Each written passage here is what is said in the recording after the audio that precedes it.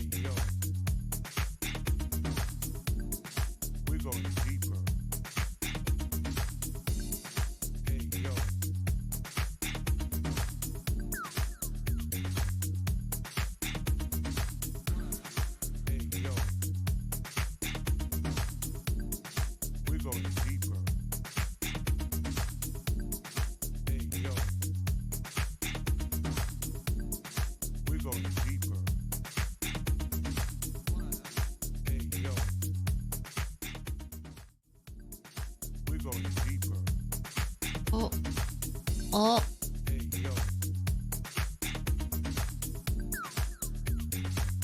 Oh, oh, oh. I haven't used my voice much yet this morning. Good morning. Good morning, everybody. Oh, that put my hand up. That was not what I wanted to do. There we go. Oh, God. Good morning. Good morning. Hello. Let me say hello to all of you. Hello, hello, hello. Adro, hello, good morning. I know the blueberry, you were here too early. T, hi. Opal, hello, welcome in. Smurf, hi, hi. Hi, Giga, hello, hello. Alroy, good morning. Bubbly, good morning. Happy early birthday. I'm sorry, Adro, about the blueberry. I'm sorry. Happy early birthday, Bubbly. I hope you feel 100% better for your birthday tomorrow. I hope that you have a super amazing birthday. Oh, my hands. What are they doing? My hair's in the way. 1 second. You blame Riot. Not that you were there early and I wasn't live yet. Mix It Up cannot do the sound if stream is not up to play the sound. Anyway, here, heart hands for you, Bubbly, for your birthday. Happy birthday. Let's see. Scrolling. Slimer, hello. Welcome. Good morning. Opal, thank you so much for that 25 stream streak. I appreciate you so much. Thank you so much for being an awesome mod and for hanging out with me all the time. I really appreciate you. Kyle, hello. Good morning. Good morning. All you want to do is have white people tacos. Like what? What is that like? Just like crunchy tacos? Is that like Taco Bell tacos? What is that? Taco Bell tacos? Is that crunchy? What are white people tacos? I mean, I feel like I have a vague understanding of this. We live talking like Tex-Mex tacos? Like what?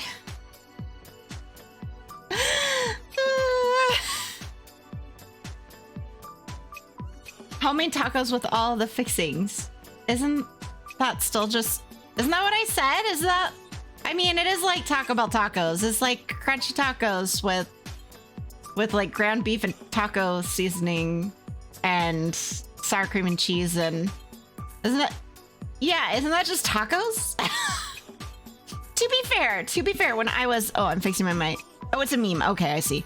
I understand. I have not seen this meme. When I was in Mexico, obviously that is not how they make their tacos. They're like in Mexico, it's like street tacos, right? If you order a taco in Mexico, you get what Americans call a taquito. Oh, well, that's delicious too. No complaints there. When I was in Mexico, to be fair, this was a very long time ago. I was 16 and I was in the slums of Tijuana. But there was this corner taco shop that we went to, and no seasoning. Yeah, just hamburger, no seasoning. Yeah, that would also be my understanding of white people tacos.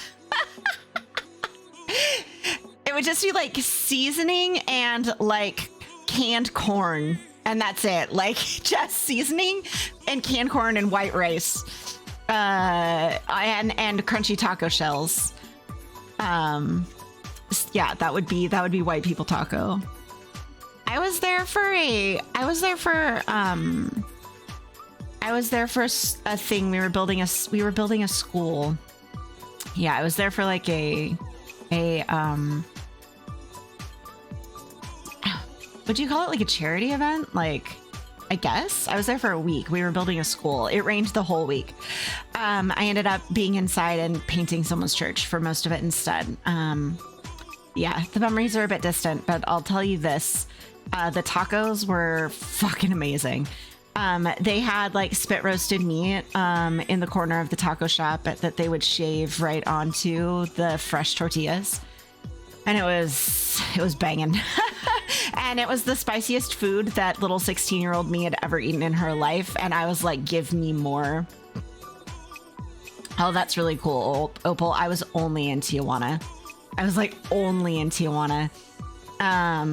And it was like not safe. It was not safe for me to be in Tijuana when I was 16. I want to make this really clear. Like that's probably the riskiest trip I've ever been on in my entire life. But I'm fine. I definitely learned a lot about what it meant to visit parts of the world that are so close and yet so far. Hey, Draconis, welcome in. My day it's only 9 in the morning. It's just starting. It's gone so far. So yeah, it's gone. I've got coffee, so it's gonna be a good day. I'm not too scuff. Although I did. Yeah, I'm Pacific. Yeah. Yes, I'm in beautiful Washington State. Mm-hmm. So I have not had much of my day yet, but I'm hopeful. I got my presentation finished yesterday for work, so like that's a win. So that means now I just have to do a gajillion dry runs of it before I have to give it in front of an actual public audience next Friday. So that is my like house cleaning reminder. I'm sorry, everybody. There will be no streams next week. I'm in Chicago all week, the entire week. So you'll have to catch me when I'm back. I will be back the next week. But the good news is I have asked, it hasn't been approved yet because our HR person doesn't work on Fridays, but I have asked for Thanksgiving week off. So we should have Roguesgiving again. That is the goal, Roguesgiving. So I can't stream from Chicago. Nope, I don't have the setup on my work laptop and I'm not putting it on there. I'm not streaming from also hotel Wi-Fi is shit. So that it's not happening. And I'm gonna be busy. I have like friends from Europe who are visiting for the conference and everything. I'm gonna be hanging out with them. So I will be very busy while I'm in Chicago. So yes, yep. There's no streams next week. I'm actually very happy that the weather is not going to be shite. It's supposed to be like gorgeous the whole time I'm there. So I'm looking forward to it. I'm not looking forward to the presentation. I am, but presentations are really stressful and I'm like, I just want it to be done. And of course it's on Friday. I get there on Tuesday and my presentation isn't until Friday and I head home on Sunday. I'm like, I don't like deep dish, Hayden. It makes me like, it's so much cheese. It makes me feel like, bleh. I'll just like not move for the rest of the day. And I like cheese, but it's too much cheese. It's too much cheese. So yeah. Oh yeah, Washington is. Can I chef kiss with my hands? Yes, I can. Look, that was great. That was a very good chef kiss. Yeah, I've liked living here. It's not perfect. It's not perfect by any means, but it is beautiful. It is beautiful, and I have awesome friends, and yeah, that was like a really good. It's like, yeah, the finger recognizes that angle. Hey, Alter. Thank you so much. Welcome in and enjoy your lurk. I'm going to be reading a lot today, so I'm warming up my voice with casual chatting before I go into voice acting all the characters. Yeah. Piggy, hello. Good morning, Piggy. Yeah, so Roguesgiving will be back. Since it's been recommended to me by, at this point, about 6 different people, I will be playing... hold on, I'm looking. I will be playing Raven's Watch. So we'll boot up. Thank you for shouting out, Piggy. Can you shout out Alter too? I will be playing Raven's Watch for Roguesgiving. I'm looking for some other games. Roots of Yggdrasil, which we tested out this year, has a 1.0 release, so we'll probably like play that. We've got like a whole list of awesome games that we're gonna play, and I'm gonna keep adding more. If you have any roguelikes you explicitly want to see for Roguesgiving, then you should definitely... Oh no, Alroy, oh no! Then you should definitely suggest them in Lightbulbs in the Discord for me. Yeah, in the Lightbulbs channel in the Discord, feel free to suggest any roguelikes that you want me to play. It does get humid here too, Draconis, in the summer. Our humidity is not low. Slice and Dice is banging, Hayden. That game is fire, and I love it, and I'm happy to play it on stream. Yeah, I'm happy to play Slice and Dice. I've played it on stream like once, I think, and it was like when it was still in like super early access on itch. I did a mute stream where I just listened to my podcast, played Slice and Dice, and chatted with everybody. Yeah, but it doesn't get as hot here. It does not get as hot. It does still get humid, but it does not get as hot. So I feel like it is more mild than the East Coast. The East Coast gets really hot these days. Yeah. Yeah, Pren does live in Washington. Mm-hmm. Aha. No, it does not feel like sucking boiling water. No, it does not. Yep. You are correct. You are correct. Yeah. Even when you visit in like late July, early August, when it's at its hottest, does not. Yeah. Pren lives in Washington. Mm-hmm. Yeah. Yeah. I play in a tabletop with her. Uh-huh. She doesn't live in my town, but she lives close enough that I can drive to play in a tabletop. Yeah, we're like we don't live in the same city, but yeah. Yeah. Yeah, she lives in Washington. Yep. Close enough for a day's journey, which to be fair, most of Washington is. I wouldn't drive to Eastern Washington in a day, but I would drive up and down the West Coast. That's pretty doable for a day trip. Yeah, up and down Western Washington. Yeah. West Coast, Best Coast. I agree. And I'm saying that having visited the East Coast multiple times. I want to see more of it though. Yeah, it is, Opal. But so that's like, but that's really long for a day trip. You know what I mean? Like you'd get there, you'd hang out for an hour, and you'd go home. Like that's way too long. Yeah, Michigan got its own coasts. I do want to visit more of the East Coast. I'm hoping to make it to Maine next year. It's on my list. Yep, I have streamer friends in the New England area, so I want to get out there and visit them, and we're kind of trying to organize a get together for next summer. So yeah, exactly. Opal is like a one night stay. Yeah. Michigan has 10 coasts. Nice.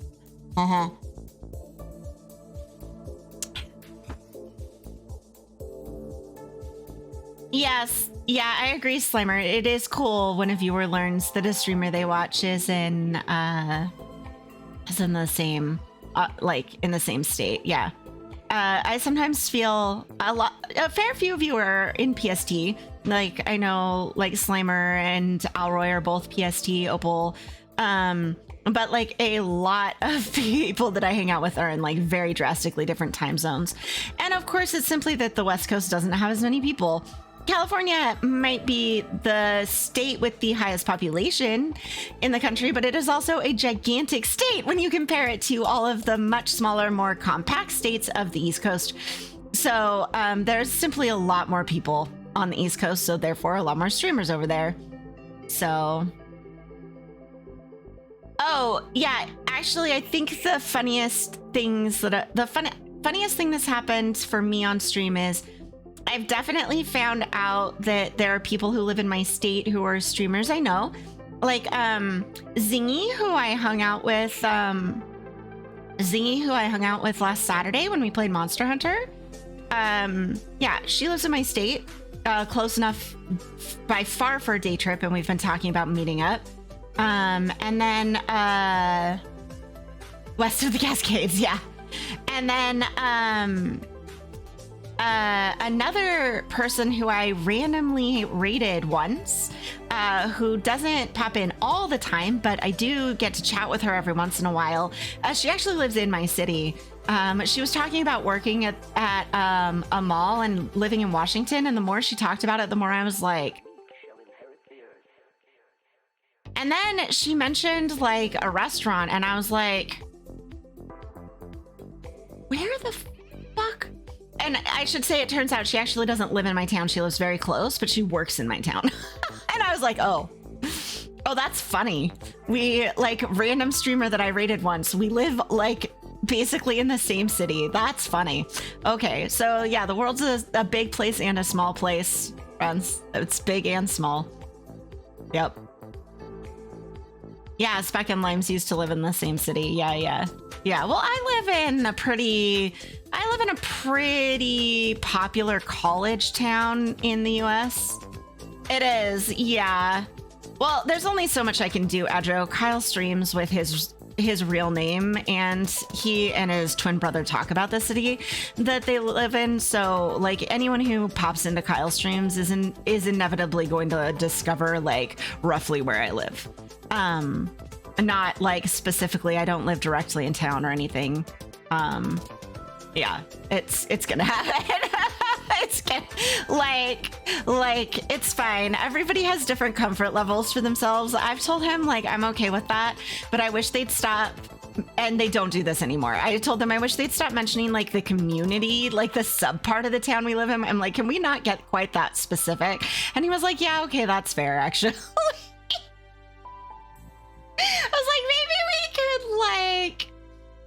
Oh, yeah, it was a pretty it's a big like department store all over the country. It just happened to be that like the way she was describing certain things, I was like,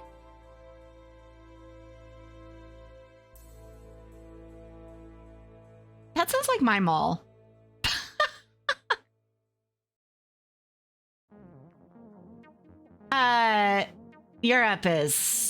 Europe's lovely, Hayden. I mean, it's definitely not perfect by any means either, but everywhere I've been in Europe, I've enjoyed. Trying to think, is there a place I've been in Europe that I hated other than the Frankfurt airport? No, Denmark's great. Sweden's great. The Frankfurt airport's shit. Iceland's beautiful. Not, I mean, kind of counts as Europe.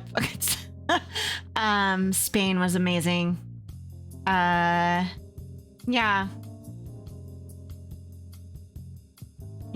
I think Alter's catwalked. Or Alter just like face planted onto his keyboard. I haven't been to Wales. I've been to England like 6 times. I love England. It's beautiful. Northern England is beautiful. Oh, I get you, all right. Yeah. North England's gorgeous.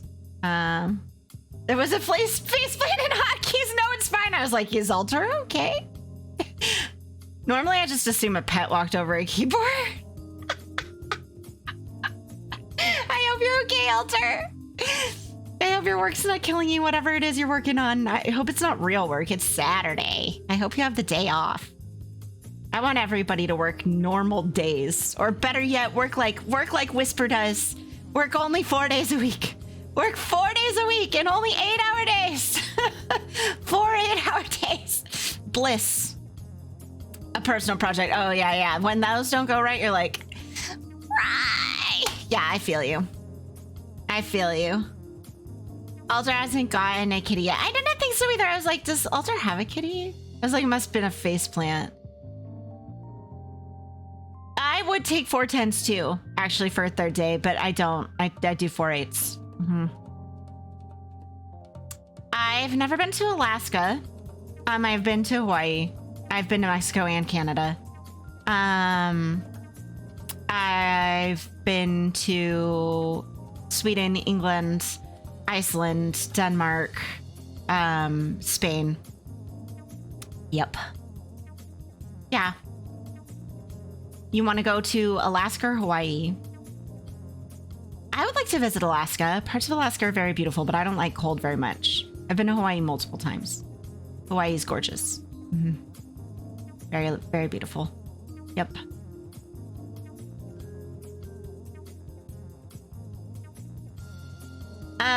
Yeah, same Draconis, 100%. Yep.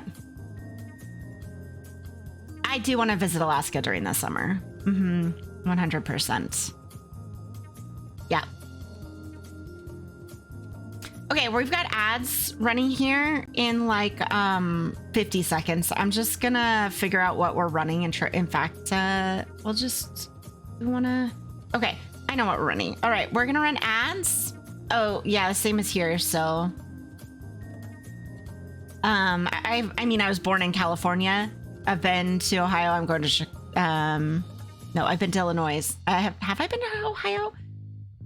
I've been to Nevada. I've not been to Texas. I've been to Oregon. Okay, I'm gonna run this. I'm gonna run these ads. We'll talk more about travel. We'll start our game. I will be back momentarily. I will see you, fam. I'll see you in just a minute. Soon.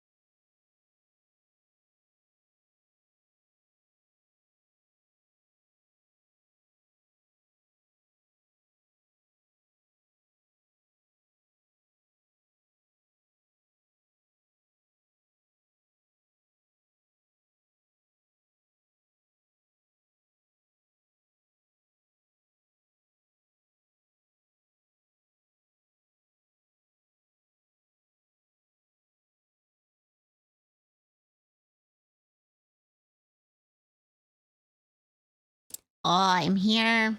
Woo! I'm here, but I'm booting up the game. I had to pee, okay? It's very important because I'm about to drink a fuck ton of water.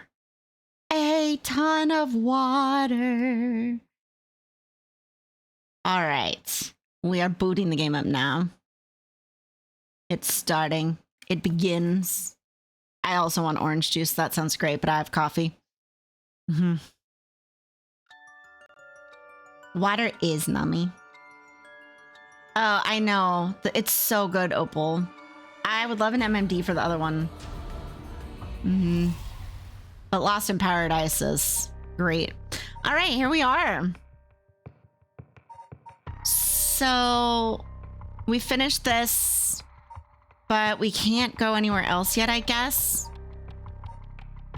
Opal's like, I'm ready. Yeah.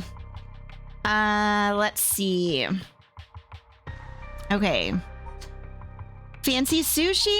All right. Do we want to do Harue or the detectives? Harue life can be tough, or the detectives fancy sushi. That's our next chapter here. 1 for Harue and Richter. 2 for Tetsuo and Ario.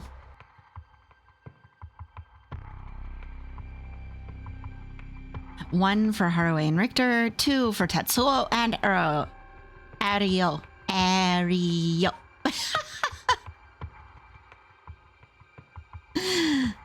Bubbly votes 2. Graveyardigan votes 1. Slimer votes 2. Okay. Oh, I'm gonna help myself out here. Opal votes 1. I need a tiebreaker. Break the tie. We've got 2 2s and 2 1s. Break the tie. Hayden says 2. Okay, we're going to 2 then. All right. With dusk fast approaching, they have no time to waste. It's like 9 in the morning. With that in mind, Tsutsumi and Ario direct their investigation towards Komagata High School and the Shiraishi residence. Okay. All right, we can... Oh, now we have to make more choices, fam. Do we want to go to Komagata High School? Or do we want to go to Michiyo's neighborhood? 1 for Komagata High School. 2 for Michiyo's neighborhood.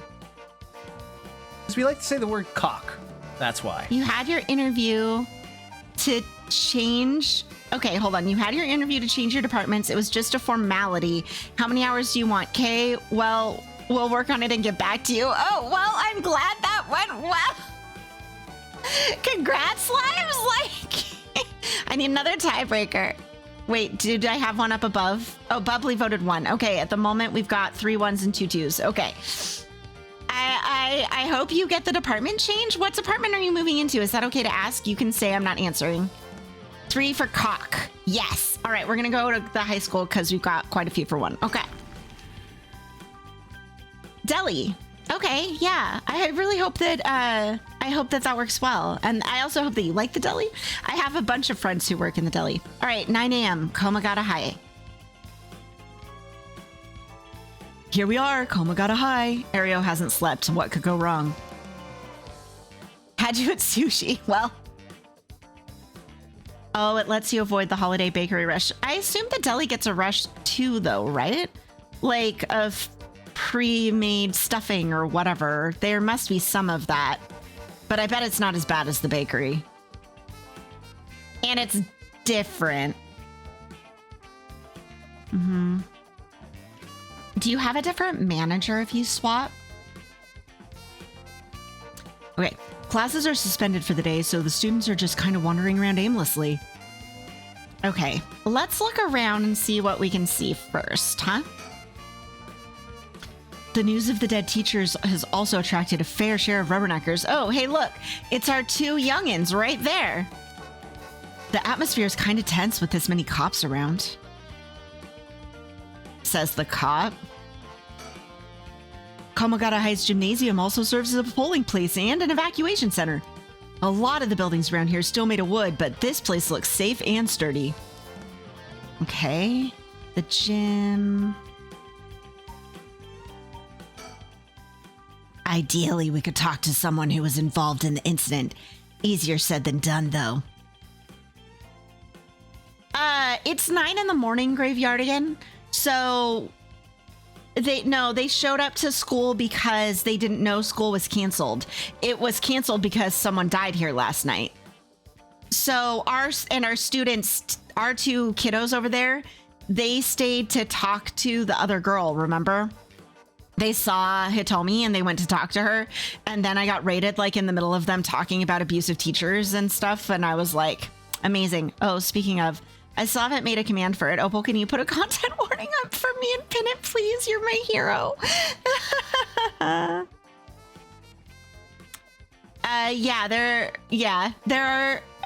They have the silhouettes, yeah, but then our students are actually here too, yeah. Yeah, so... is there something on my shirt? Don't tell me I stink. Yeah, that makes sense. Yeah, otherwise the kids aren't just like hanging out at the school anyway. It's like, the middle of the day is not when you do spirit board rituals. Okay.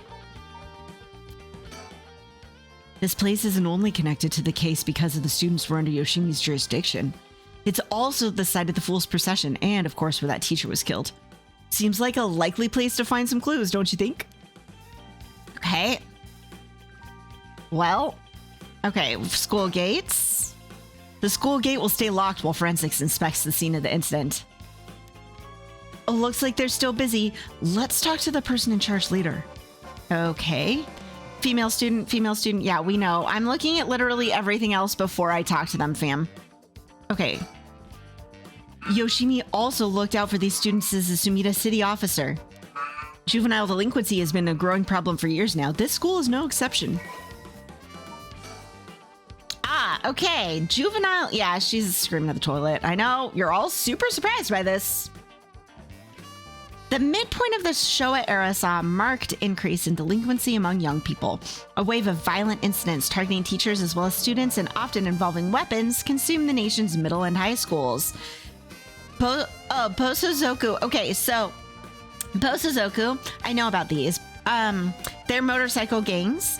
I have a girl in one of my LARP characters for an NPC for a plot that I've run who is like she's like the head of security for a magic dream market. And she's just human and she's Bosozoku. She's like a 21-year-old fallback to Bosozoku. She's a greaser girl who's Japanese with like a leather jacket and a bike and flower tattoos and stuff. So yeah, it's great. It's great. So Bosozoku motorcycle gangs also enjoyed their heyday around this time. Japanese arrest rates reached a historical peak during this period and pompadoured, quote, Yankees and female sukeban, she's a sukeban, delinquents became a common sight on the streets. This youth rebellion is often framed as a reaction to the universal education policy or the pressure of highly competitive entrance exams, but its causes are likely manifold, extending far beyond the deficiencies of the education system. I don't think you do, Bubbly. She didn't exist when you were playing in the LARP. No. No, she's a new NPC. She got made like 2 months ago. Yeah. Yeah, the whole Midnight Market got made like 2 months ago. No. NPC. Bryce was my PC and she was not Japanese. No. Nope. Bryce was just a traumatized ex-undercover cop. But she did wear a leather jacket and she did have dark hair, so... Okay. I think we've checked out everything and we've learned about delinquents. So we've got our kids. Huh? That's... Boss, who is it? You want to talk to those girls? I do. Yeah, I do. This is divine intervention. We were brought here for a reason. Wow, Tsutsumi going all in. Like our serious Tetsuo Tsutsumi. He's like divine intervention. Dang. Come on, Ariel. Huh? What?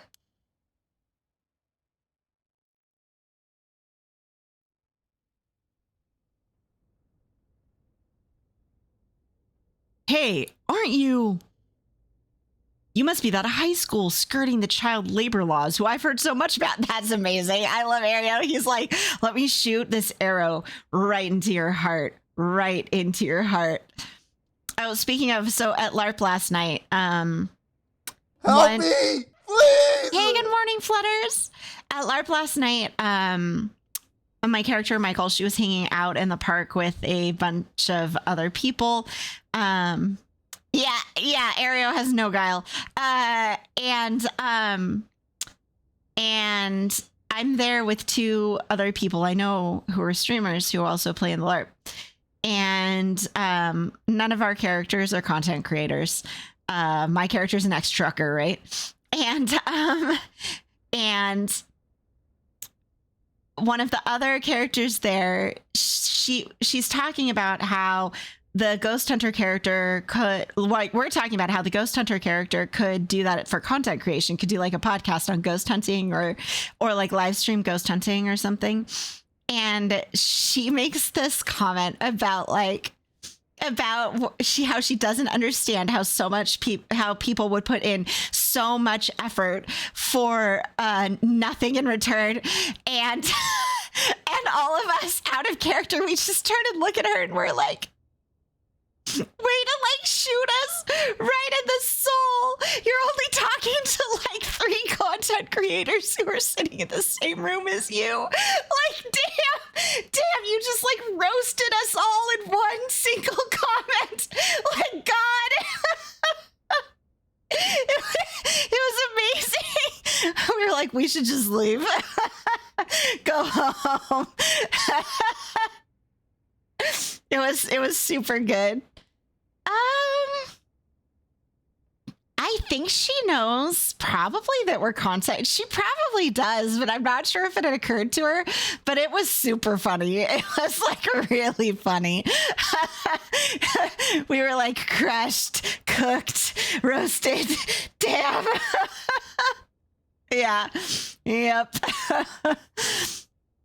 Yeah, I love it when people can just like casually toss out a roast like that. Yeah, it was quality. And she did like 2 roasts in like that short of a time. It was, oof, my entire soul just like slipped right. I was like, oh, well, thanks, Erica. That's the character's name. Thanks, Erica. Thank you for that. That was, damn.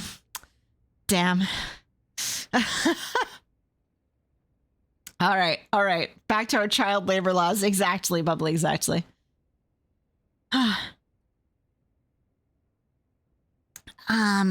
Say that again? Sorry about that. He's with me. Mr. Tsutsumi, if that's how you feel, maybe you should look into improving my working conditions. I'd prefer not to work for free, to be honest.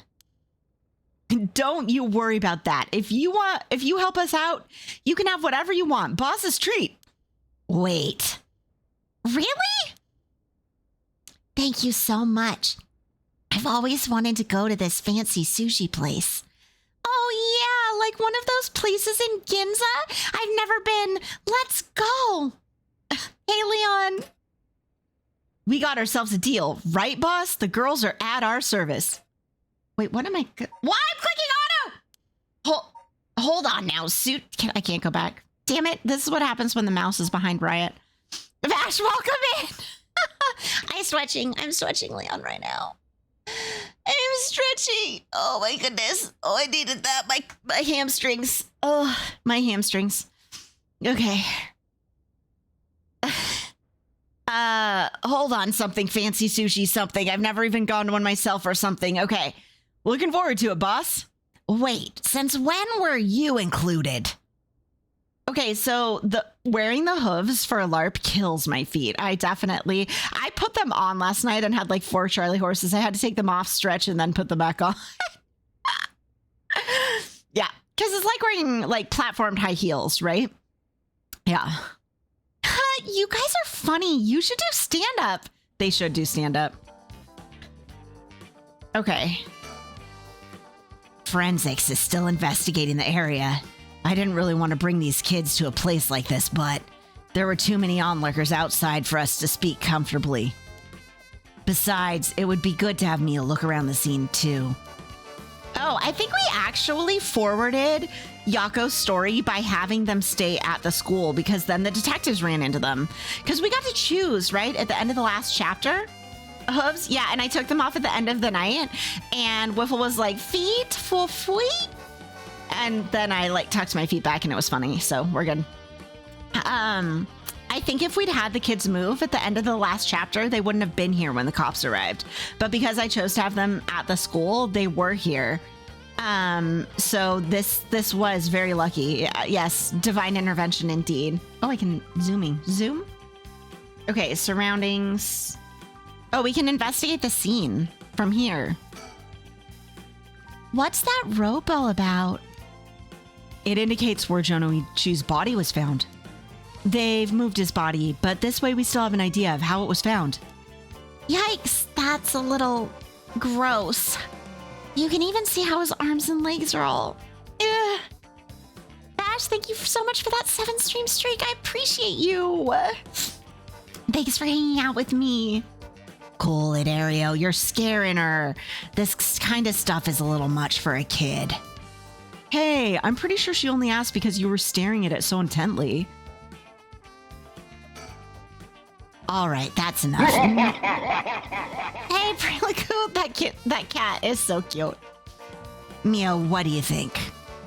I knew it the second I looked at the scene. You're right. Traces of a curse still linger here. I figured as much.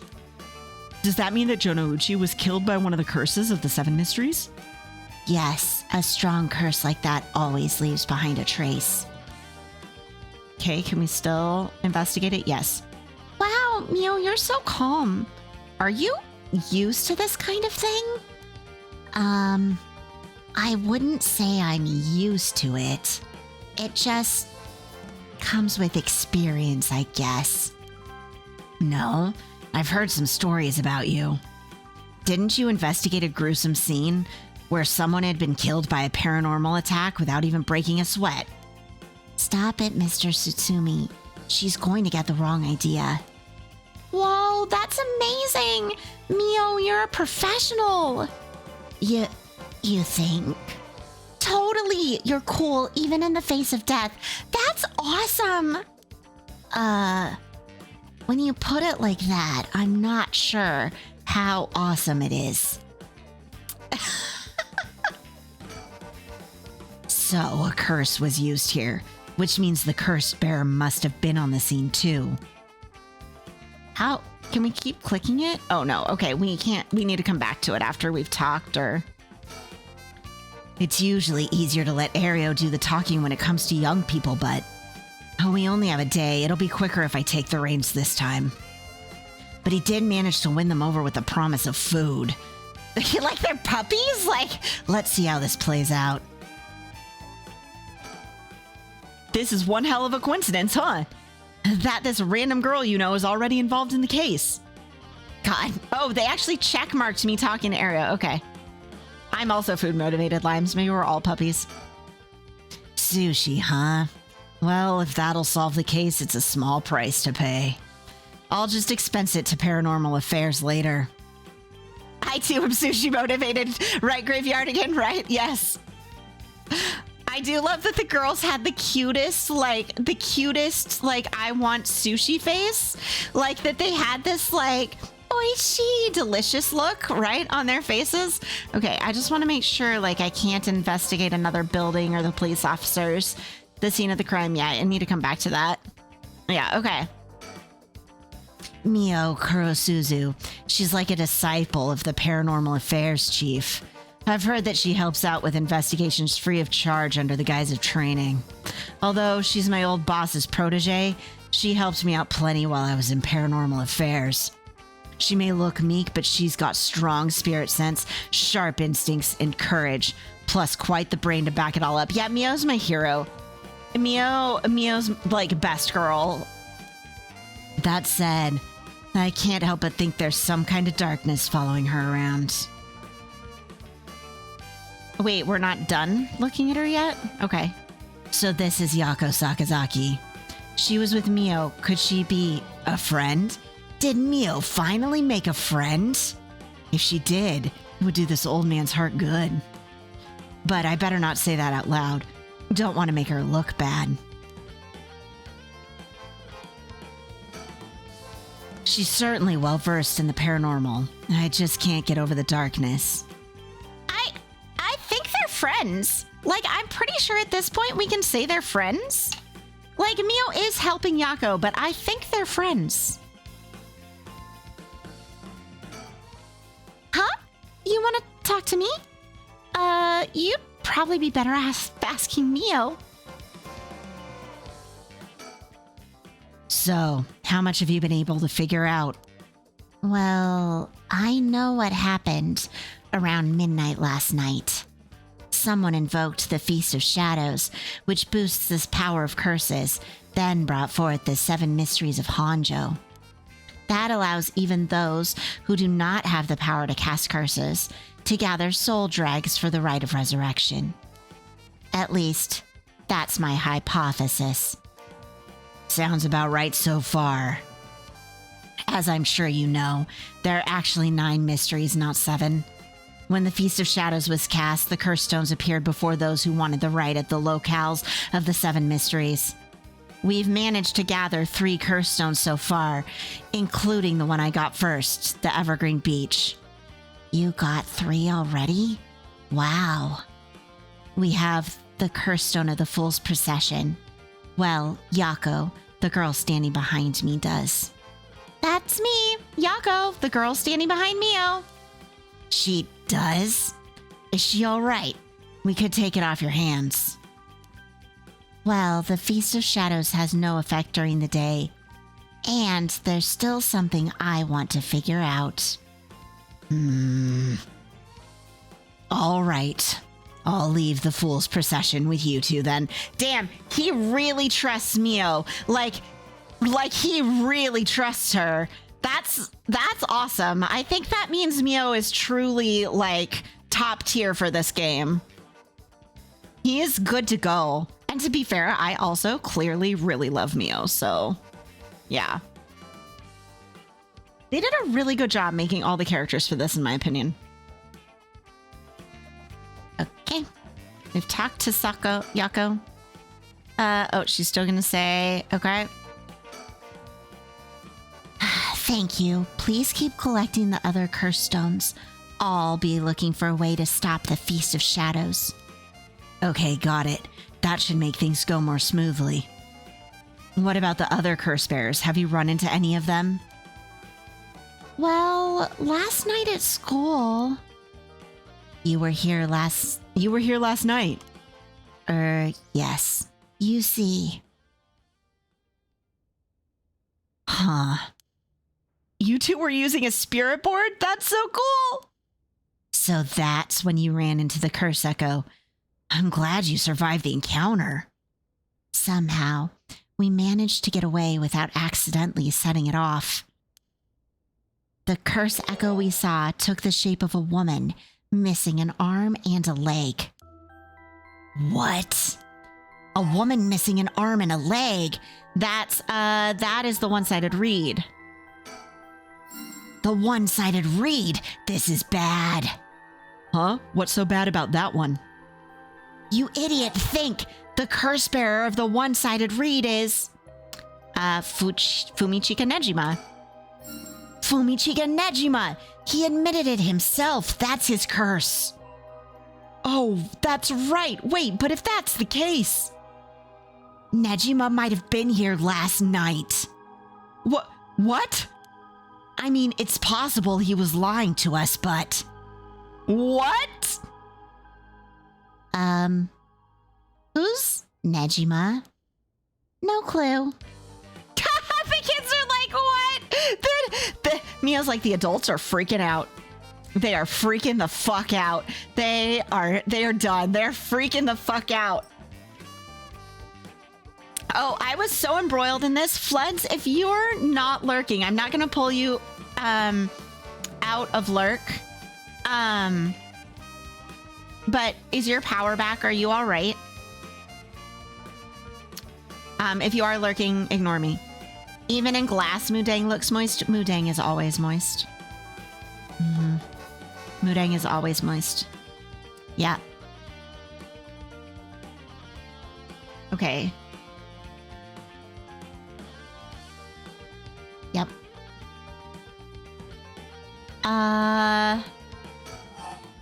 About Nejima. Let's start with Nejima. So, Nejima is trying to take advantage of the Feast of Shadows for his own nefarious purposes. Huh? He said he was going to massacre the city at sundown today? Okay, I'm sorry, fam, but Mio's scared face is actually very cute. I hate to say that, but her scared face is so cute. Why is it cute? Why is her scared face cute? It is, isn't it, Slimer? Yeah, and he's trying to get your daughter, too? That's why we've been trying to find him, but to no avail. Honestly, this information has been the most useful we've gotten so far. So just to be sure, could you tell me who else was at the school last night? Well, as far as we know, there was us, Mr. Jonouchi, and one of our classmates, Hitomi. Don't forget old man Ashimiya.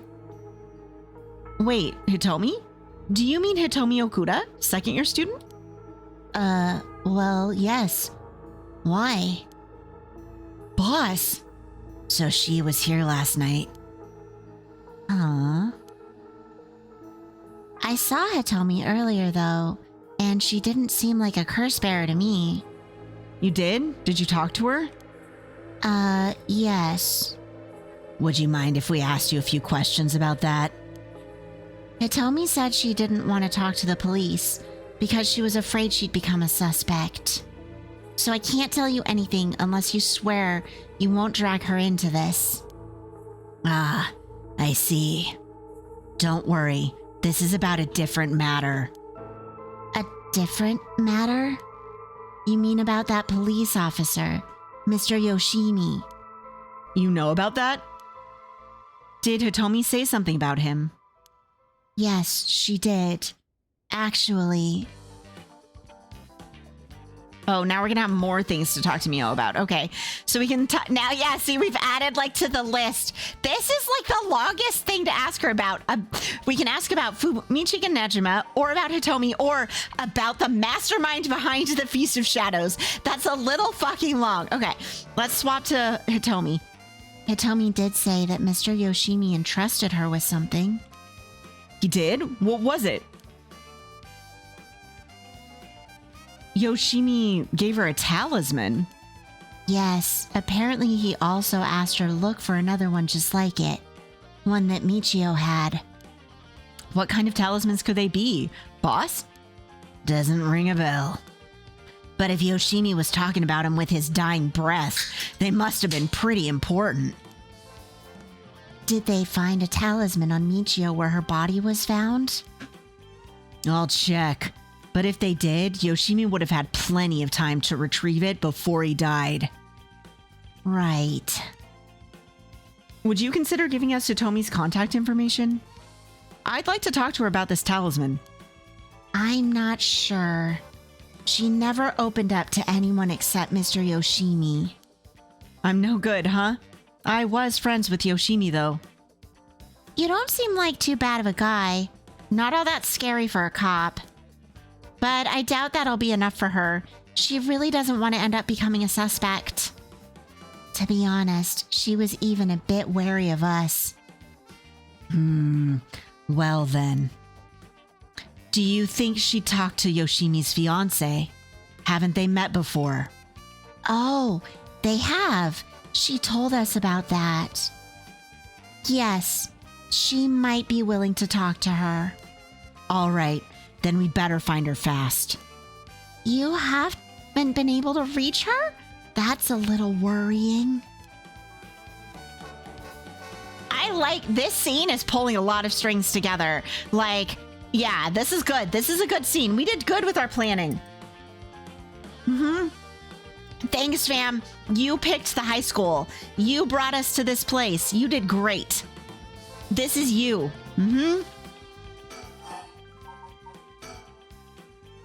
Mayu Chozawa. We'll let you know as soon as we manage to contact her. Okay.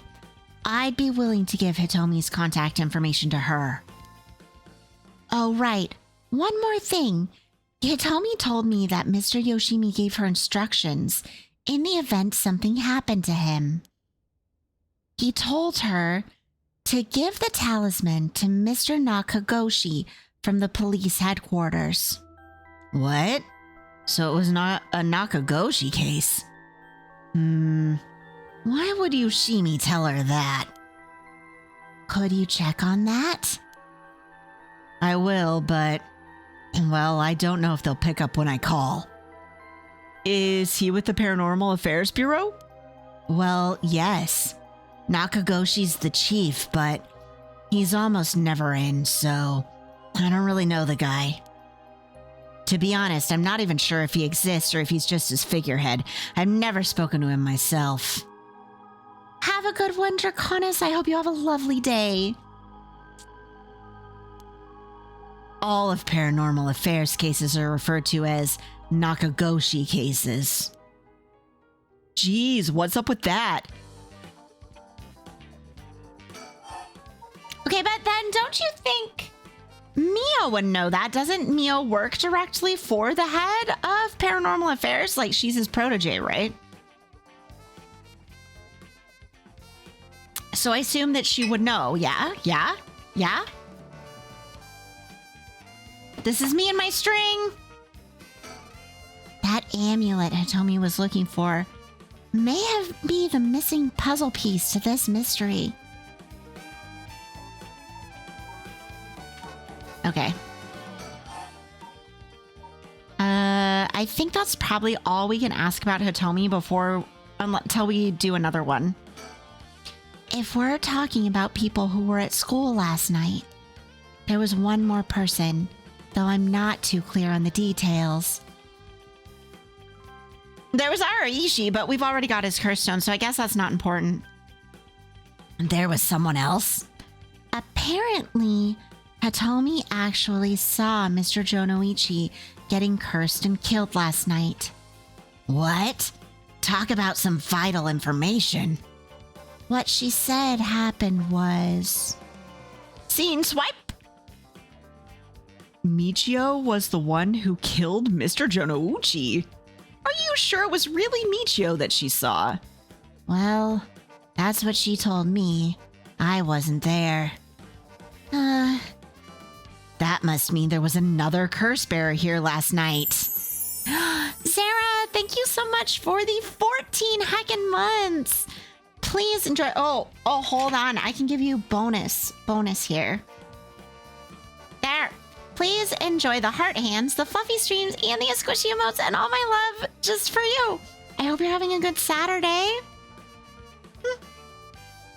There, see? Heart hands. That must mean there was another curse bearer here last night.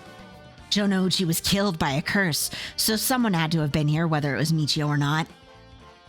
Damn, boss, do you think it really could have been Michiyo's ghost? I mean, based on what we've heard, she does have plenty of reasons to be vengeful.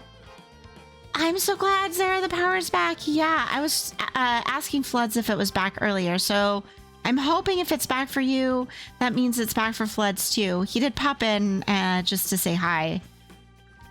Yeah. Do you have any damage? Was it too bad, Sarah? I know it's not back everywhere. No, I know. I know you're not in the same state. I know. Giga's power never went out, but he's on the other side of Florida. So, yeah. Yeah, all you East Coasters. I've been thinking about you lots.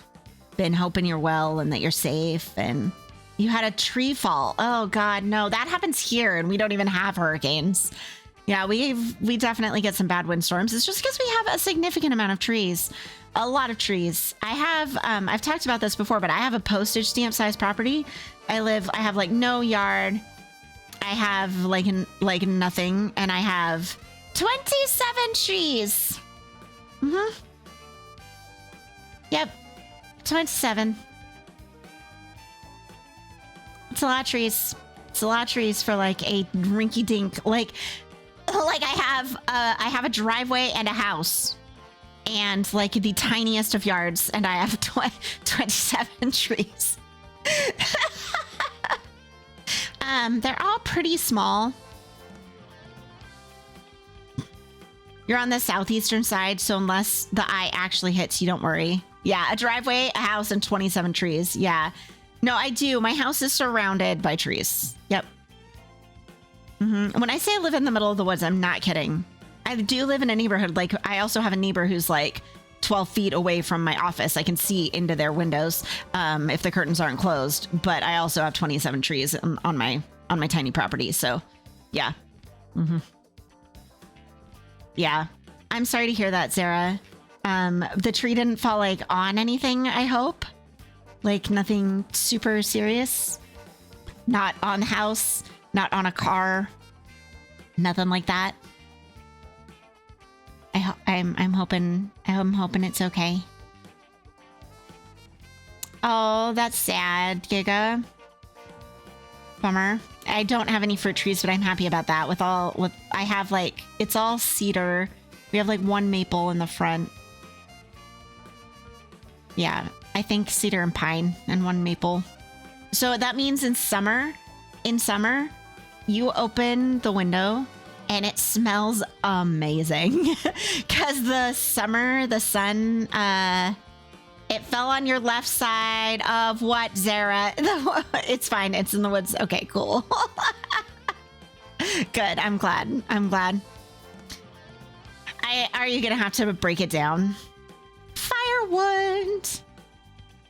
Yeah. So in the summertime when it's sunny and then the wind hits the cedar trees, oh, it's just smells fantastic. Yeah. So it's not at risk of like, yeah, exactly. I was like, it's not at risk of causing more to fall. Yeah. Yep. No, I get you. We have the same thing out here. Yeah.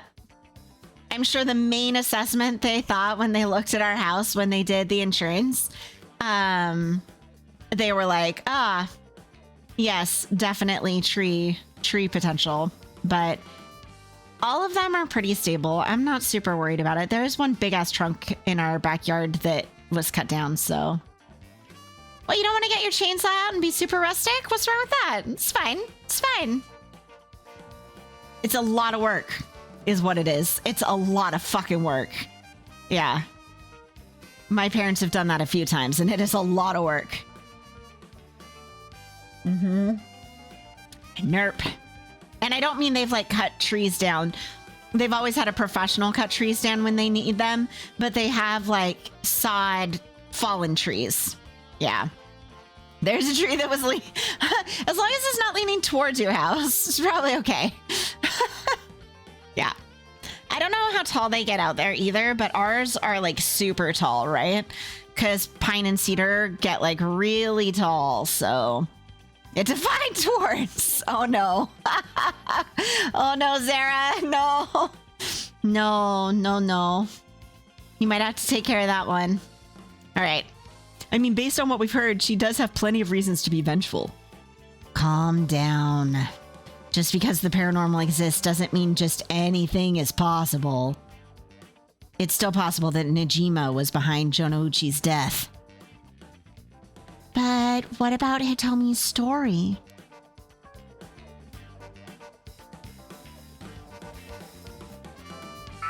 There are like 3 to 4 trees that if they fell where they were the wrong way, they'd hit the house. Oof. Yeah, no good. If any of the trees fall, remember the size of my property? If any of our trees fell the wrong way, they'd hit our house. Yeah, she's back the toilet. Okay. Oh, that's why Hitomi's marked. See, look. Okay. Well, we haven't talked about this yet. To put a stop to the Feast of Shadows. It would help if I knew more about how the curses of these 7 mysteries first came about. In that case, you're probably best off talking to that crabby researcher guy. You mean Mr. Araishi? I would very much like to talk to him. All right. He's a teacher here too, isn't he? You'd probably know him already. He might be more inclined to talk if it's one of his students doing the asking. Do you know where he is? I do. We tried to talk to him, but he refused to cooperate. But you two should give it a try. He's at his usual cafe working on his papers. Yes, Mother, I desire the fresh flowing waters of the Porcelain Valley. Mother! Mother! Yes, exactly. That's what she's doing. The cafe. Oh, the Kurokikyo Cafe in Kamizawa. Thanks. We'll head over there now. Also known as Now. School rules say we're not allowed to go to cafes, though. Wait, why aren't they allowed to go to cafes? They're not allowed to drink? Is it because it's just coffee? Why aren't they allowed to go to cafes? Is someone going to explain this to me? Why are teenagers I hung out, fam, in the 90s? Clearly, cafes, sex and in the 90s, granted, this is in the 80s, I hung out in cafes all the time.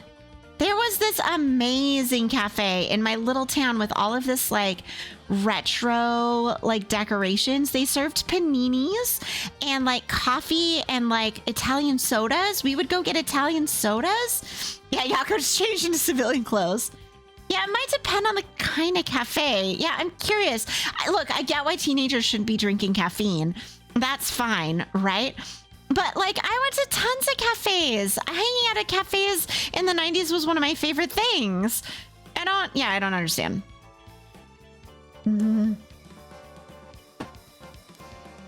Don't worry about it.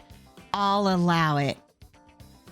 I don't know. Were maid cafes a thing in the 80s?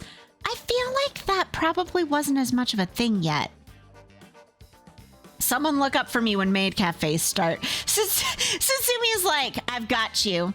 I will cover for it. Thank you. That's all it takes.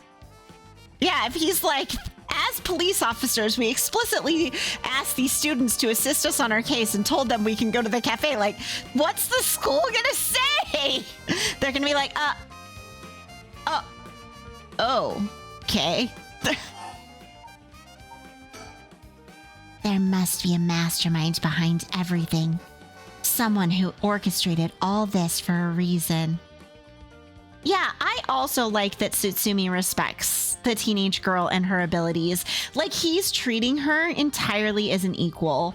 And I really like that, right? Like, so obviously this game has a lot of content warning stuff, but genuinely the way that Tsutsumi has treated everybody, well, he's not even rude to Yako, right? Like, he's like, Yako's holding a curse stone and he's like, well, if Mio trusts her, I trust her. Yeah, and that's not true. Like, it's not just about competence. Like, she's established trust with him, and like, clearly that comes from a relationship, but he's not like, oh, she's a kid, let adults handle this, right? But honestly, I feel that for the most part, Susumi has treated almost everybody with respect. And, you know, I have really complicated feelings about police officers, right? Ask every woman who's been told to read her own published article. Yeah, you're right, Opal. Yeah, so Mio is a child and a woman, and Tsutsumi is treating her very respectfully and with trust. And I really like that the game took it that direction. In fact, I want to say I've appreciated so far that the characters in this game like the girls have been treated like with thoughtfulness. They are complex. They have interesting relationships and stories. Miyo is clearly incredibly competent. Harue is also like very competent in her own way. Like, they're not just going with like stereotypes for this. And I think it's a really thoughtfully done game. It's one of the reasons I'm enjoying playing it so much. All of the characters are really interesting. And I love that. I love that. Even like Hitomi, right? Hitomi is really interesting and Michiyo is really interesting. I like all of the characters. They're so good. Yeah. Okay. My jaw. TMJY. Stretchy. When we do kitten stretches, I should stretch my jaw. God. Hey, Vento, welcome. How's your Saturday going? Yeah, there's more than... Yeah, they could have easily made the teens boys. There's more than one female character. In fact, there's a fair few of them. And I want to say this. I want to say, you know what? Something else that I love about this? Every female character we have, every single one of them, has a strong motivation for their actions, and none of them have to do with a relationship. Okay, except Ayame, who's trash, but she's intentionally obviously garbage. But none of Miyo's motivations have anything to do with romance. Yako's motivations have nothing to do with romance. Hitome and Michiyo, nothing to do with romance. Harue, nothing to do with romance. They're all entirely motivated about something that has nothing to do with a man. Now, Harue's does have to do with a mom being a mom, but that is a totally valid, like, feminine aspect. Yeah, the game has far more than passed the Bechdel test, like more than passed it. Yeah. Plenty of female characters, and they've talked to each other about like nothing about relationships at all, right? Yeah, very good. It reminds you of Project Moon's. Hold on, I'm gonna look up Project Moon's artwork since we're already distracted. Project Moon.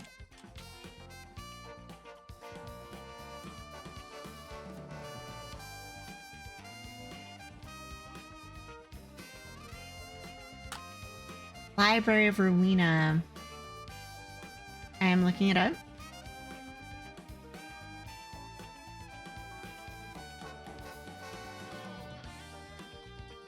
I can kind of see that, yeah. They're definitely like super expressive characters that are very stylized. Yeah, looking at the face of a character, it definitely makes me think of the way Michiyo's expressions are handled and stuff.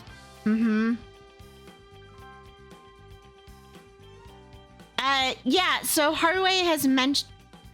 No, I think actually, Opal, all of Harue's stuff about her husband has been like internal. It's been like her thinking about it so that we have some understanding of why she's here alone talking to a detective, right? About her kid. Like, it's all been like her own thoughts. I don't think she actually talked to Richter about it. Because she's been pretty private. Yeah.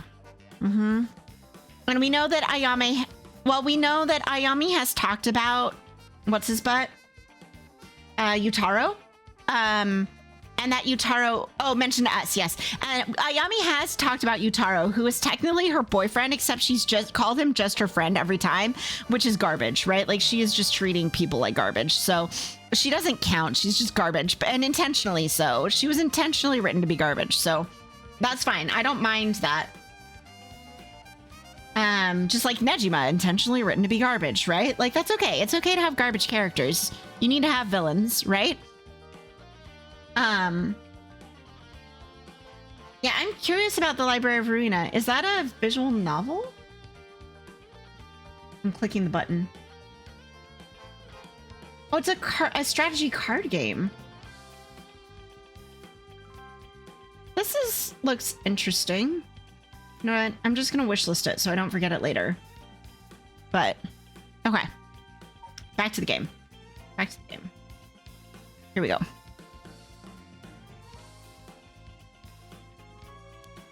I want to find out why.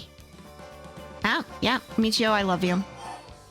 Okay, that's it about that. Now about Najima. About this janitor. Ashimiya, was it? How old is he? Do you know how long he's worked here? Huh? Why are you so interested in him all of a sudden? I only just transferred to this school, though, so I have no idea. He's around 50 years old.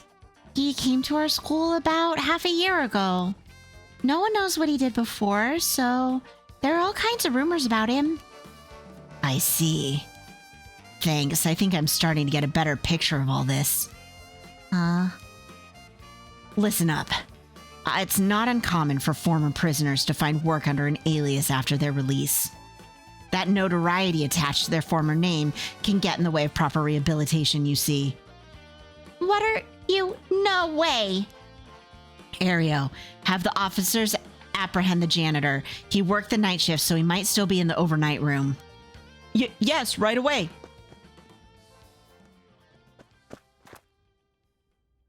Boss, bad news. Apparently the room's been empty all morning.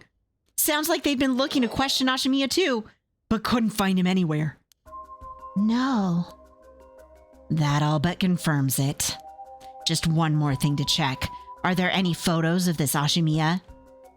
The old man seriously hated getting his picture taken. He always avoided it. Ario, call an urgent search for Makoto Ashimiya. We can't let him get away. Yes, sir. I'll contact HQ right away. Hey, Kilquin, good morning.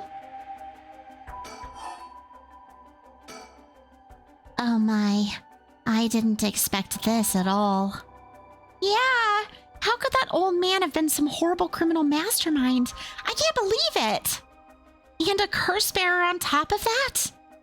To think he was so close to us this whole time. Ugh, it gives me the chills. A guy like that really shouldn't have been allowed to work at a high school.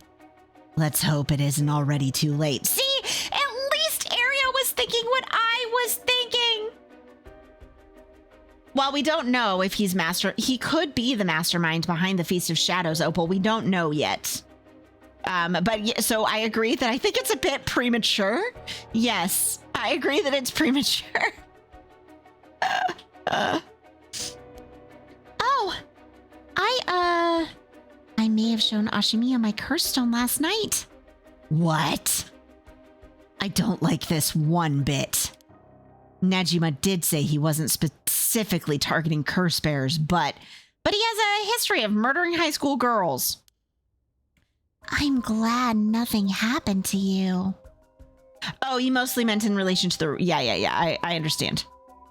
Wait, but then... could it have been old man Ashimiya who attacked you in the hallway? I almost told him that you were still in the building, too. What? You did? Yikes, good thing I didn't say anything. That's a callback to our first time when we did say anything and Mio dies, so... You might have gotten very lucky there, kid.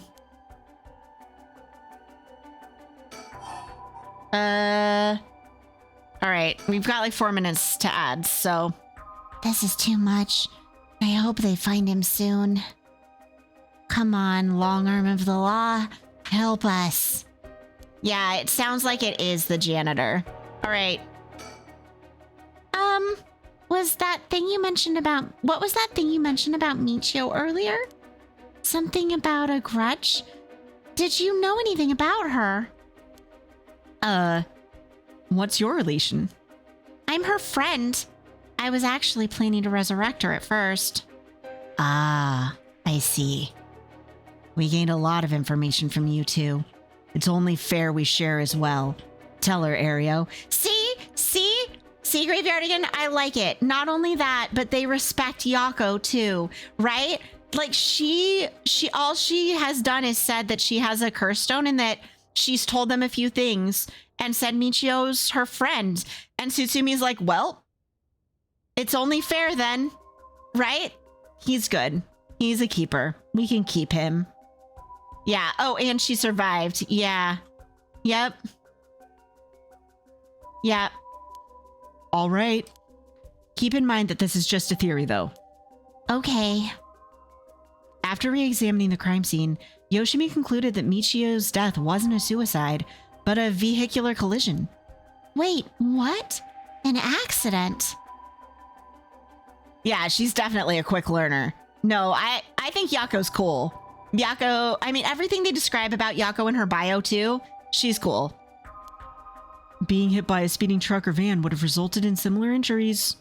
The investigation was ordered by Yoshimi, so it seems he had his doubts about it being a suicide. What? A van?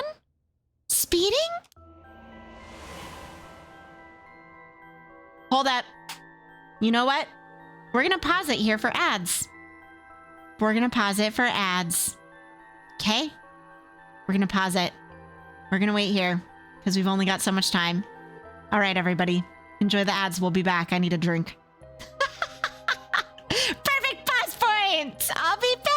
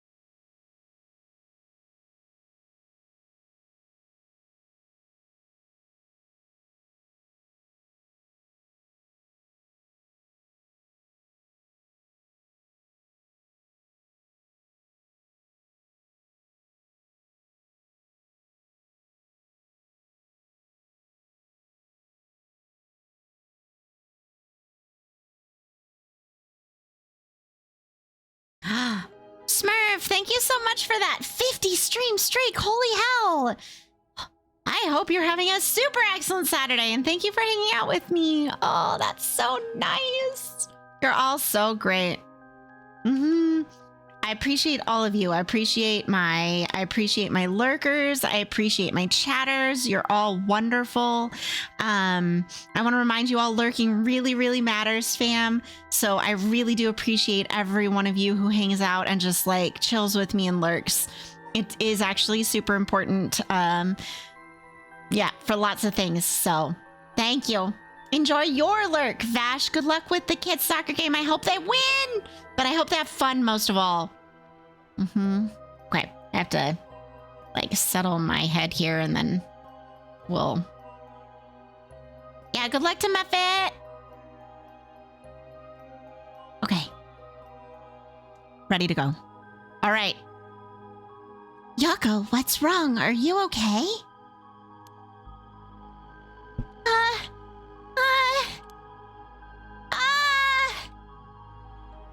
This is weird.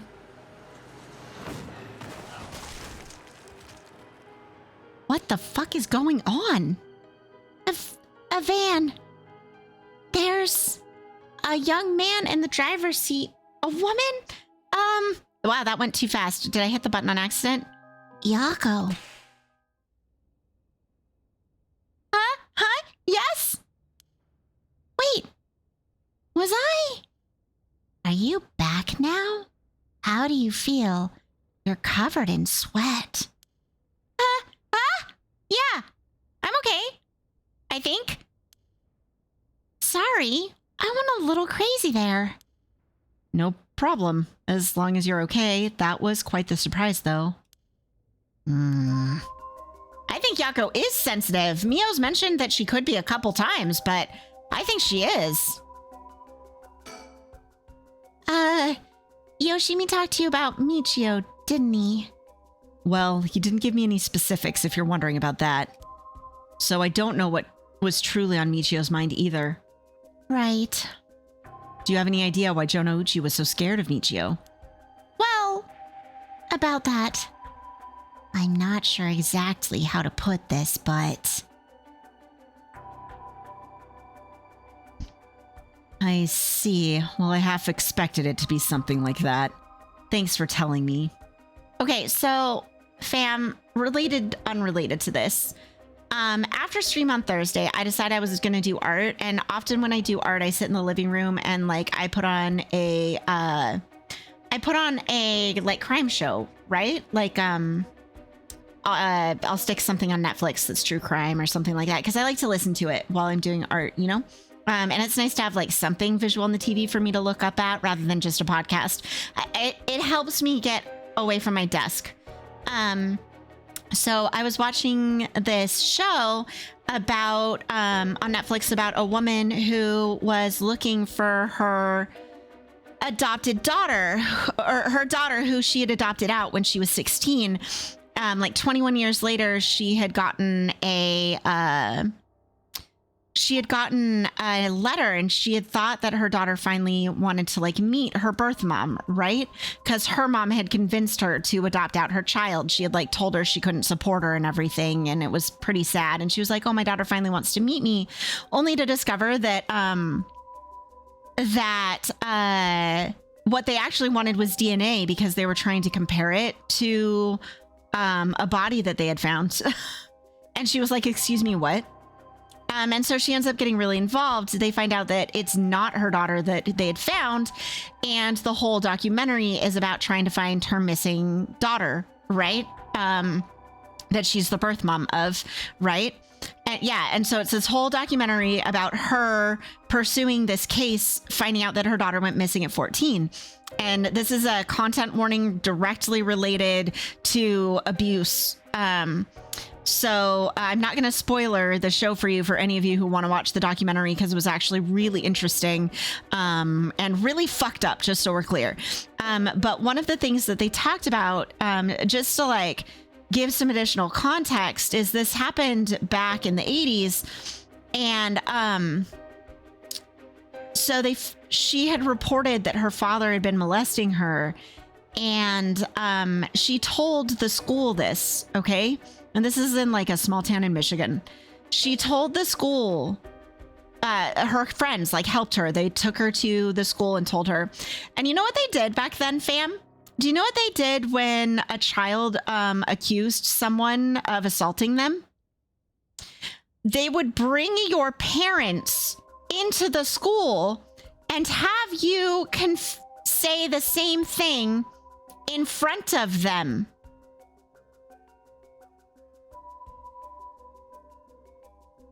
So she goes to the principal and she's like, my dad has been doing these things.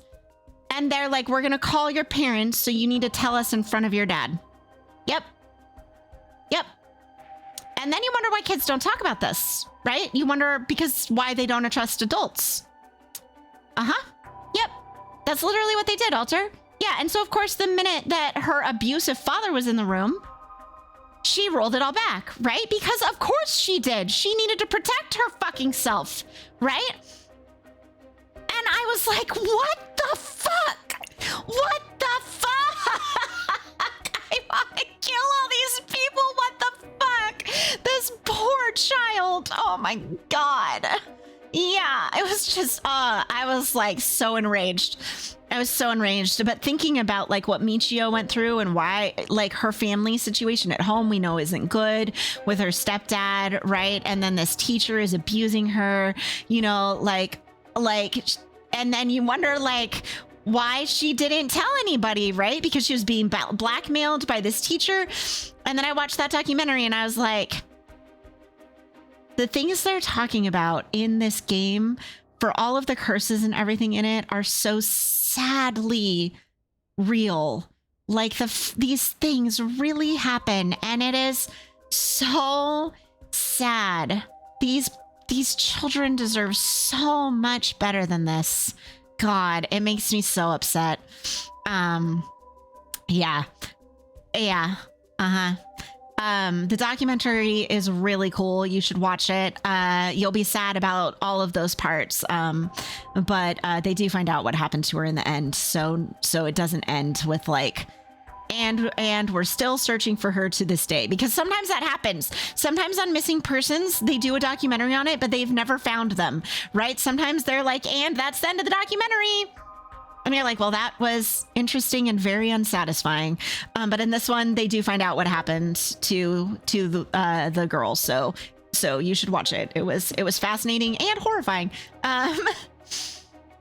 Yeah. Docs can bring new info. They can. Mm-hmm. Yeah, and sometimes they'll do a follow-up, right? They'll do a follow-up documentary. What was that like? Yeah. Yep. Yeah, because someone will see the documentary and then they'll come in and they'll be like, hey, actually, I have information about that. Yep. Mm-hmm. Uh-huh. Mm-hmm. Yeah. So it's a super cool documentary. If you enjoy true crime, you'll enjoy it. I obviously do. I am a middle-aged white woman. I make this joke all the time, but I am fitting the stereotype, okay?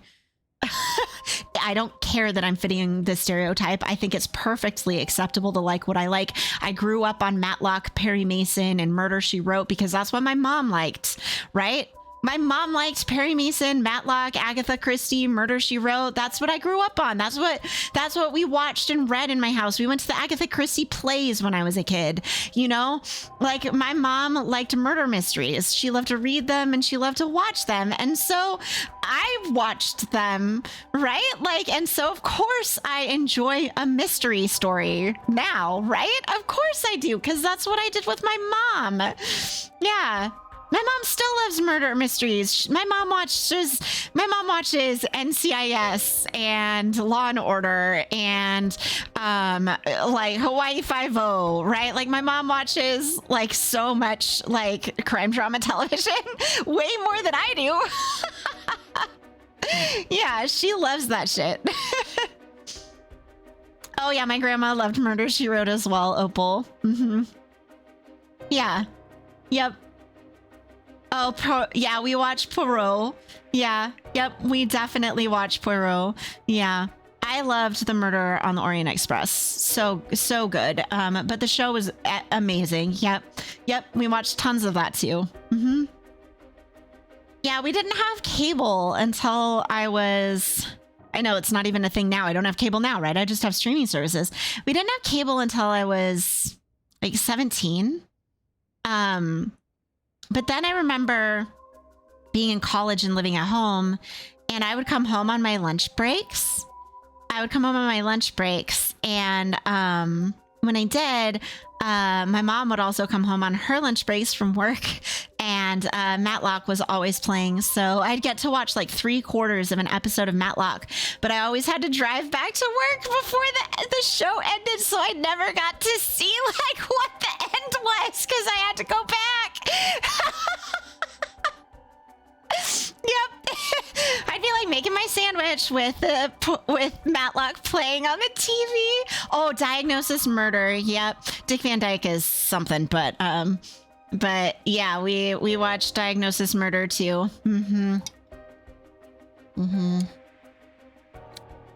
Yep, we watched all those shows. We watched all of them. I mean, like, Perry Mason was way before my time, Adro, but because my mom watched it, I watched it, right? So there's also like generational stuff there too, you know?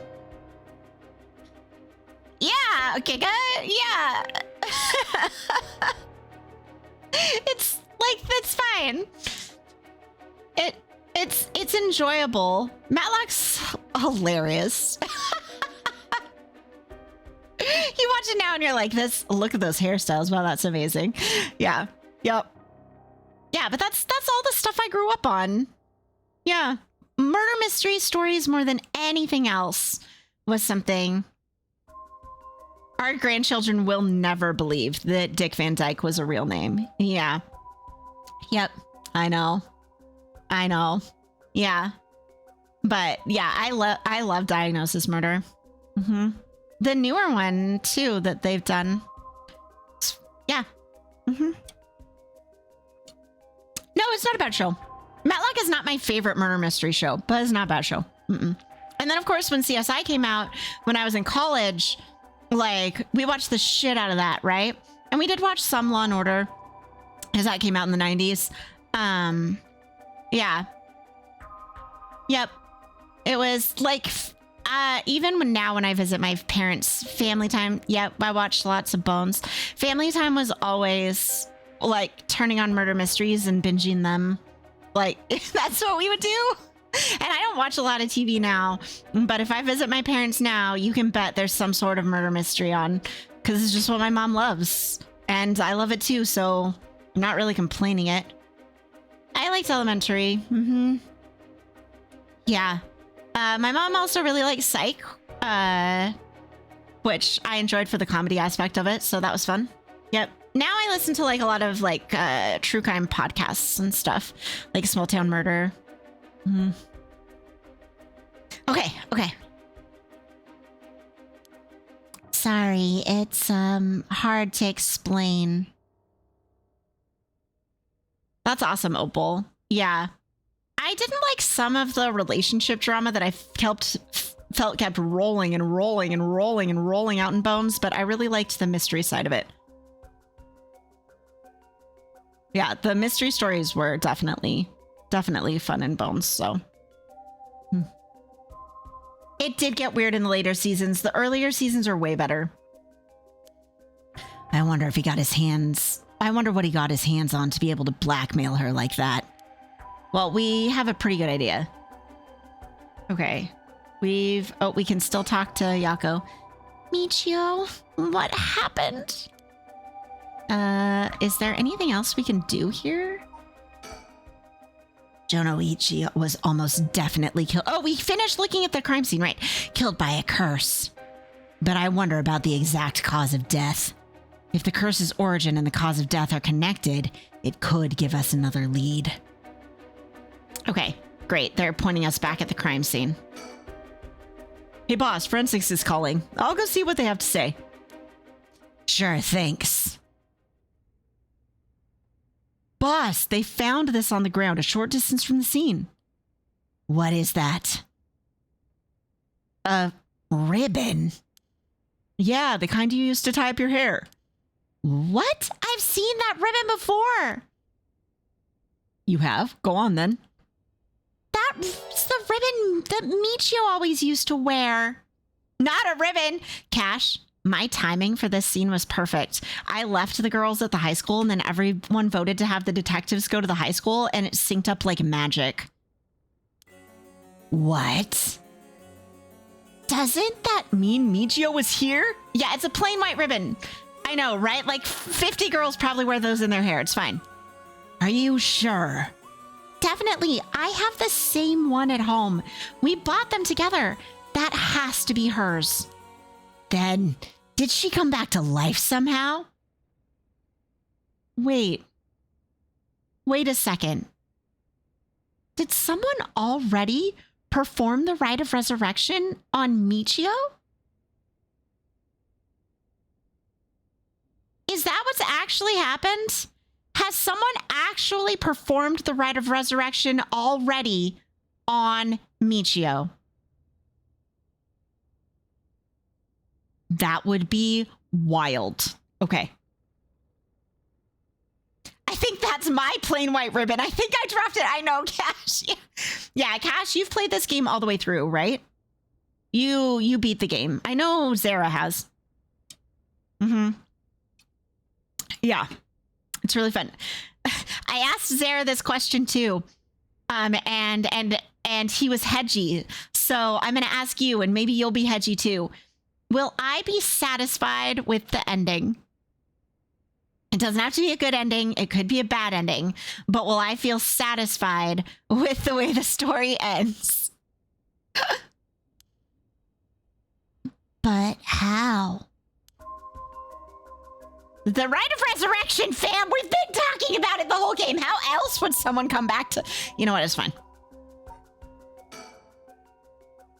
Okay, same thing. We've already looked here. Scene of the crime, surroundings. I just want to see if there's anything else I can, like, look at. Ariel. We've talked to Michiyo. Okay, so...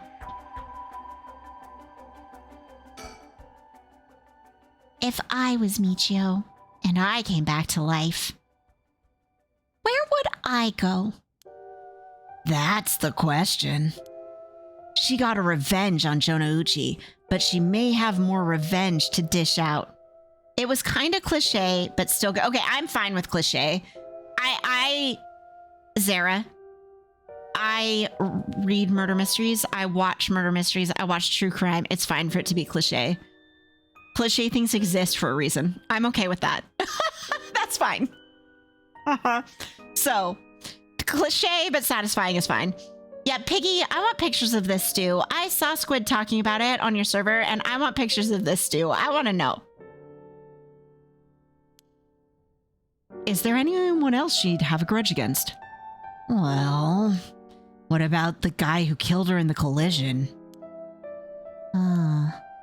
If she really did come back to life, then it's terribly sad that she'd spending her new chance at life like this. Being obsessed with revenge is such a tragic way to live. God, Mio, you are my fucking personal hero. I love you. You are amazing. 10/10, 13/10 character. What? Oh, it just must have triggered something. Oh, I see. I'm afraid that's all we can tell you. Don't worry. You were a big help. Thank you. It's not all that fancy. Just beef, onions, carrots, potatoes, and some good garlic seasoning that was applied to the meat before it was cooked. That sounds great, though. I love a simple stew. It's delicious. Yeah, Mio is the real bestie. She's a real one. Yeah. Yako, keep her. Keep her. Okay, yeah, that's fair, Graveyardigan. I agree. If I only had a limited amount of time, I wonder... I don't know if I'd be dishing out revenge in that sense, but I think in the case of, like, Junouchi, I would stop him from hurting anyone else, you know? But I don't know that it would be about revenge so much as it would be about, if I've only got 12 hours on Earth, I don't want him to do to other people what he did to me, you know? So kill his ass, right? Like, yeah. Yeah. But for me, I think it'd be less about, like, I hate you. I want revenge for what you did, and more about I don't want anyone else to suffer this. We should start our search for Nejima and Mayu Chizawa. Might be worth it to check out Michiyo's house as well, just in case. Let's use the school as our base of operations. If anything happens, go to one of the officers hanging around here. Got it. Thank you, and good luck. That's how you justify your bloodlust too. Graveyardigan's like, I see through you, Whisper. I see right through you. We'll go talk to Mr. Aishi about a way to lift this curse. All right, boss, let's get going whenever you're ready. Okay, now we can move. We're gonna move.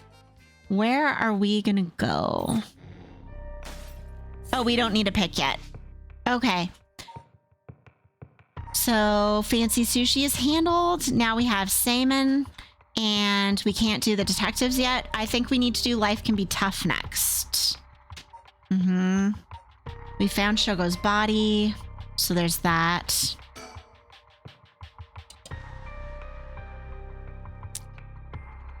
Summary of previous events. Throughout the night, Richter continues to gather information about the curse stones, while Harue lies awake until dawn, preoccupied by the prospect of bringing her lost child back to life. I think out of all of the people who want to resurrect someone, I have the most sympathy for Harue. I completely understand Yako wanting to resurrect her friend, and that's also incredibly tragic, but Harue losing her 11-year-old son is big sads. Big sads. Harue Shigima, 10 a.m. Shigima Mansion.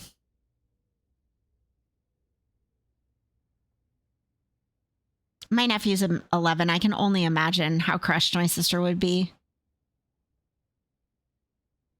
Good morning, ma'am. How are you feeling? I'm fine. I hope we can make good progress today. How's your curse stone looking?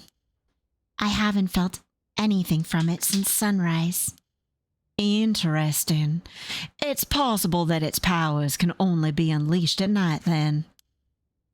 That aside, why are you so late this morning? Probably because he was up all fucking night. There are unfortunately some things that can't be investigated while the world slumbers.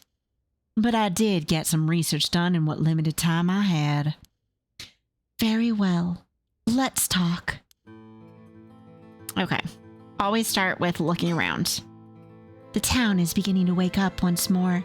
The clamor of society can be heard from beyond the garden gates. Like any day, a cloud of pollution drifts out from the industrial area.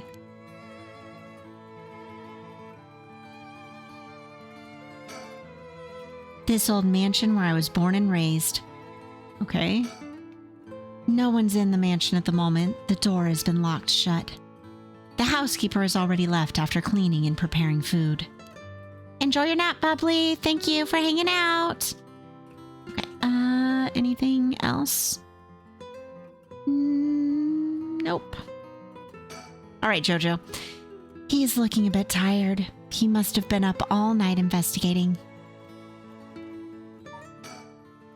We may be surrounded by curses and death, but it matters little. My only concern is whether I can see my child again. I have a feeling it doesn't work out the way you want it to. By the way, there's something I wanted to talk to you about. And what's that? Our current plan is to steal a curse stone that's already absorbed Soul Drag's butt. I'm wondering if it would suffice to not steal, but instead negotiate with the curse bearer and have them use the right for our purposes. Oh? I mean, I suppose that would accomplish the same, but do you think it's possible? So long as we offer compensation, it may prove much easier than you'd expect. Compensation? Cash, for instance. That wouldn't be off the table for a family as rich as the Shigimas, would it? Of course.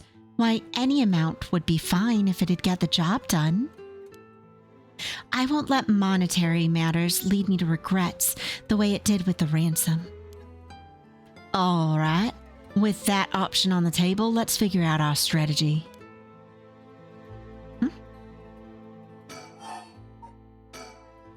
Do you have a curse bearer with whom we can negotiate in mind? Not yet. Surprisingly, it seems the other curse bearers haven't been that proactive about collecting soul dregs. Did you see the news this morning? No, I haven't. Overnight, 3 mysterious deaths were reported in this area. They've yet to announce the identities of the bodies found, but they've been nicknamed the Honjo serial killings. It's garnered quite some attention on the streets. Oh, my. Only 3. That's what I thought. Even if the victims were curse bearers, just 1 or 2 wouldn't be enough soul dregs. And for what those curse stones are capable of, a mere 3 victims seems a little on the low side. With this little activity all through the night, the curse bearers must be a cautious bunch. What's holding them back? Are we not all after the power of resurrection? They're dregs, teehee. Yeah, exactly, Zara. There may still be some undiscovered victims, but it doesn't seem like anyone has gathered enough soul dregs yet. We might have to set up some bait to spur them into action. And then we offer them the deal.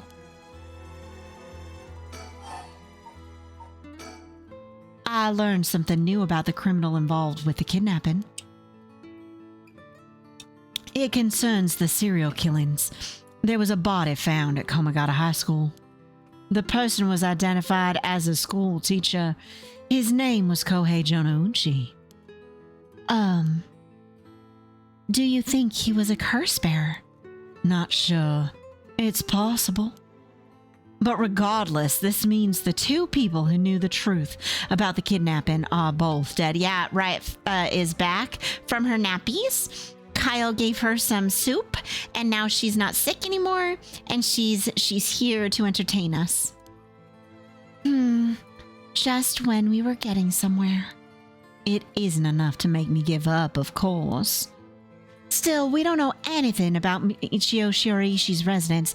It'd be wise to pay a visit. Understood.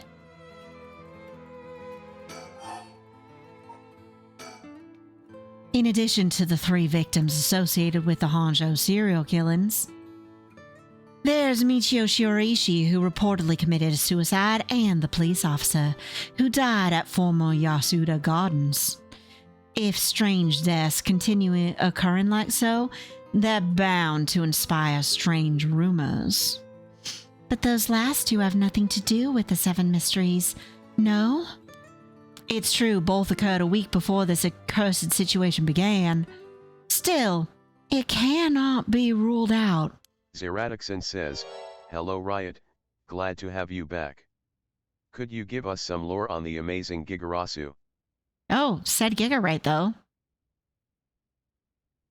She's thinking.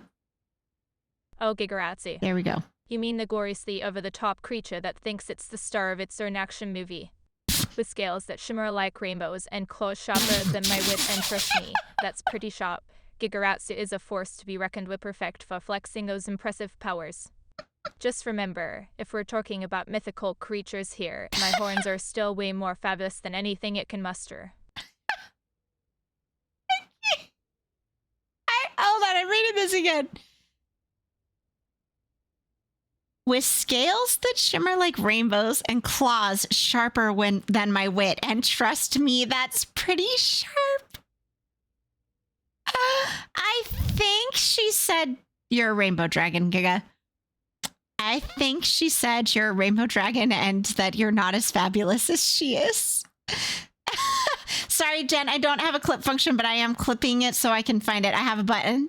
Yeah, I think that's what she said, Giga. Uh-huh. Yep, new lore.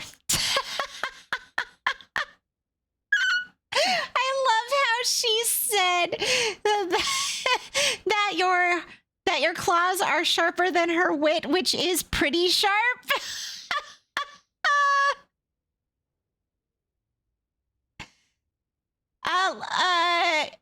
I agree with that, but you get rainbow. Her horns are fabulous. Yes, you get rainbow. Uh-huh. To be fair, you'll match Riot. She has rainbow horns and rainbow tipped wings. So, yeah. Okay, God.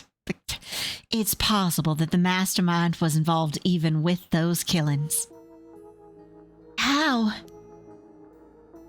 What if there were preliminary steps to awakening the 7 mysterious curses? Can we really assume they're unrelated just because the timing doesn't match up? Or rather, the police officer's death is so baffling that it'd be easier if it were connected to these curses. Opal's like, look, Giga, if you need to add scales to your model, I've got you, boo. Actually, fam, for those of you who are Vroid lovers, I've been thinking about putting some stuff up on Booth. Eradixon says, hello, Oh my God. Riot. I wish to once again call upon your knowledge to give us lore about the amazing Opal_Silvervine. Much appreciated. I can't wait for this. Oh, Opal Silvervine, the enchanting spirit of nature wrapped in a mesmerizing blend of colors.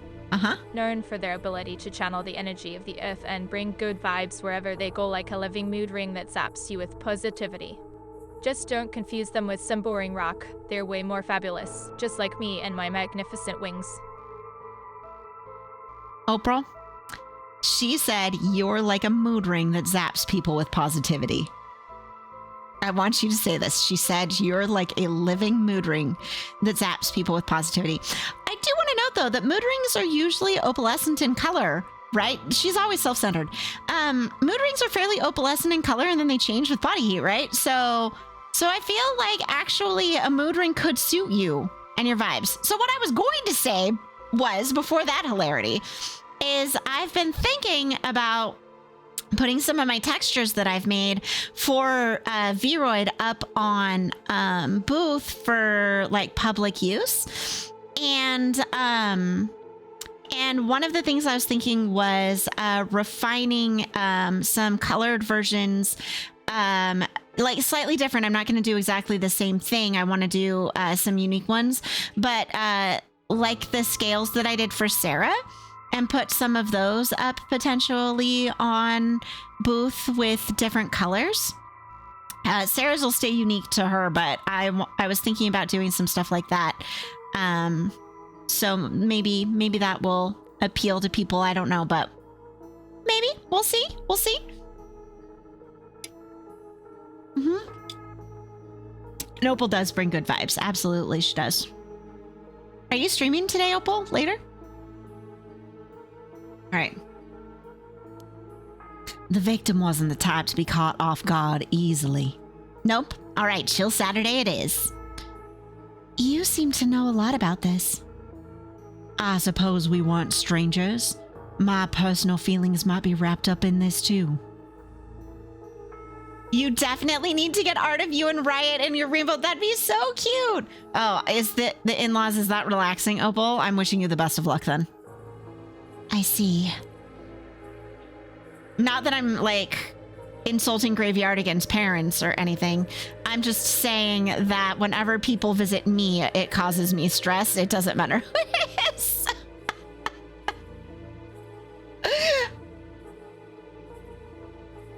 You were planning on adding Riot to the comm series? Oh, that would be cute, Gaga. That'd be so cute, though. They're your parents and my parent. Well, I should say my dad stresses me out. My mom causes me no stress because my dad requires you to talk to him. Kyle's mom's like this too. She requires you to like have entertain her, right? And so when they visit, it makes me feel so tired as an introvert. But my mom, my mom is happy if we sit on the couch. Hell, she can sit on the couch while I go do my own thing. Like coloring on her tablet, right? Well, I mean, it's up to you, Giga. But Riot's humanoid form is adorable as hell. Yeah, she's super cute. So my mom is easy. Ideal time with my mom is my mom has her coloring book on her iPad or puzzle. She likes to do puzzles on her tablet too. And I've got my iPad and I'm drawing, and we have like some crime documentary up on the television, and then we're in our happy place, right? Yeah, that's my mom's easy. She doesn't need to be entertained. Yeah, I could be in here streaming and she'd be out there like on her, like just chilling. Yeah. Yeah, I have always said the people that you're most comfortable with in your life are the people you're okay being quiet with together. Right? And that's the way I am with like my sister and my mom and my sister's kids. Like, we can all be doing our own thing. We're just happy that we're around each other. That's fine. It's fine to be like that, right? You don't have to entertain each other, right? Because you're comfortable enough to be quiet around each other. Yeah. Hi, Bubby. How are you? How are you? Did you add sparkles to your sloth? I think it looks like a cute plushie, by the way. 1010 would hold.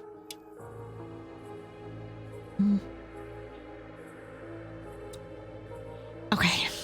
If you were to investigate this matter more, you might get a lead on the mastermind. You're right. If we wish to focus on the mastermind's identity, this would be a fine starting point. You haven't yet, but you will. Well, I hope you've been having a great Saturday. Okay, so we're done with this.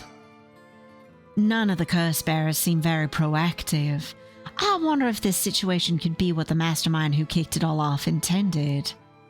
Now, that's an interesting theory. You chill at your parents. Speaking of parents.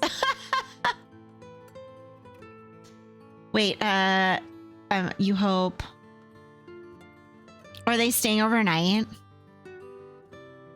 Are they staying overnight? I'm sorry, Opal. I'm sorry.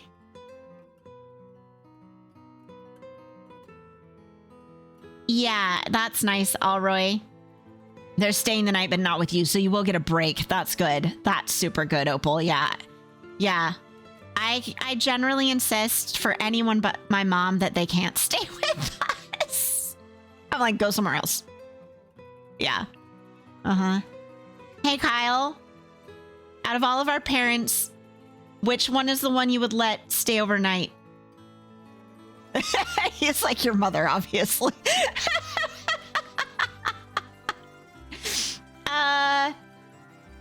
If my dad's here, because he's really loud, the cats will all hide. But if my mom is here by herself, then no, they like her. She's quiet, then she sounds like me and she smells like me, so they're fine. I have a couple friends, Bubby, and then my mom and my sister and Kyle. And that's really it. That's like my hang out with and just sit. Yeah. Yeah. But to be honest with you, especially like as an introvert, I'm at an age where I'm like, I don't have this need to hang out with people. And this happens after your 20s, I feel like. I don't have this need to hang out with people simply for the sake of hanging out with people. I'm like completely fine with not hanging out unless we have a reason to hang out, which can be manifested, right? Like we want to do dinner together or we want to play a board game, right? But like just hanging out to sit, like, and figure out whatever we're going to put on the television or get high or whatever. I can do that on my own. I don't need to do that around other people. I don't need to invite my friends over just to like chill on the couch. I don't have this like craving for that. And I used to do it like all the time, like probably until I was 30. And then I was like, nah, I'm done. I'm fine with my me time. And then I'll do things with people when we have something to do rather than like, what do you want to do? I don't know. What do you want to do? And then we just sit there and then maybe someone plays games and we watch. But if I want to watch someone play games, they can stream it for me over Discord and then I can be doing my own thing. Right? Oh, that's sad, Alroy. I hope you get to hang out with them soon. Yeah. Let's see. My qualified best friends, other than Kyle, Case, who I saw back in April, but we don't live in the same town. But I saw Case over my birthday in April. And then one of my local friends who's actually about to go travel the world on a school grant for a year, who I saw last night at LERP. So, and then, let's see. And I'm talking like my local best friends. I say that because like I have a lot of really, really close friends online, and I don't distinguish the emotional difference between those people. Like it's the same for me, but for my local best friends, those are like the two strong ones. Yeah. Yeah. And Chameleon, who I haven't seen for a bit because our work's been really busy, but is in my Mork board game. Yeah, but I won't be able to run that for a few more weeks. Physical and emotional distance are unrelated. I completely agree, Bubby. 100%. But back in the 90s, I had friends who were online, and I was very close to them. So I've always strongly believed that. I understood, Alroy. Yeah, I understood. I hope you get to see them. I hope you get to see them soon. Being adult sucks in the sense of like sometimes your busy lives just take you away from being able to hang out with the people you really care about. It's a bummer. Okay. Have a good day, Slimer. Thank you. You think there's someone behind this all? You mentioned hearing an agonizing voice telling you to kill when you first obtained the curse stone. It doesn't sound like a coincidence to me. Someone agitated the curses in this area on purpose, and they are likely after the rite of resurrection as well. Opal, there is nothing wrong with that. I tend to prefer it myself. Yeah. Richter, his name's Richter Kai. Bubby, yep. And what a judgmental name. What does it mean? It's a German name, right? So you're thinking this person is not one of the curse bearers? You've got a sharp mind, ma'am. It really depends, Opal. It really depends for me. But yeah, I get where you're coming from. It's the German word for judge. Oh, that's interesting. He's a private investigator. Yeah. Richter ist Deutschlander. Yes. Yes. Yeah. He's a private investigator, so I think that kind of suits. That's cool. Yep. Though it might seem obvious for the mastermind to become a curse bearer and collect soul dregs if they were after the rite, this would be very risky, since a curse bearer they themselves would become a target. A Deutschlander is a type of sausage! It's alright. It's alright. Pepperidge Farms remembers, Bubby. Pepperidge Farms remembers.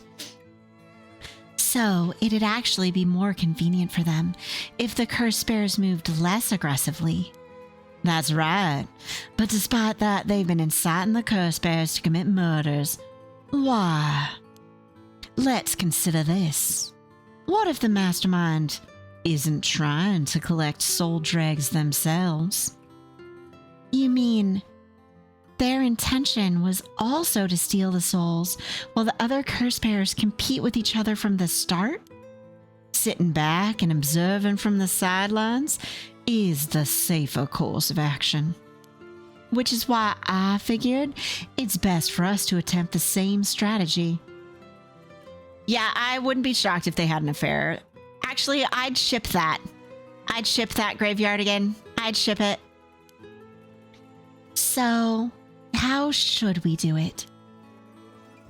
One best friend has two little girls. One is a cook. Oh God, being a cook, you have no schedule.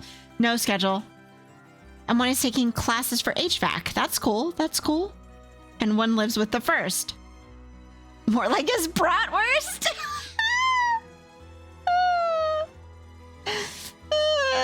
perfect.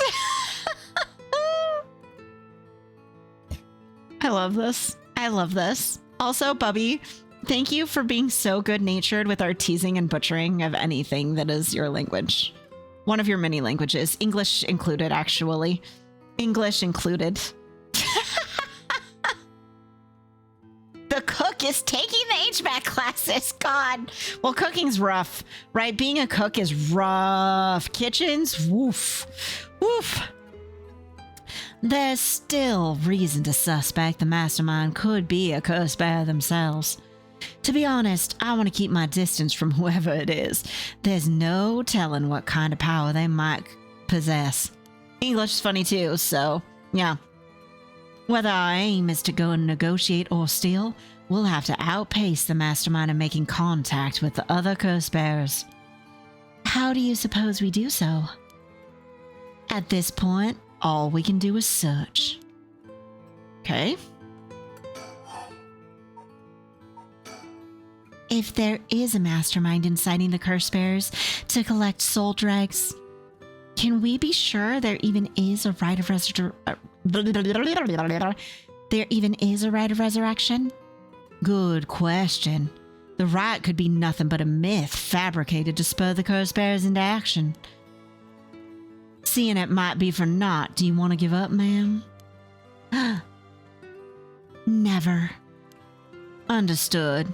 After all, we'll never know the truth unless we see it for ourselves. But we'll do it without using the curses ourselves. By the way, I met a few people who seemed like potential curse bearers last night. I did some investigating into all of them, but I only managed to get detailed information on 2. You're quick. I suppose that's to be expected from an investigator extraordinaire. No matter how kind you are, German children are kinder. Paimon, no! The pun! The pun!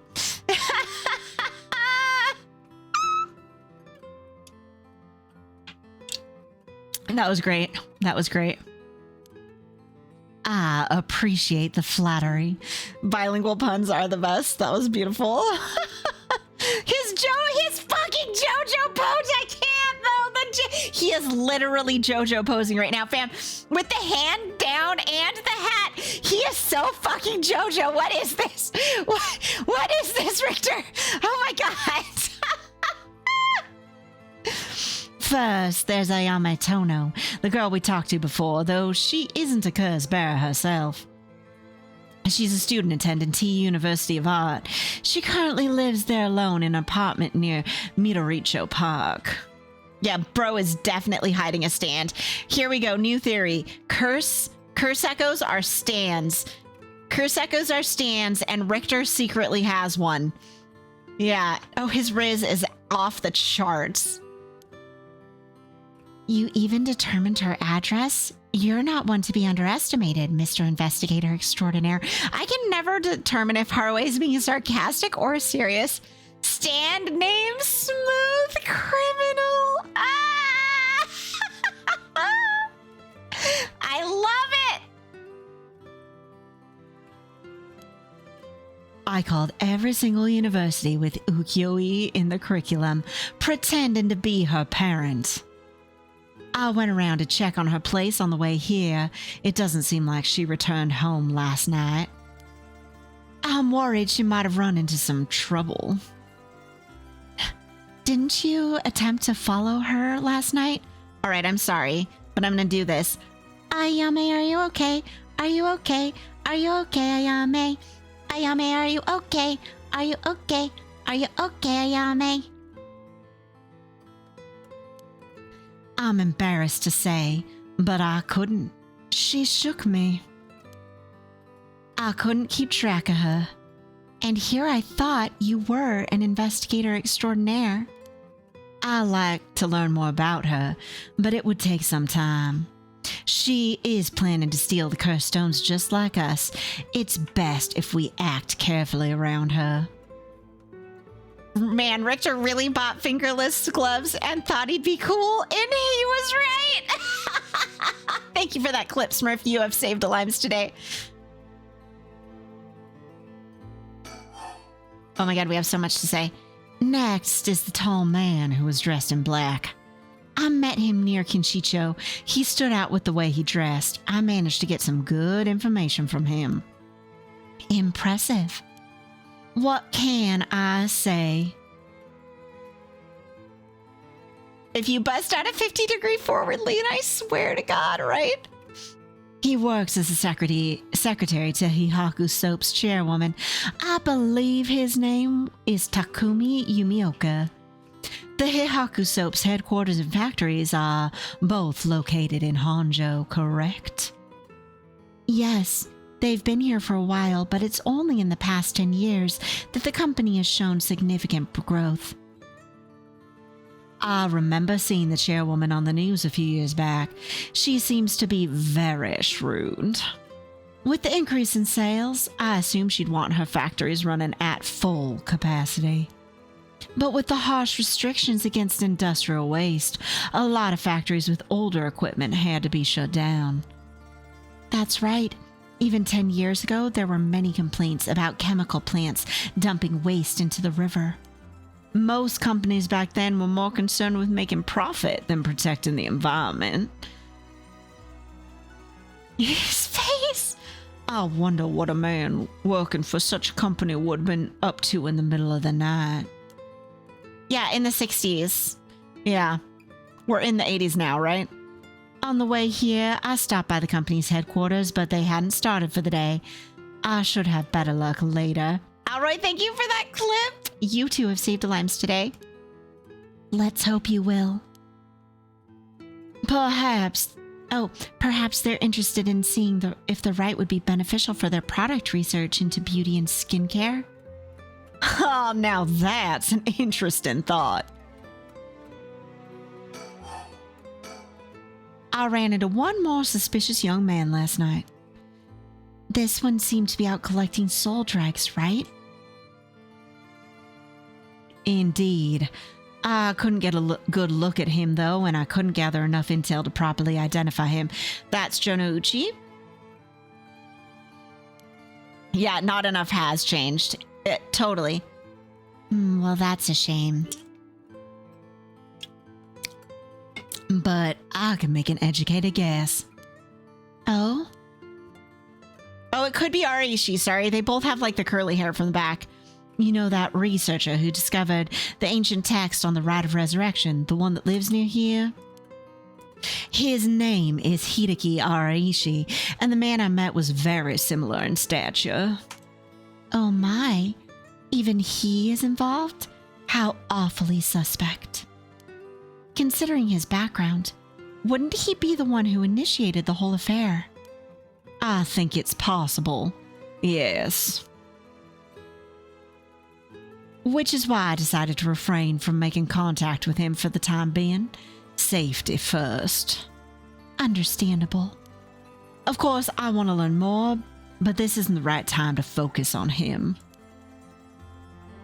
Alright. Still not done with curse bearers. I prefer to ascertain who else is a curse bearer. First, I'll return to Hihaku Soaps to see the man in black. Their headquarters down on South Waragasui Street. I have stopped butchering Waragasui. Alright. About the serial killings. Maybe we can get through this in 4 minutes. We'll see. We might even discover more deaths related to the curses on the way. We should pay attention to today's news. Well, that's all I have to report. Shall we continue with our investigation? What do you want to do? If you still can't use the curse stone, taking a walk should be a fine place to start. Right. Let's go together. I want to see what's going on for myself. In that case, I'll trust you to decide on where we should go, ma'am.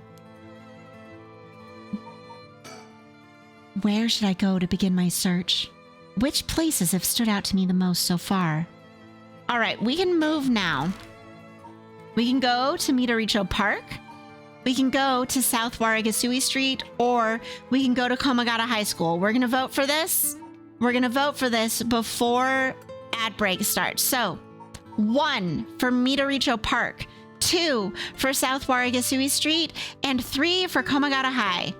In chat, that's 1 for Midoricho Park, 2 for South Warigasui Street, and 3 for Komagata High. Where should we take our private investigator extraordinaire? Smurf votes for South Warigasui Street. So does Random. Hello, Random. Welcome in. So does Alter. So we want to visit Hihaku Soaps. Bubby's voting for the park. So far, Hihaku Soaps is winning. Anyone else? I'll give it a minute. It's no problem, because we're going to just run ads and then decide. I don't know the game. Opal votes for the park. Okay, we got 2 for the park, 3 for South Warigasui Street. This game is a visual novel murder mystery game, basically, Bubby. That's fine, Graveyardigan. It's okay. So far, South Warigasui Street is... Oh, we're tied. We're tied in between South Warigasui Street. Wait, are we? Opal votes for park. Hold on. No, oh no, we have more for South Warigasui. That one's currently winning. Bubby, this game is a psychological thriller horror mystery game. It's about curses that have manifested in 80s Tokyo in the Honjo district. And we're going through 3 different storylines to basically solve the mystery and try to stop a serial killer from doing a mass murder tonight. That's basically what's going on. Yep. While everybody chases after the stones for their own reasons because they supposedly all lead to a rite of resurrection. The game is kind of creepy, but it's also just like a really interesting story, and the characters are amazing, as you can see. The characters are super amazing. All right, we are going to go to South Warigasui Street as soon as we come back from ad break. I will return momentarily. I will see you all soon. Thank you so much for that sub, Kiki. I'm running out of time, so I'm going to hit this, but please enjoy the fluffy stream, the squishy emotes, and all my love just for you. Thank you, Kiki, for that 11 months. I appreciate you. All right, ads incoming. Ads incoming. We're gonna go. I'll see you in a minute. Go hydrate and stuff.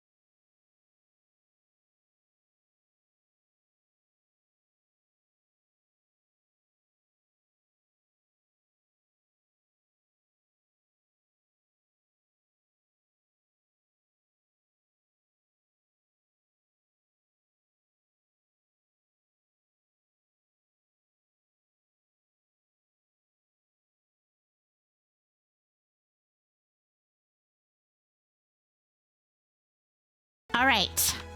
I am back, but the ads are not quite over yet. So I'm just gonna like fix my positioning here for where I'm leaning in my chair. There we go.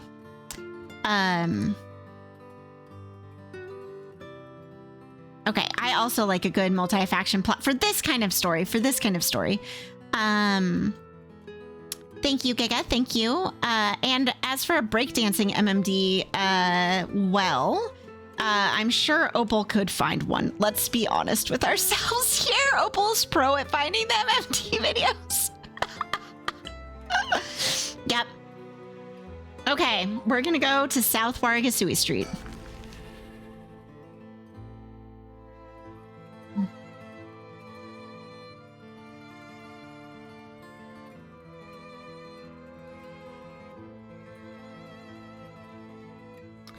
Okay, the Heihaku Soap's headquarters are on the other side of South Warigasui Street. They were closed when I visited this morning, but it appears things are up and running now. Okay.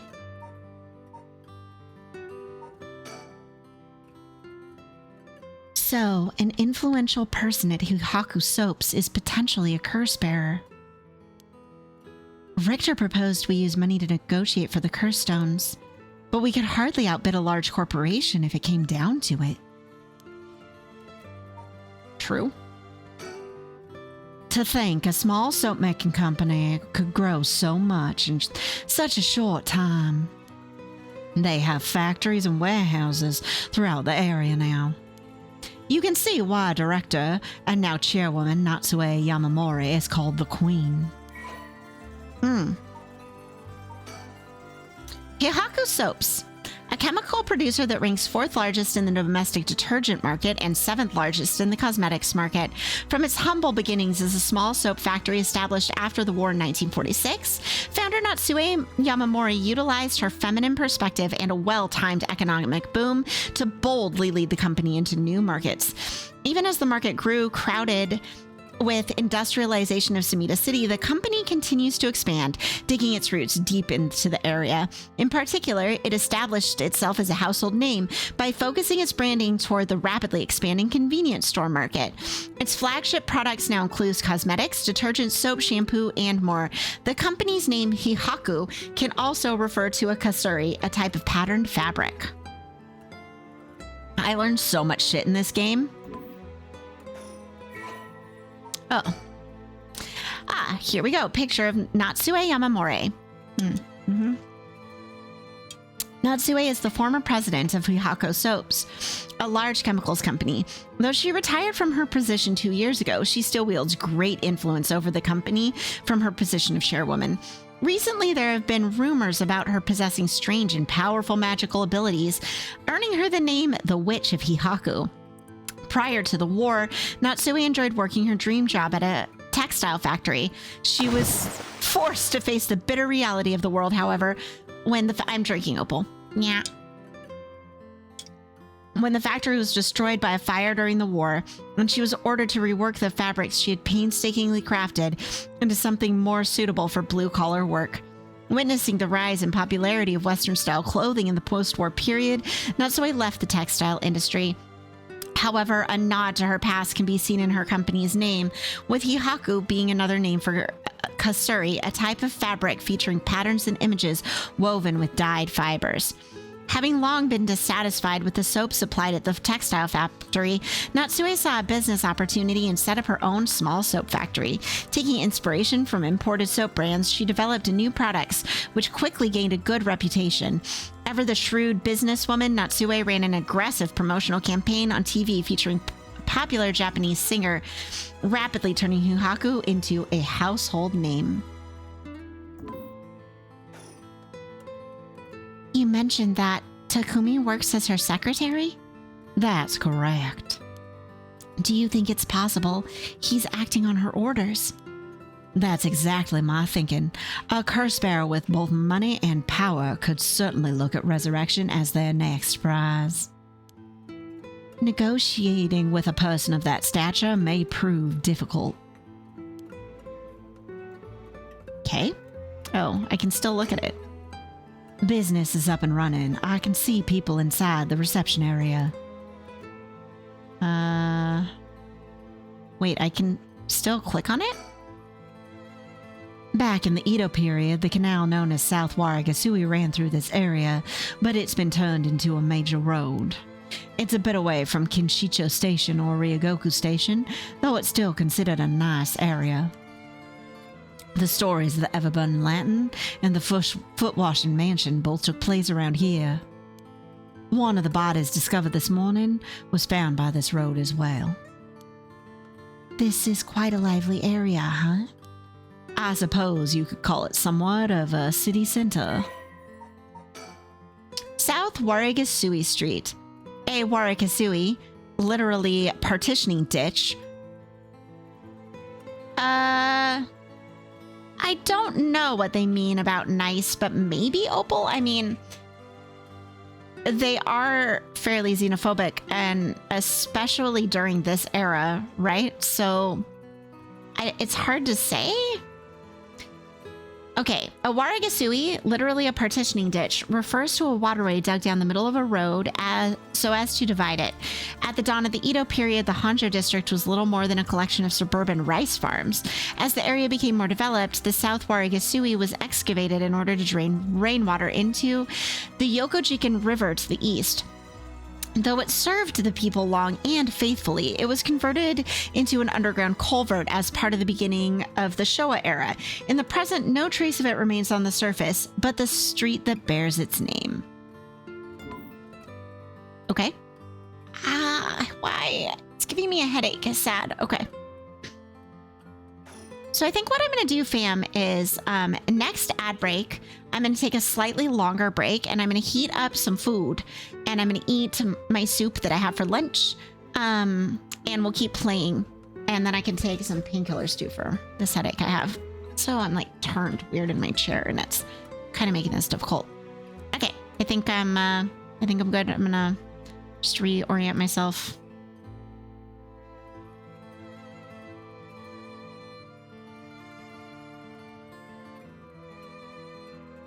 There we go.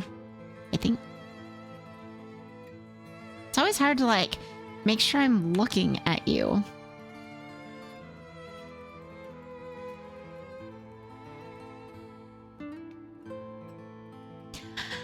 Why is everything difficult today? My life, it's a lie. Okay, I'm satisfied. Okay. Okay, so it hasn't finished. Okay, Richter. He tells me he barely slept last night, and yet he seems to be brimming with energy. 1 + 1 = 10 in binary, yes. Thank you for the bad skeeky, thank you.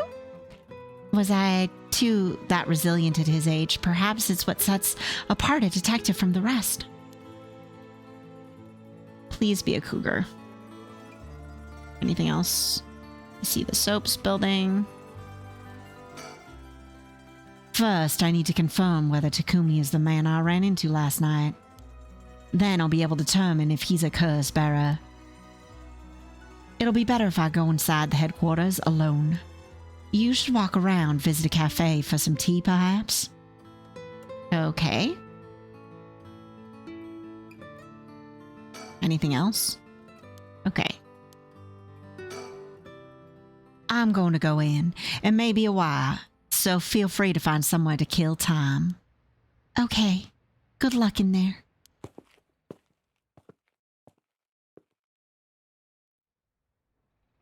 Sorry to keep you waiting.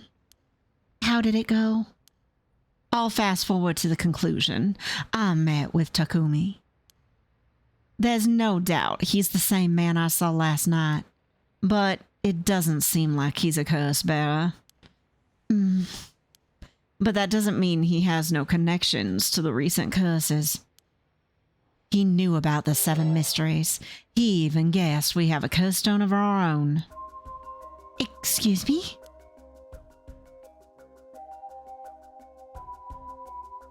I tried to approach Takumi about a fallen item after I ran into him last night, however. You said your name was Richter, correct? I have a favor I'd like to ask of you. I'm hoping you would hand over the curse stone in your possession. Curse stone, what are you on about? There's no need to play dumb with me. In fact, there's no time for it. I had all the same reason you did to think you were a curse bearer last night. And your arrival here only confirms it. You are a curse bearer, no? You're right, we lack time. I'll confess, I am a curse bearer. I possess the curse stone of the haunting clappers. I like that he's protecting her. I'm glad to hear it. Finally, this conversation is worthwhile. It is a dangerous item you hold. Give it to me. My company will take the responsibility to dispose of it. Like, why would you trust you? I didn't know the soap business specialized in scrubbing curses clean. It is the prerogative of Miss Yamamori. Is that so? Assuming you've obtained the curse, you understand the power it involves, no? Miss Yamamori possesses supernatural powers, akin to those of a god. That's what happens when you dress like a JoJo character. People clock you as connected to the supernatural. Yeah, well, that's fair. She also has a deep love for this land, having transformed it into the pile of dirt it once was to the home of our headquarters. She cannot stomach the fact that it's now the site of these curses run rampant. She's fine polluting the river, though. That's okay. That's okay. Curses, bad. Pollution, fine. So you're telling me the Queen of Hahako is a real-life witch? She wouldn't appreciate being called that, mind you. She's a sorcerer by the name of Suigen Gamyodo. Oh, there's a sorcerer by the name of Suigen Gamyodo who's gallantly working behind the scenes, exorcising spirits and the like. Go on. That being so, there have already been instances of the dead coming back to life. What is he referring to Michiyo?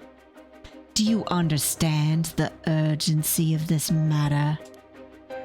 These curses we're speaking of, tools which are used by wicked beings to possess people.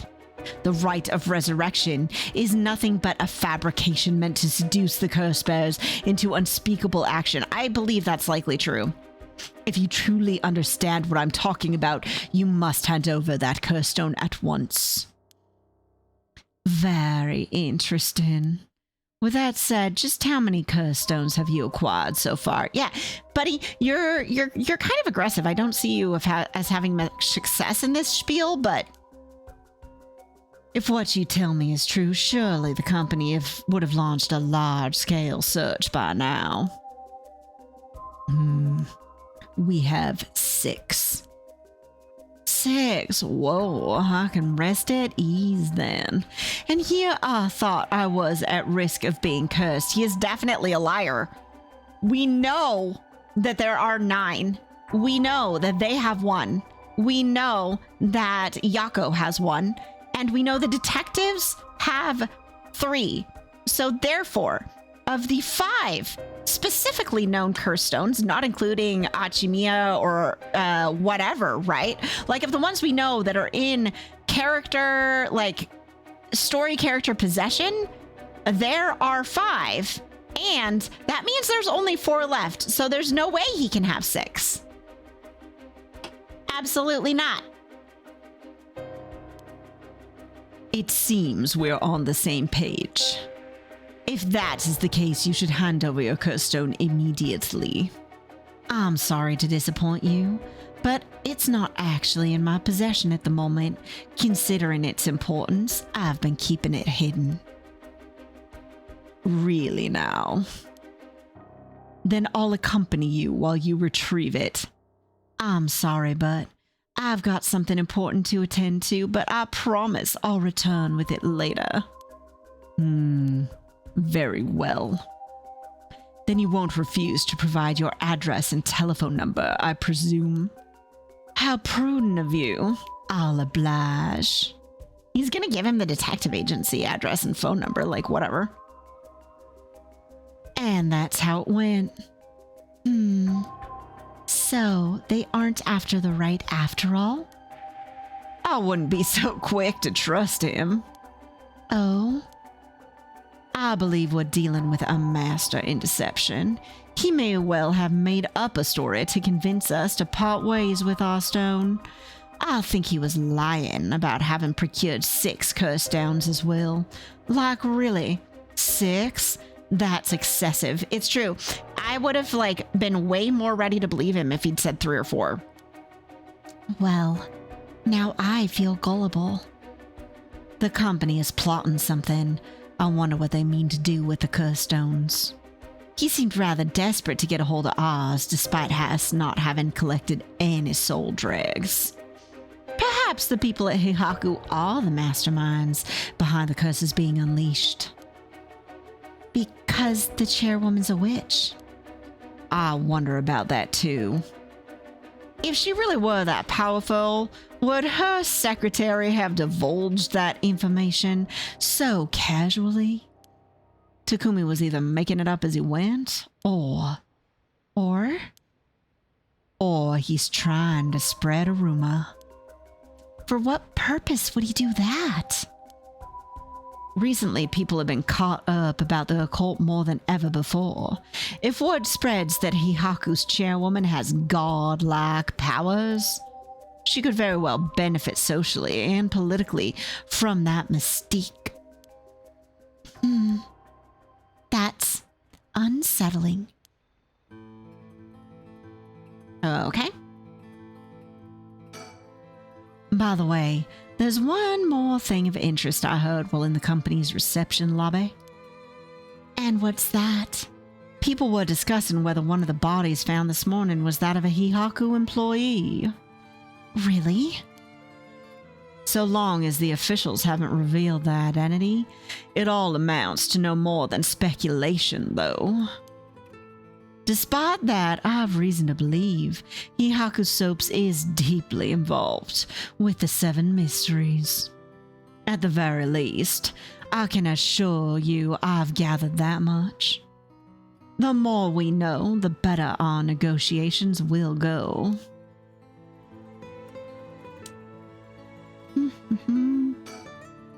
We should avoid Heihaku for the time being. It'll be a pain if I have to deal with Takumi again. All right, now that's done. Surroundings is done. Let's see. Richter Kai's done. Talking to him's done. Think, how interesting that the Queen of Heihaku, or the witch, whatever she is trying to get her hands on the rite of resurrection. It's like some kind of dark fairy tale. Regardless of what or what isn't true, we must stay one step ahead. Okay. So, sorry. Let's move. Everyone else voted the park, so let's go to the park next. All right, Midoricho Park. We're here. This is Midoricho Park. Ayame Tono lives around here. She wasn't in her apartment when I dropped by this morning. I wonder if it's worth checking again. Okay. It seems picking up Ayame's trail is out of the question for now. Why did we even come here? Well, to look around at least. This place is connected with the story of the taco of Suguru. Not only that, Katsushika Hokusai's home was also in this area. That might be why Ayame chose to live here. Midoricho Park. A small park bordering Southway Gisui Street, sporting a mixture of cherry and evergreen trees. Although unremarkable in most respects, its small playground always attracts a number of children come evening. While no trace remains in the modern day, it stands on what was once the site of the Suguru estate. The legendary artist Katsushika Hokusai is also believed to have been born in the vicinity.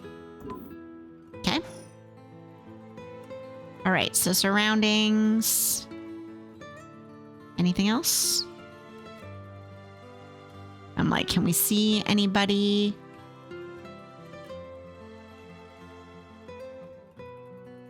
Nope. It's always heartwarming to see children playing in the park. Richter seems to like kids. Perhaps because they're on the same wavelength? Amazing. That roast, and you didn't even get to hear it. We won't get much done standing around here. Why don't I go and check out Ayama's apartment? You don't mean to speak with her, do you? No. I'd prefer to get an idea of what she's been up to. I'd like to see whether she's been home or not, just to potentially get a trace of her movements.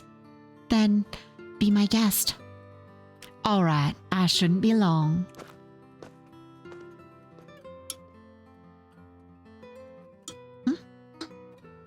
I'm back, ma'am. So, nothing? I'm afraid so. She still hasn't returned. However, I noticed a few people who seem to be related to the police force keeping watch in the area. I don't know if they got eyes on her apartment, but they do appear to be watching the building it's in. Interesting. You've got a sharp eye to have noticed them despite being so covert. What can I say? It's part of the job. However, it meant I had to refrain from knocking on her door or looking through her windows. I wasn't able to check her electric meter or mailbox either, unfortunately. You were planning to go that far? Well, that makes sense. We won't make much progress sticking around here. All right, we've talked to Richter. We've looked at the surroundings. Is there anything else?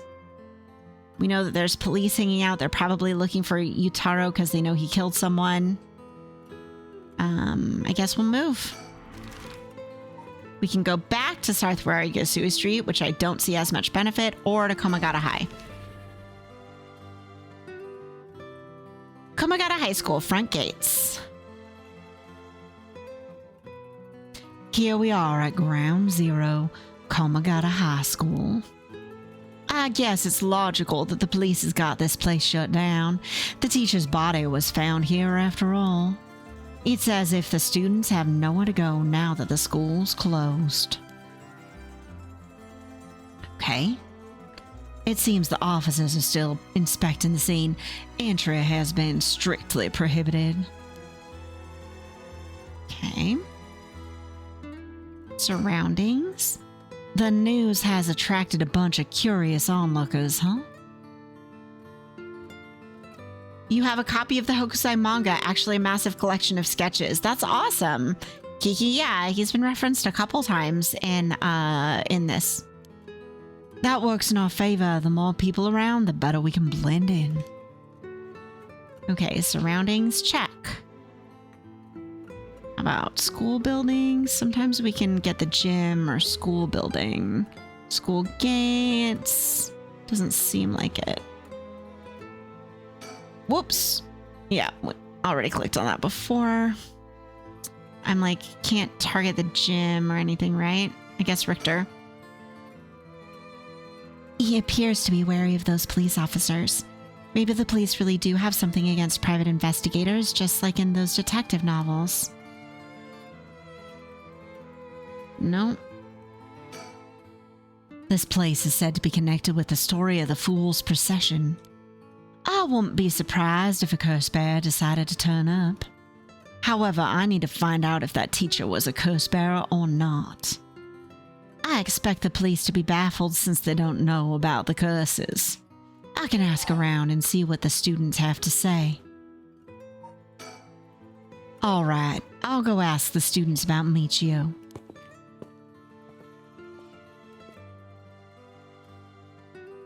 I'm back, ma'am. So, what did you learn? The school kids sure love a good rumor. I was practically drowning in stories about Mr. Jonouchi and Michiyo, most of which seemed dubious at best. Not surprising. Most of what I heard was hardly worth a second thought, but there was one story that caught my attention. Oh? Some believe that Michiyo is the one who killed Mr. Jonouchi. Really? The story's got 2 pieces of evidence to back it up. One of them wasn't news to me. Apparently, he's been mumbling that Michiyo was going to kill him for some days now. A fellow teacher overheard his mumbling and told the students. And then it spread like wildfire, I suppose. Rumors that juicy don't stay a secret for long. As for the other piece of evidence, a pigtailed girl in her school uniform was seen around school late last night. Go on. Although numerous people claim to have seen the girl, not one of them saw her face. Some are proposing it was Michiyo brought back to life, or that was her vengeful spirit. But it's not like Michio's the only high school girl to wear pigtails. This rumor might have been made up just to fan the flames. But if it were true, I'd want to get a hold of her in order to hear her side of the kidnapping. If she's alive, that'd be ideal. There's still one more thing I should mention.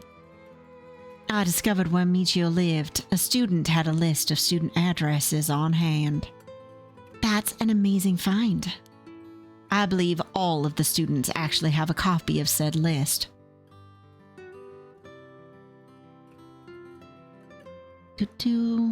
Sorry.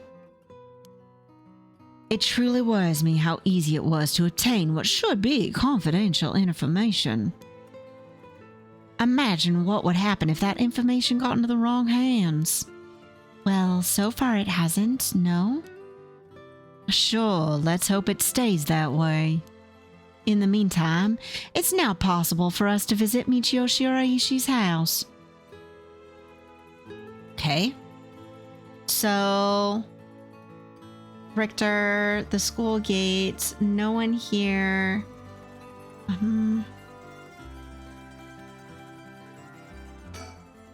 I can imagine the students are uneasy after learning of the murder. It may do them well to stay home for some time. It's not for fear of their safety. The police are probably too wrapped up in solving the case to be concerned about the students' mental health. I can see that. It's important that society provides a safe environment for the benefit of our youth. Some school policies could use some rewriting, especially those handling the students' personal information. That's right. I don't want a student being kidnapped on their way home ever again. I expect criminals to grow more cunning as time passes. There may be the times where the authorities can't keep up. That's where outlaws such as myself come in. He fucking referred to himself as an outlaw. My God. Living in the Wild West, Richter? Jesus Christ. What's this about? Oh, actually, just forget I said anything. He does care, though, which I appreciate, fam. He does, in fact, care. So there's that, you know? He cares. All right. Michiyo's home. I'd expect our family might be able to tell us more, but it's a hard topic to bring up so soon after her suicide. Yeah, I should start having him say yeehaw at the end of his sentences. However, it's normal for a high school girl to keep things hidden from her parents, especially if it involves criminal activity. Westaboo, yes. Westaboo with a heart? Hell yes. Yeah, she's back in front of the toilet. Yep. All right, Michiyo Shiraishi's house. Ugh. Sorry, fam. I'm just removing my headphones for just a sec. Ugh, my head hurts. You know what? I know we just had ads and everything, but I'm actually going to BRB. I'm going to heat up my lunch, and I'm going to take these painkillers, and then I'll be able to play for a little bit longer than I normally would, because usually we stop right about now, but I'm having fun. So I'm going to take a slightly longer break, and I'm going to heat up food. Okay. So I'll put on some music. I'll come back, after a BRB. If you're hungry and it's around your lunchtime or snack time or whatever, then you should also get some scrunches and definitely hydrate. Go. Are you all right out there? Yeah. Oh, dropping the vacuum. Okay. Apparently. I was like, what the fuck is all that? Hydrate, get some self-care, go stretch, get up from your computer. to all you lurkers do this too. And I will be back in just a little bit. In just a little bit. Okay. We're gonna BRB. BRB.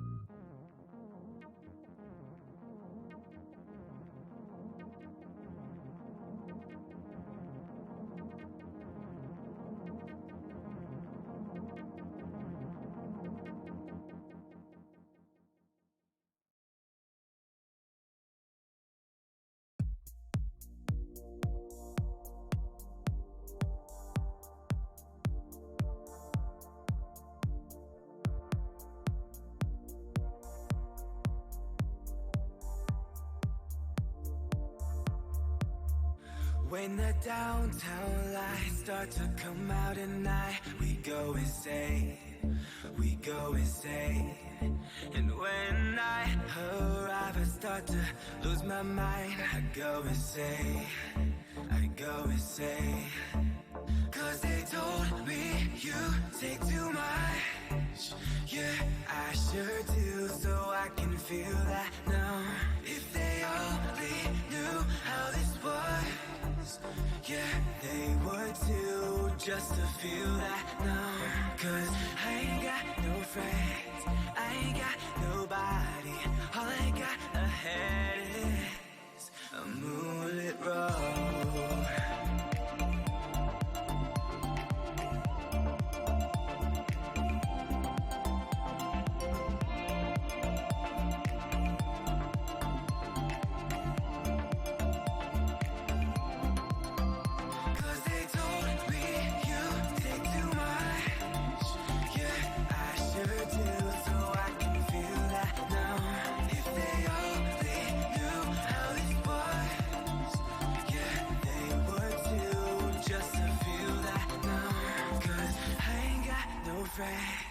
I ain't got nobody. All I got ahead is a moonlit road.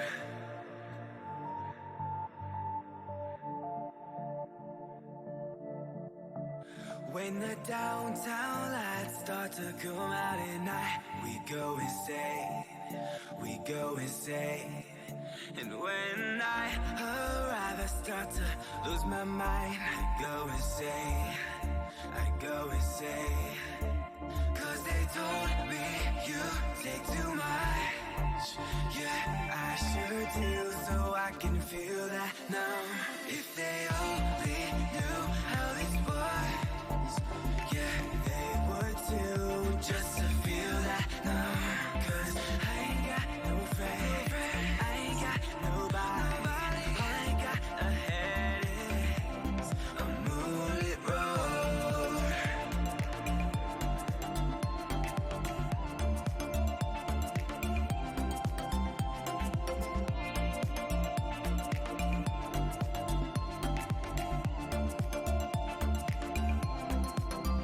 Cause they told me you take too much.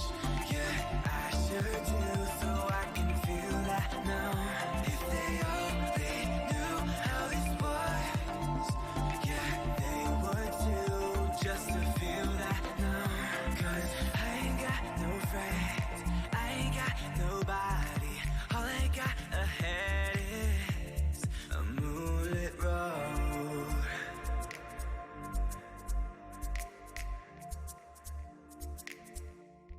a moonlit road.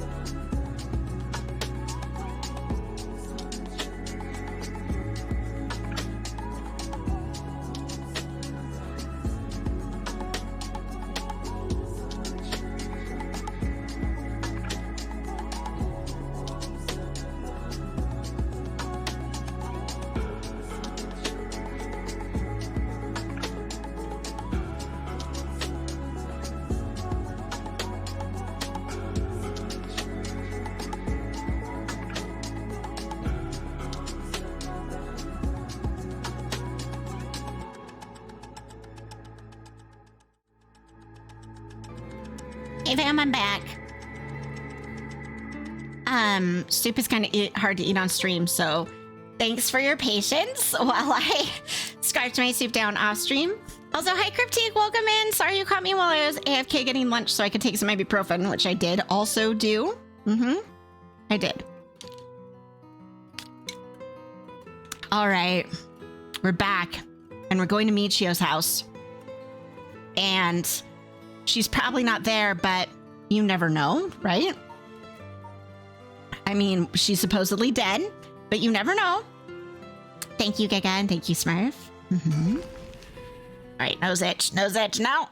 Okay. Near the Shiraishi household. This alley looks sus. How'd it go? I went to Michiyo Shiraishi's home. However, oh, thank you for the boops. Thank you, Kiki. Thank you. No one seemed to be there. Got no answer at the door, and all the lights were out. It seemed to have been empty for a while now. There was a stack of newspapers out front.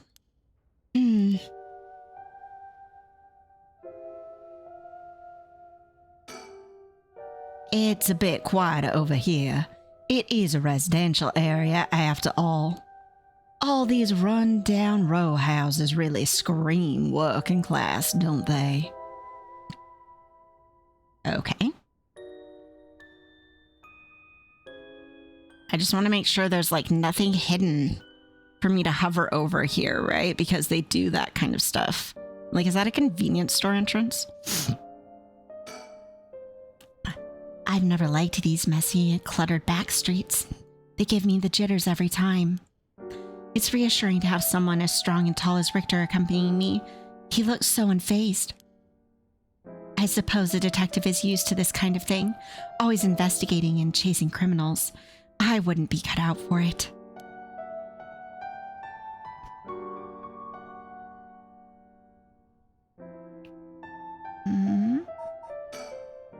I don't understand why no one's come to this house, even after Michiyo committed suicide. I wonder if this place is okay. Probably not. It doesn't sound okay. Social connections run deep in working class areas like this, so I decided to talk to the locals. I met a few nice old ladies who were kind enough to give me the scoop. Turns out that Shiraishi's reputation really went down the dumps this past year. Is that so? I'll give you the quick summary. They moved here about 3 years ago. Their previous residence was in a better part of town. Michiyo's father died in a car accident. Okay.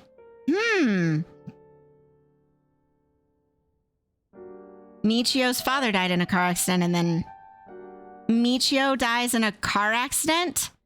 Coinky-dink? I think not, fam. I think it is not coinky-dink. It is not coinky-dink. Michiyo's mom, Toshiko, now single mother, relocated here. At first, they got along with their neighbors, many of which were in similar situations, helping and being helped in turn. Sure, but that doesn't mean that it wasn't, yeah, I'm not sure it was an accident. Yeah, exactly. So far, so good. What happened?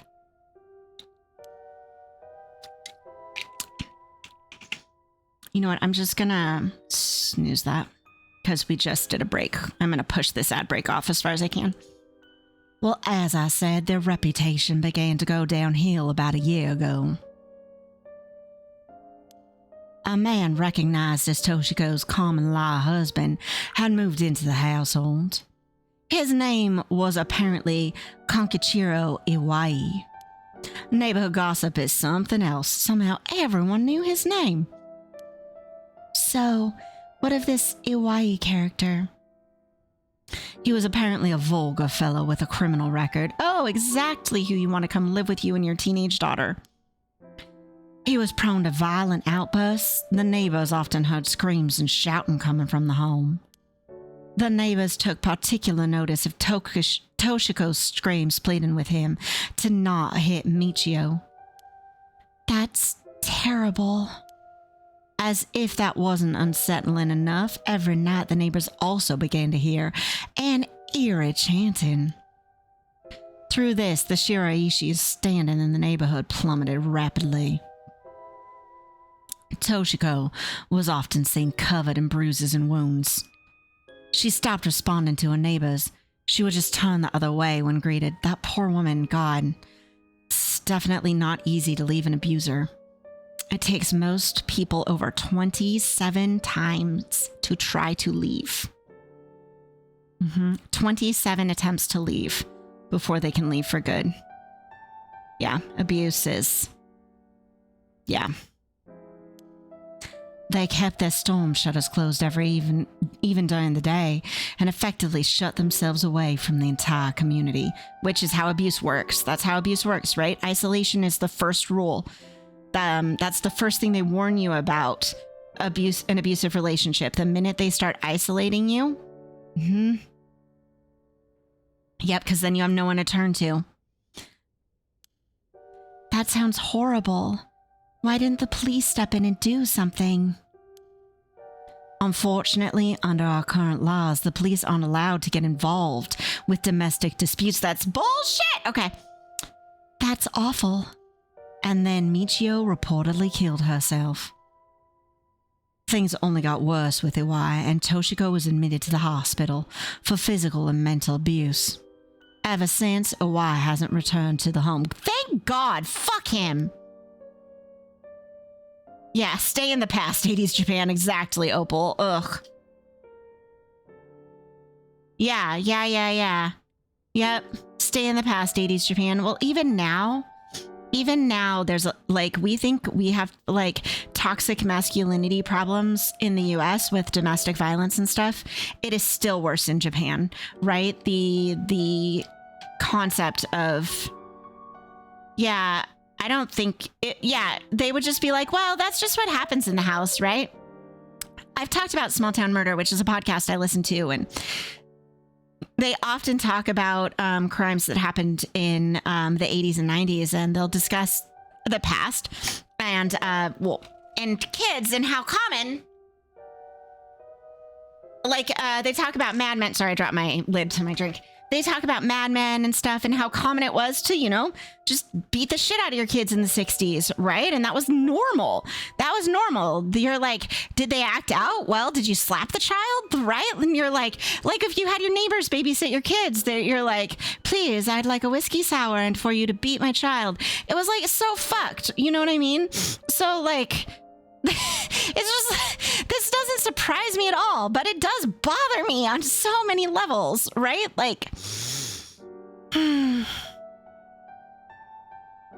Yeah. So many levels. Yeah, and you're like, why do you think the boomers are fucked up? It couldn't have been because many of them were in their 30s in this era, could it? Huh? Why do you think? Yeah, the saying exists, Graveyardigan. I know, it's bullshit. Yeah, absolutely trash. And then you're like,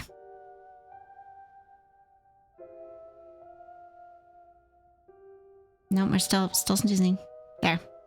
And then you're like, is it any surprise when they had literally no understanding other than their own that, yeah, it was totally fine if your dad punches your mom in the face. That's just internal house stuff. Don't get anyone else involved in that. You wouldn't want them to be in your drama. You definitely wouldn't want the scandal of having the police involved. God. Okay. This makes me really sad for Michiyo. I'm like, Michiyo, I hope he's dead, Michiyo. I hope that you did come back to life and that you killed his ass. Okay. Protected you and your mom. Ugh. Just as many were fed up with the Shiraishis entirely and seemed relieved that things had finally quieted down again. It seems that they were still considered outsiders even after 3 years of living here. I don't understand it. Why would Toshiko have gotten involved with such a brutish good-for-nothing in the first place? I've heard many stories where one's partner's personality does a complete turn after entering a relationship. Yep, this is exactly how it works. They're so charming. They're so charming, and then they slowly pluck you away from everyone you care about until it's just you and them, and then you have nowhere else to go. After her first husband's death, Toshiko's financial situation had also taken a turn for the worst. She was determined to send her daughter to a good high school. It's possible she fell victim to sweet promises. Yeah, the turn was the upfront charm. The true personality emerges later. Yep. Like, everything they're saying out of here is textbook abuse case, and it breaks my heart. Yeah. Yep. Life can be tough, I suppose. Like, it's just... like, the fact that Toshiko apparently didn't seem to have any family to help her as she suddenly became a single mom, right? Like, that she didn't have any support network that led her to, you know, being charmed by an abuser. Not that that can't happen when you do have a support network. It does, but... yeah, okay. You don't seem moved by the story, ma'am. That's fine. People have all kinds of stories. Okay, oh, I clicked it wrong. Wait, no, Richter, I need to... Oh, there we go. Okay, we're ignoring Richter. I had a file update? No, I had a person of interest update. About Iwai. Kankichiro Iwai, the common-law husband of Michiyo Shiraishi's mother, Toshiko Shira, he looks like... look at that jacket. He's in the Yakuza. The common-law husband of Michiyo Shiraishi's mother, Toshiko Shiraishi. Kankichiro started coming and going from the Shiraishi household over a year ago. It seems he has served some time in prison, but the details are unknown. All right. We don't have... Toshiko's not in here, though, right? No. Okay. Oh, so you came here, too. Huh? What is it? Aha! Could you repeat what you know one more time for me, Richter?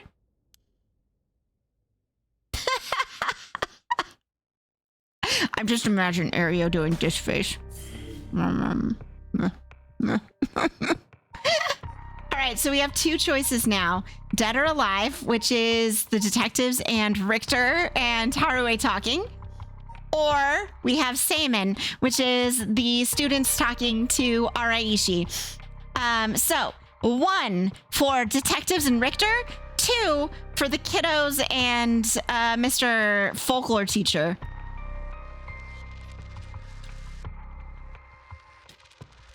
Yeah, busted. Oh, everybody wants this. Everyone wants to see how this pans out. Okay. All right. Dead or Alive it is, fam. Harue and Richter visit Michiyo's home, having determined her to be a key player in the unresolved kidnapping case from a year before. As the complicated story begins to unravel, they encounter 2 men. Dun dun dun dun. Harue Shigima, 10 a.m.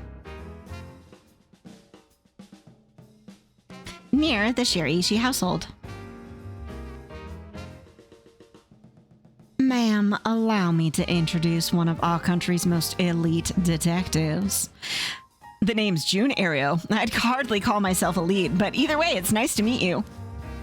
This here's the brilliant Chief Inspector Tsutsumi, and yes, he's just as rough and tumble as he looks.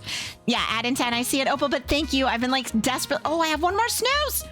Ha ha ha ha ha. Okay, that's my last snooze, so I'm pushing it off as far as possible because we just had break, so. Sometimes I really don't know if you're complimenting me or putting me down. Shut up, girl! So, you two are detectives. This is my client, Mrs. Harue Shigima. Her father's a big deal in the police force himself, so remember to mind your manners. A big wig named Shigima? Boss? You know of this guy? Shit, I've heard the name, but you know I don't keep track of who's who in the upper echelons. There's no need to worry. I am my own person after all, and my father has nothing to do with any of this. Oh, damn! Harue!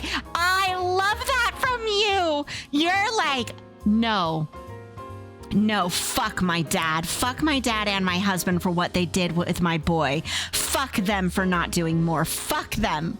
That was a power move. I love that for her.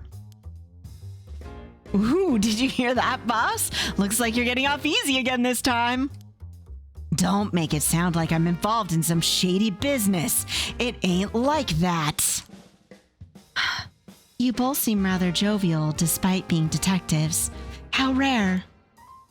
All the police officers I've met have always been so dull. Shut Up Carl is now for any side character who gives away too much info. No, I love it, Opal. It's great. Well, you won't find any dull cops here. We'll round up all your criminals with a smile. That's our motto. How lovely. Keep it up. Just hold on 1 second. This is the first time I'm hearing that. Well, you're right about them not being your typical detectives. I thought we might cause trouble standing in the middle of the street talking like this, but so far we haven't drawn attention. Then again, that might just be because nobody wants to get involved with the case. Okay, anything else? It seems they were acquainted, but also like they haven't talked in a long time. Well, Ario did call Richter by his first name.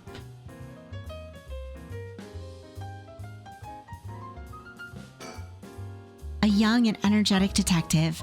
He seems to have a strong sense of justice. If my son had the chance to grow older, perhaps he would have been an officer just like him. He seems like he's got a lot of experience working the streets. Most of the officers I know are the bureaucratic desk jockey types. The contrast is rather striking. Yeah, and it might be the translation that they're localizing it, Graveyard again. It's hard to say, like, how well they introduce the formality versus not, but we do know that Richter used to be in the police force and that he and Ario went to school together, right? They went to, like, academy together. So we know that they do know each other, right? It's not just like a passing acquaintance, that they've actually spent time together. Mm-hmm. So it may be that they're westernizing like the way that we tend to use people's first names unless it's very formal. It's hard to tell.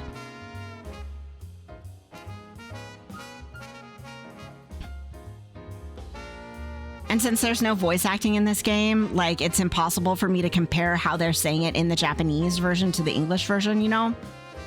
Because I can't read Japanese, so there we are. I guess knowing how to deal with cops is also part of an investigator's job. Not quite. The two of us used to be comrades is all. Comrades? That's right. Richter used to be part of the police force himself. He quit a few years ago to go solo. Is that so? You should give it a try, Ario. There's more freedom in working as a private investigator. Can't say much for the quality of life, though. It's been 2 years, right? I hadn't heard of you since you quit. I didn't think your business would last, but here you are. You sure don't want to return to the force? We'd take you back with open arms. To what? To sit on my ass and watch the birds fly? I'll take a pass.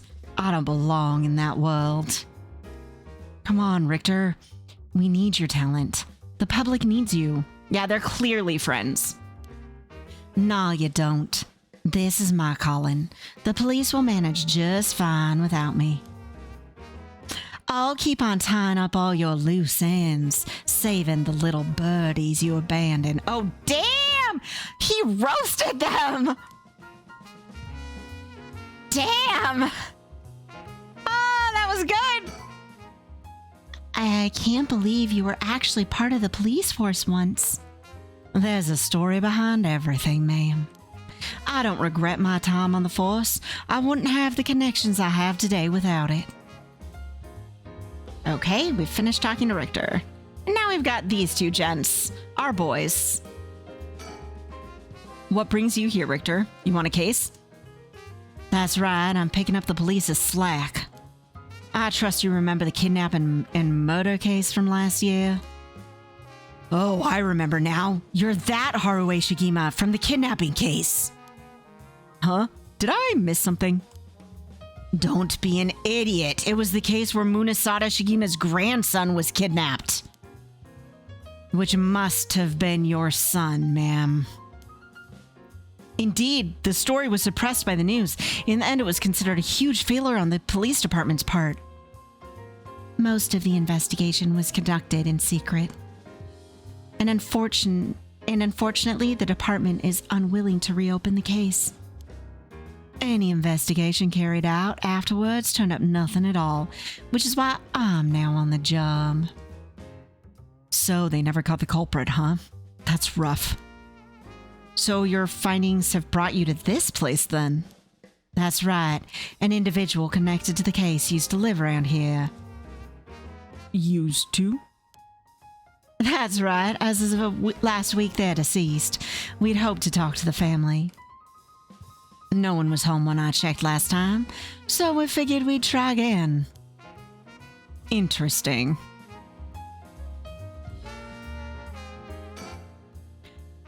It sure doesn't look good on the police to be mishandling cases like these. If there really was a culprit, it should be our responsibility to bring them to justice. Well, I do consider the police my people. So, you consider the blame to be shared. You've got a stern side as well, I see. Yep. By the way, ma'am, this might be sudden, but there's something I'd like to confirm with you. And that is? Do you happen to know anything about the 7 mysteries of Honjo? Huh? Sorry, Chief, but that's hardly. With all due respect, investigator, I think my question was addressed to the lady. If you insist. What do you say, ma'am? Can you tell us anything? How about we ... this? Can't say I know much. Is that so? Well, sorry for the intrusion. I mean, he fucking knows she's lying, but maybe she doesn't know much. I don't know. Come to think of it, I heard some things about this area last night. Something about a strange yet conspicuous man dressed in white loitering around. Wait a second. I assume they were talking about you, investigator. Well, I won't argue that I'm strange and conspicuously dressed in white. And as it turns out, I was here last night to conduct my investigation. Did you run into anything strange or out of the ordinary? Out of the ordinary, I guess I did observe a few suspicious characters. You were asking about curses just now. Why would a public servant be interested in the occult? Boss, Richter's a smart man. He can help us if we tell him what we know. I can't promise I'll be of any help to you, but I'm interested in hearing what you got to say. Something's happening in Honjo, isn't there? Must be something big if they've got you head office guys on it. Well, I guess it's all right. Desperate times call for desperate measures. Thank you, boss. Listen closely to what we're about to say, Richter.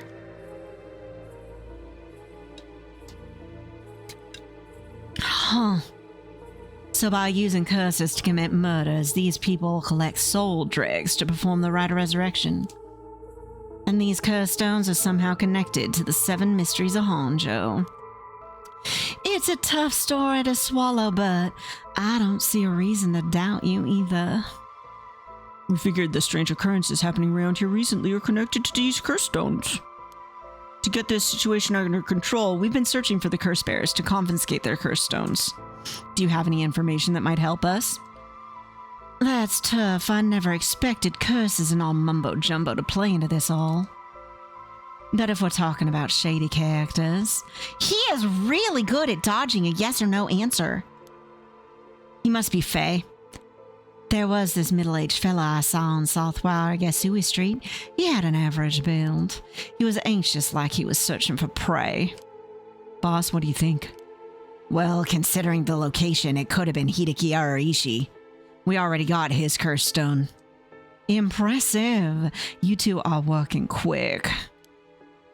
Did you see anything else? Not that I can remember. That's a shame. Tsutsumi knows he's lying.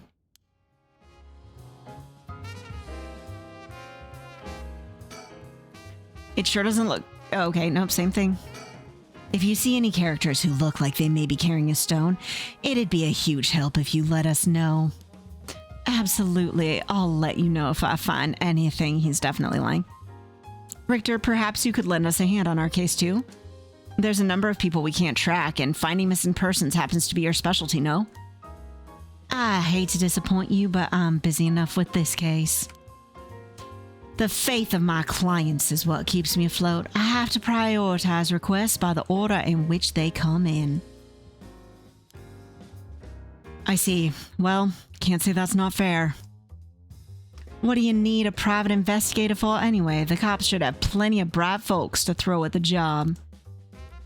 True, but this isn't an ordinary case we're dealing with here. Oh, we're done with him. Huh? By the way, that reminds me, Richter? Yes? You said the person who used to live here died last week. You wouldn't be referring to Michiyo Shiraishi by chance. You knew. I thought so. It seems like we're here for the same reason then. Seriously? Michiyo was involved with curses and magic? Strictly speaking, the curse part isn't our concern. We're looking into Yoshimi's case. Yoshimi. Oh, right, Hajime Yoshimi's. That's right, he died on the job. I'm sure you've heard of it. I heard. It was a most unfortunate loss. So there's a connection between Hajime Yoshimi of the Juvenile Division and Michiyo. Well, hold on. Let's focus on Michiyo for a second. You think she had something to do with the kidnapping? Talk about unforeseen developments. Exchanging information could prove mutually beneficial. I'll tell you what I know, but in turn I want the full scoop on your findings concerning Michiyo. Sure, to tell you the truth. What? You believe Michiyo's ghost is the one who killed Mr. Jonouchi? So he wasn't just mumbling nonsense. I mean, we haven't fully confirmed anything yet, but the testimonies we've heard and the evidence we found point in that direction. Testimony? You mean from those psychic high schoolers? Didn't they also say there was a chance Michiyo hadn't killed herself? Wait, if that's all true then... Did you figure something out? Kankichiro, why? Look at all their faces! Richter's like screaming in the middle of the street and everyone else is like, buddy? He's having a true detective moment. And on that true detective moment, I'm sorry I can't snooze it anymore, fam. We're going into an ad break. We are going into an ad break. I'm sorry. I'm sorry. The timing is amazing. All right, everybody. Enjoy. Enjoy.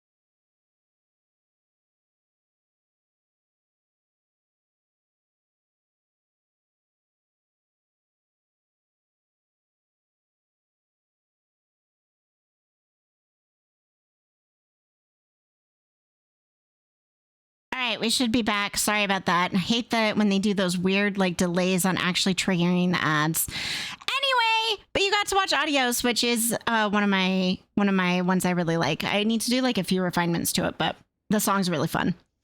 All right, back to our cliffhanger. Where we let off? Huh?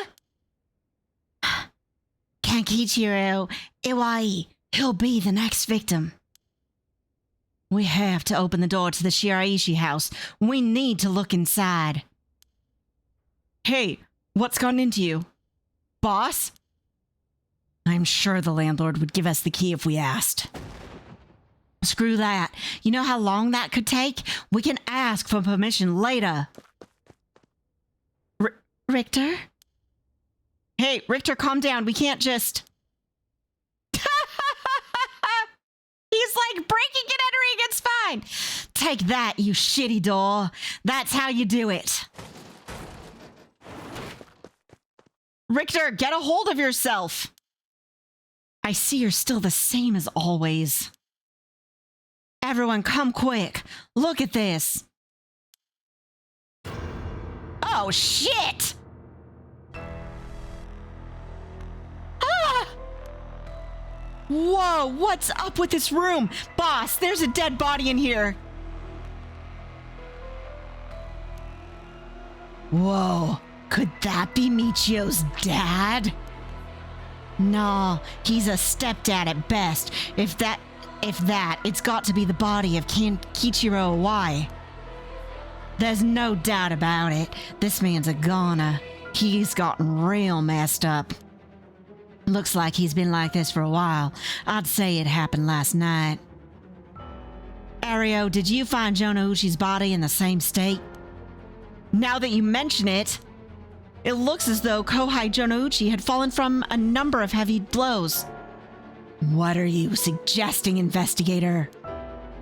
It was Michiyo Shiraishi. She's alive. She used the power of the curses to get back at the men who ruined her life. That's ridiculous. You're suggesting she actually revived. It's gotta be that, and if she's alive, then...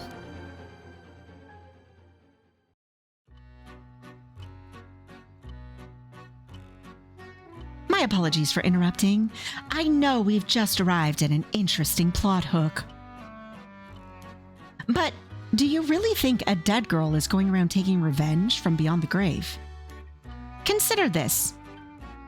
What if Michiyo Shiraishi never died? But seeing as you've come this far, I'm sure you already know the truth, don't you? And so, I would have you answer me a question. Where in Honjo was Michiyo Shiraishi at the hour of 8 o'clock this morning? Where was Michiyo at 8 a.m. this morning? Fam, I need your help with this. Okay, 8 a.m.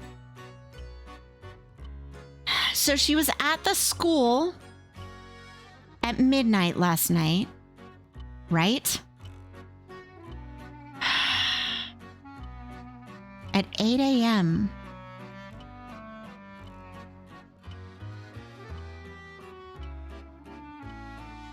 Okay, our options are the bridge, the river,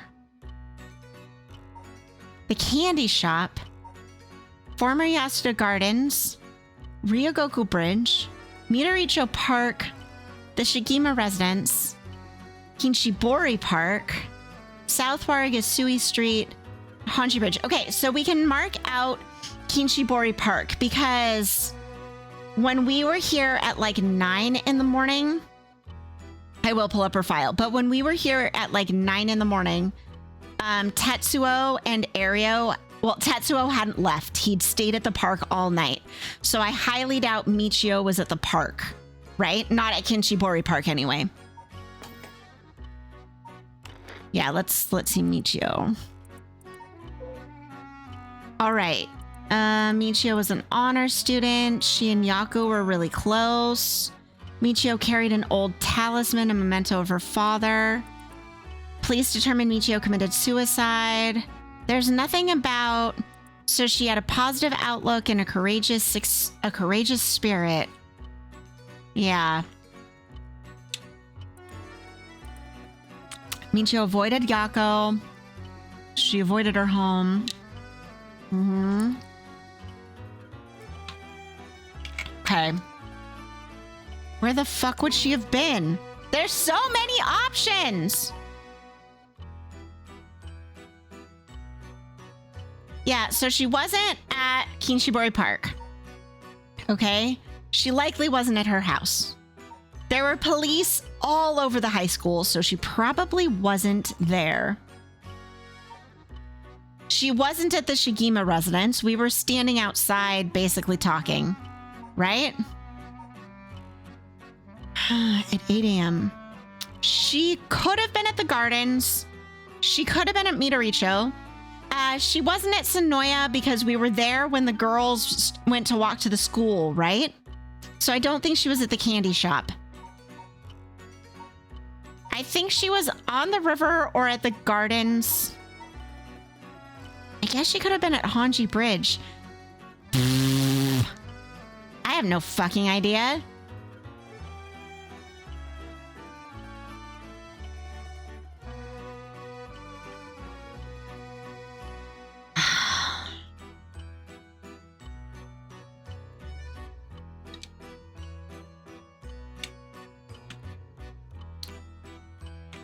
Rivers are the gateway between the living and the dead.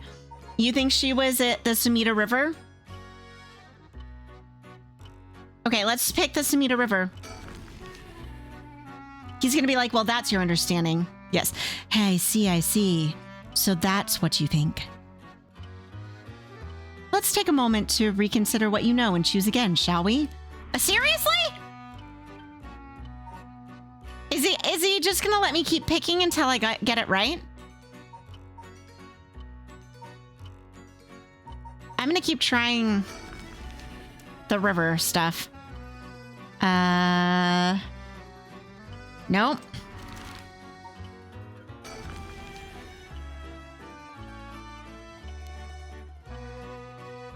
Nope.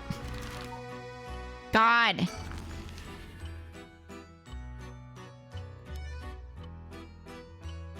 Nope. Okay, Midoricho Park.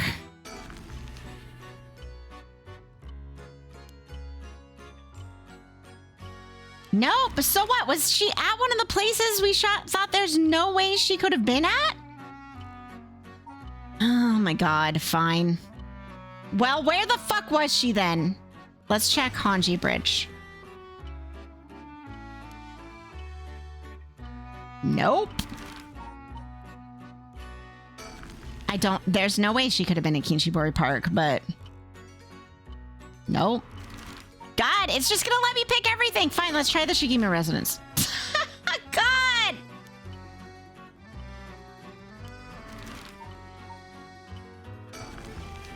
I have no fucking clue. Clearly. Where was she? Okay. At her house? Nope. Okay, so all that's fucking left is the school and the candy shop. That's great. Congrats. She was at the candy shop, apparently. Congratulations. You were correct. You got it wrong 10 times. Well, it's a trivial matter. God, they had to rub it in. Wow. It may have been easier to reach that conclusion had you considered the cause of death. Wait. The accident? Let's get back to the story then, shall we? I've taken up enough of your time. You were gonna guess the candy shop, Alroy? So what was she doing at the candy shop? What? So you really think Michiyo Shiraishi is alive? Just think through, and it all becomes obvious. It tracks, but... Do you really think that girl could have managed all this?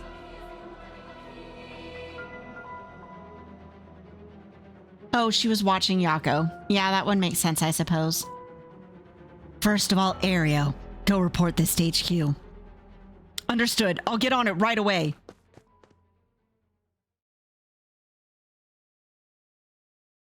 What the fuck with this house, though? I'll start investigating this place. It sure isn't lacking in stuff that needs a looking at. There's a bunch of photos of the same person pasted on the wall over there. Okay, so we're not zoomed in, but that sure as hell looks like Nejima to me. Huh? Whoa, hold on. These photos. These are all of Fumichika Nejima. Gross. Really? Come to think of it, he was in the papers a lot back in the day. Oh, there's even more pasted up over there. These are all cutouts from newspapers and magazines about the Nejima murders. Wait a second.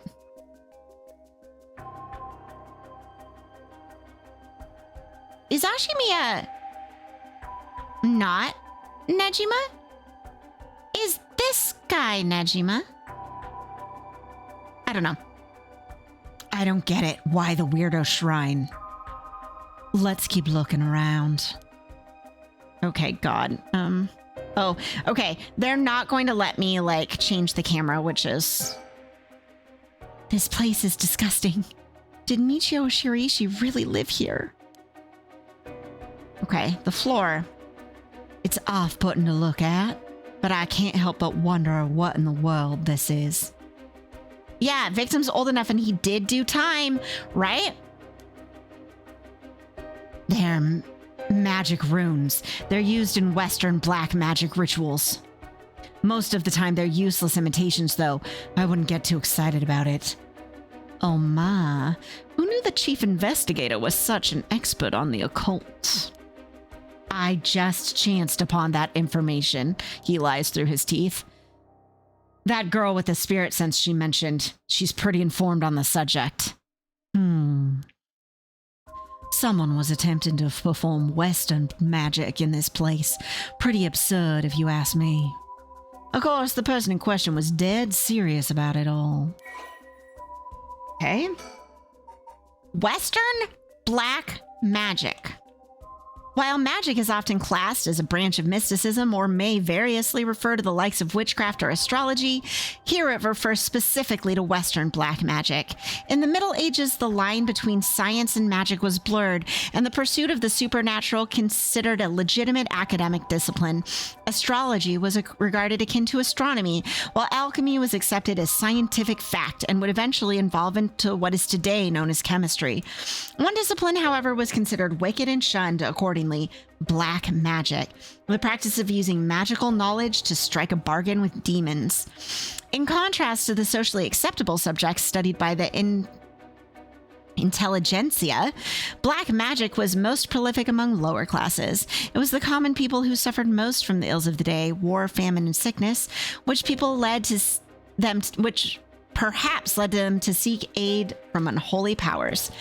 As heresy, these rituals and spells were nowhere to be found in orthodox modes of teaching, but instead were recorded in tomes of dubious credibility. All right, we've investigated... Oh, the floor, but there's more. It looks like the things spread around here have been like this for a while now. This ritual or whatever was something he attempted up to recently. Plenty of the neighbors mentioned having heard strange mantra-like noises coming from here during the night. You think Owai was the one chanting? Hard to say. Could have been one of the Shiraishis as well. If we look through these books in the back, we might learn whatever it is they were trying to do.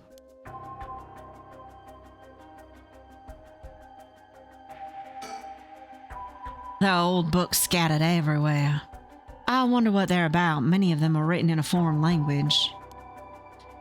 It'll be a pain to look through all of these. Let's save them for later and continue to look around.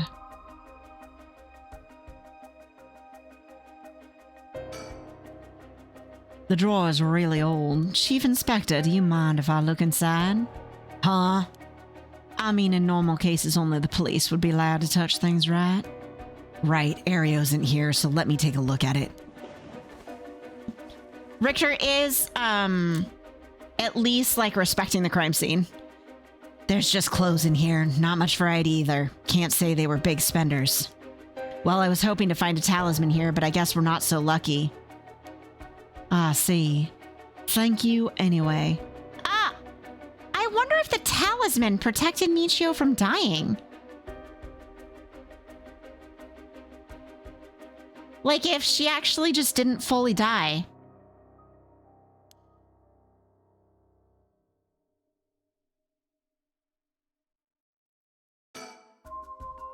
With the window and storm shutter closed, no light gets in here at all. It's pitch black. The neighbors mentioned they started to keep the house shut like this not long ago. Yeah, extra life talisman, I know, right? Alright. Look at these pictures of Fumichika Nejima cut out of newspapers and magazines. Whoever put these up was obsessed. I wonder what their intent was. You think the Shiraishis are somehow connected to the Nejima's case? Perhaps they did this as to not forget a grudge or something. It's crazy to think Nejima might be involved in all this too. Do you think he might have anything to do with the body here? Maybe. The man's already out on parole. He's a curse bearer with a curse stone now. He announced that from sundown today he'll be going on a killing spree. Oh dear! There's an emergency search underway as we speak, but no one's yet managed to get a hold of the bastard. So he hasn't changed his ways. That doesn't bode well. To tell you the truth, the lady here isn't completely unconnected from the Nejima murders either. You don't say. That's right. We talked about it last night. 20 years ago, I found the hand in Sumida River that brought the incident to light. You don't say. You're the kid from back then. You were really brave. You did a great deed. You were the detective I spoke with. I had no idea. And all the strings start getting tied together. So you two have met before. Fancy that. I've been worried that Fumichika Nejima might bear resentment towards you, ma'am. You might be right. Unfortunately, that asshole is quite the resentful type. Oh dear. That asshole. I wonder who put the idea into his head. And now he's got the one-sided read, too. He's threatening to massacre the people of Honjo at sundown. Seriously. On top of that, he's been itching to get revenge on me as well. Of all things, the man's gone and threatened to kill my daughter. Damn, that's quite the threat. Certainly you can't afford to stay put here. The fucker wants to get us all antsy. When I finally get to arresting him, it'll be with a cool head. Not gonna give him the pleasure, huh? Well, if Hawaii and Fumichika Nejima have anything to do with each other, then this room might hold a clue to Nejima's location. So if Hawaii, it could be they met in prison too, right? They could have met in prison.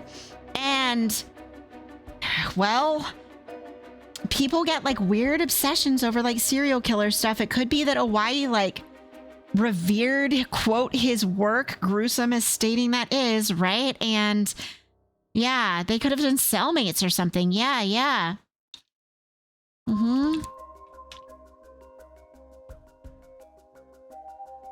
I live for this shit, fam. I live for murder mystery solving.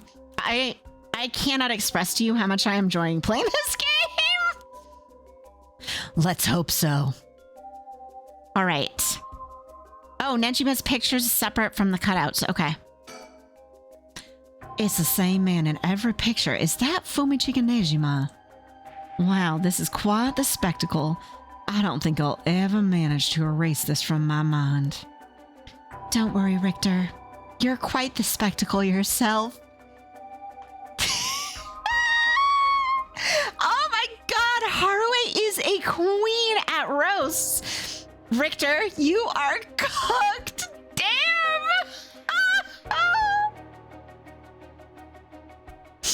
Wow! She just stabbed him right in the heart.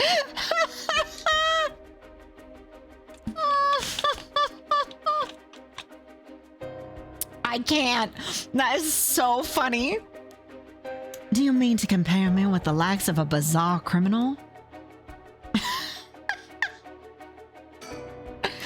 These aren't just cutouts from publications. They even snapped a number of shots of their own. They must have admired him. Why else would they have collected so many pictures? Whatever the case, it's certain they were obsessed. Okay. The person who put all these photos up must have been obsessed with Nejima. They might have had some relation to Nejima's victims, or perhaps it was the opposite. The opposite? What if it wasn't loathing, but admiration? But then... This sliding door leads to the kitchen. It barely fits the frame. Okay, we've got the floor. We have the corpse. Wait, decorations. Oh, that's new. Yeah. They really are making me look for, like, all the clues. That's super fun. There are candles and stones with inscriptions placed all over. Are these tools for some ritual?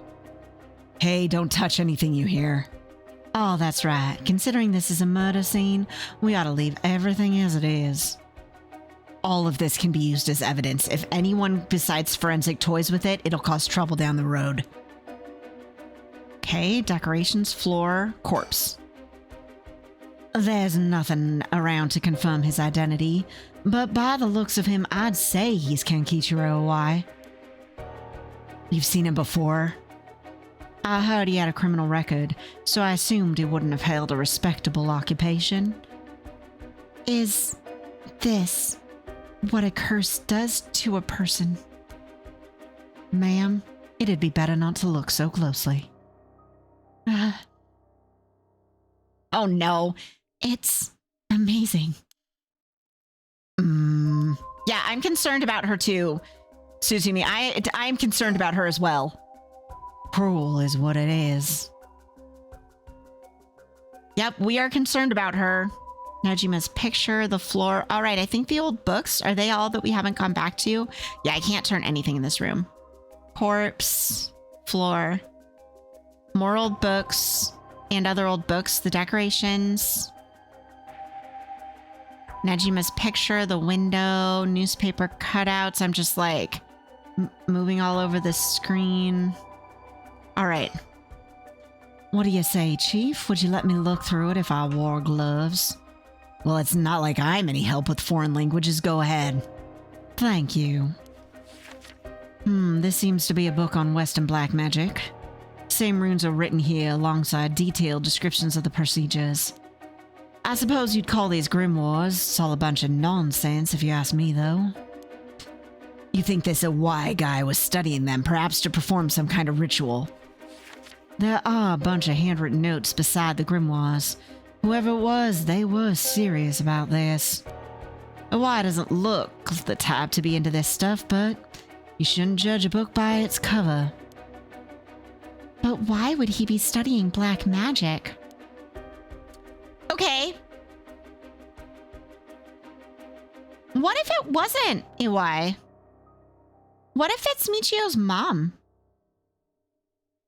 We don't know anything about her yet. What if Michiyo's mom was the one actually doing the rituals? What if Owai is just a red herring? What if Michiyo's mom was obsessed with Nejima?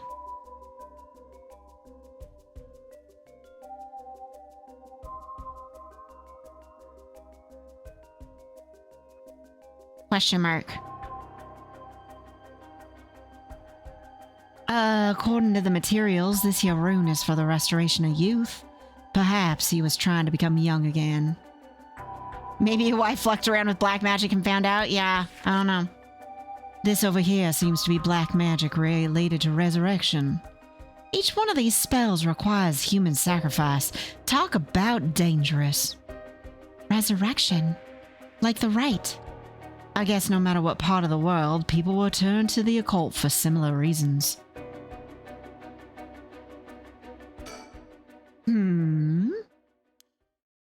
What's this? What is it? This looks like a journal. It was probably Owai's. A journal. His writing is surprisingly thorough. It's almost as if he was writing a report for someone. Oh wow, now this is something.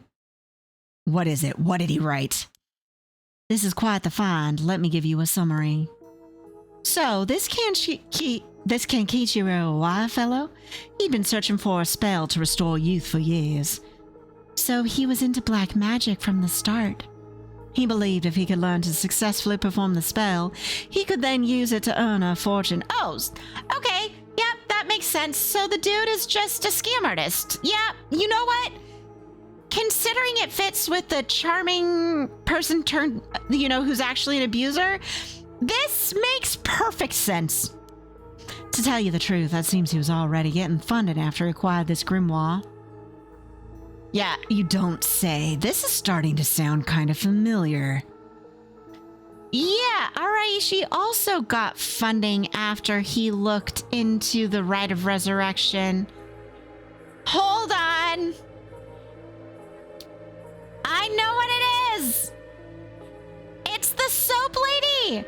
She's getting old. She's getting old. It's the soap lady. Yep, it's the soap lady. She's trying to pay all of these people to help her get young or come back from the dead because she's getting old.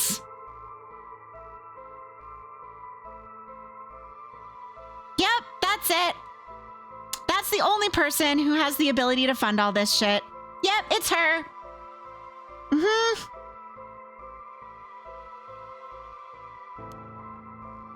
Someone tell Lady Bathory to settle down.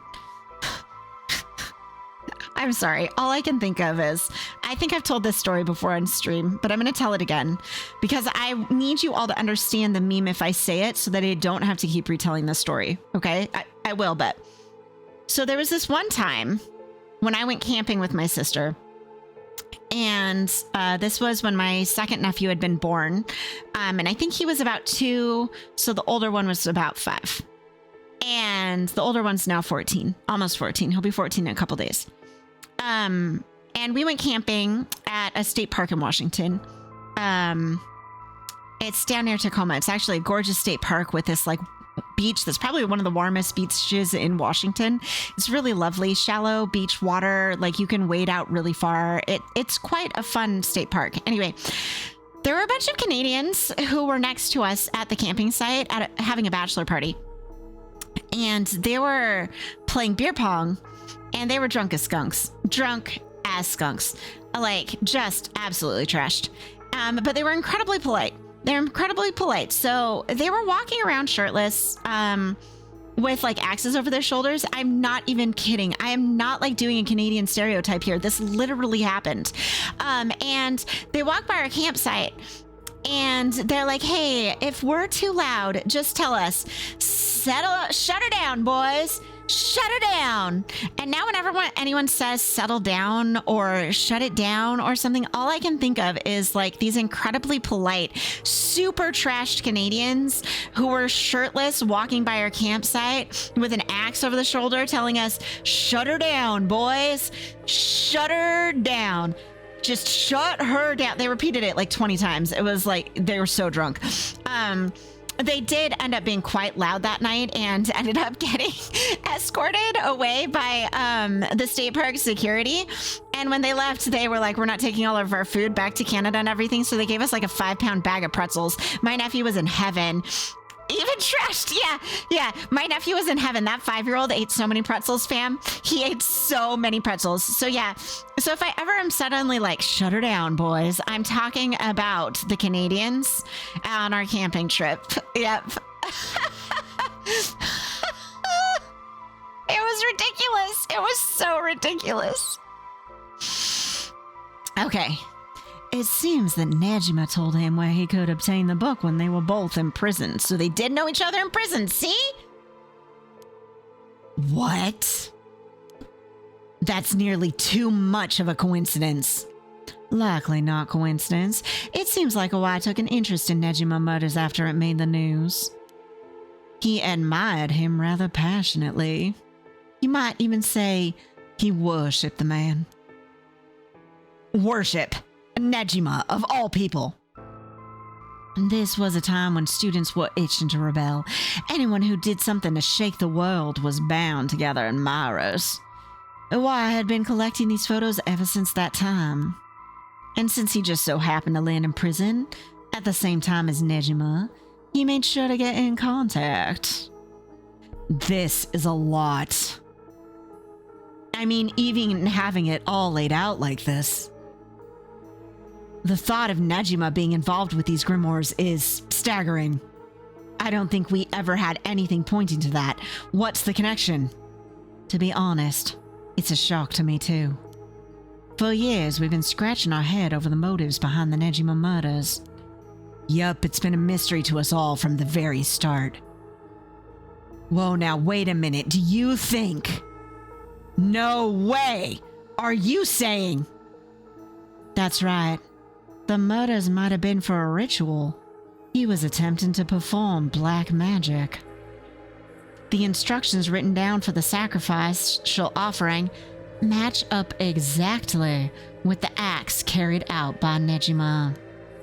You've got to be kidding me! So that sadistic crap he was doing was all for black magic? That's what the evidence suggests. However, Nejima tried to do some type of resurrection ritual, but Awai had different motives.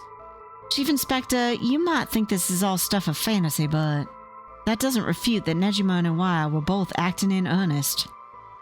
This is batshit insane! You're telling me that some nutjob did this all for some hokey-pokey ritual. Shit! Resurrection! That means there must have been someone Nejima wanted to bring back to life. Damn, that's it! That has to be it! Fucking hell, it all makes sense now! What? What is it? So, about the Nejima murders. There's some information that's been kept from the public. Go on. When we broke into his house and arrested him, we also found a baby. A baby? It was a girl, looked to be about 6 months old, but she was covered in filth. She looked so weak and sickly. We called the medics right away. If we were a second later, I'm sure the girl would have died. So was Nejima the father. He told us he'd found her under a bridge. He found her? She was abandoned. I've heard of parents threatening to leave their child under a bridge as a threat, but to think it really happens.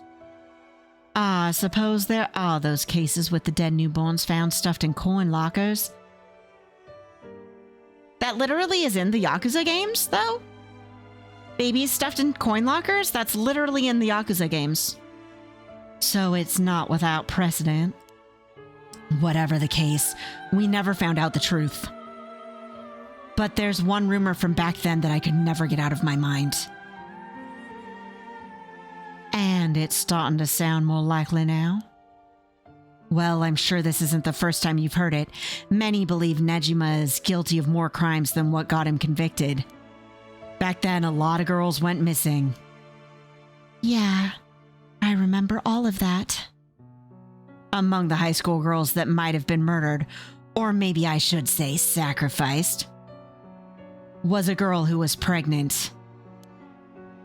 Goodness. That's horrific. He killed her and dismembered her body. And we thought maybe the baby we found is what he pulled out from inside her. That's fucking terrible! What the actual fuck? What the fuck? Don't misunderstand me. This is all speculation on top of more speculation here. But I, for one, never believed the man would take in a baby he found under a bridge. I'm feeling sick. Stay strong, ma'am. I know this is hard to hear. Like I said, Don't take that to be the full truth.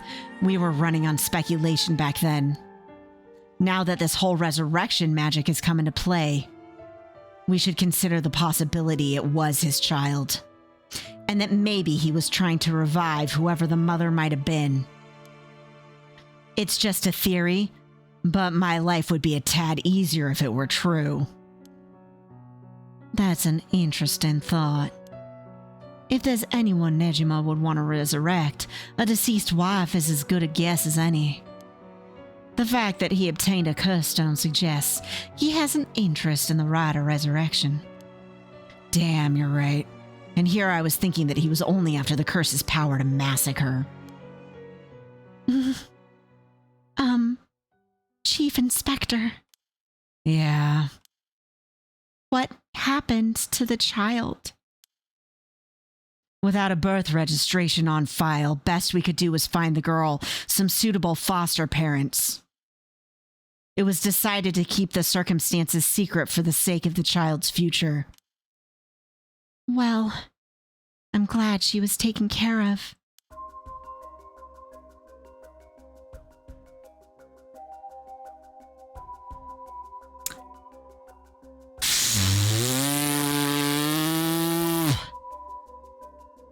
Damn. I need to drink water. No, Harue is too young. Harue is too old. She's too old. Are people within range for that possibility? So this would have been 20 years ago. So they would be around 21. So, yeah, we've got a couple people, I think, right? Maybe? Yeah, okay. Persons of interest.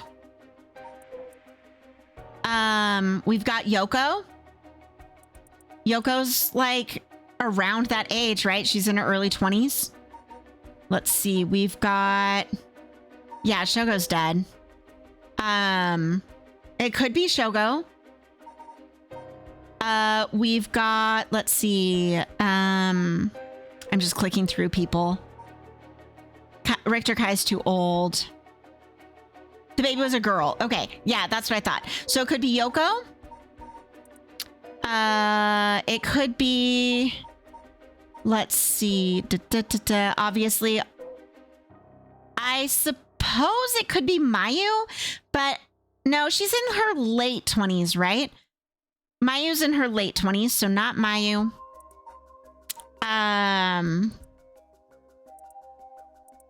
It could be Ayame, right? She's a university student, so she could be around the right age. So I think it's between Ayame, Yoko, and Yoko. Yeah, it could be that... I have a feeling it's probably one of our cast already, Graveyardigan, but you're right. It could be not any member of our cast. Don't mean to derail the conversation, but there's still more written in Awai's journal. We know Awai had managed to obtain the grimoire thanks to the advice he got from his idol Nejima while in prison. After conducting research and gathering more information, he determined he had a chance to get rich quick. Right, he thought he could make some money if he could successfully use rejuvenation magic. Correct. Turns out someone gave him the idea. And get this. Yeah, I nailed it! Fucking nailed it! She's in college as well, Opal. They say she's in college. But we don't know where she is. And yes, I was wondering if Satsumi had adopted her.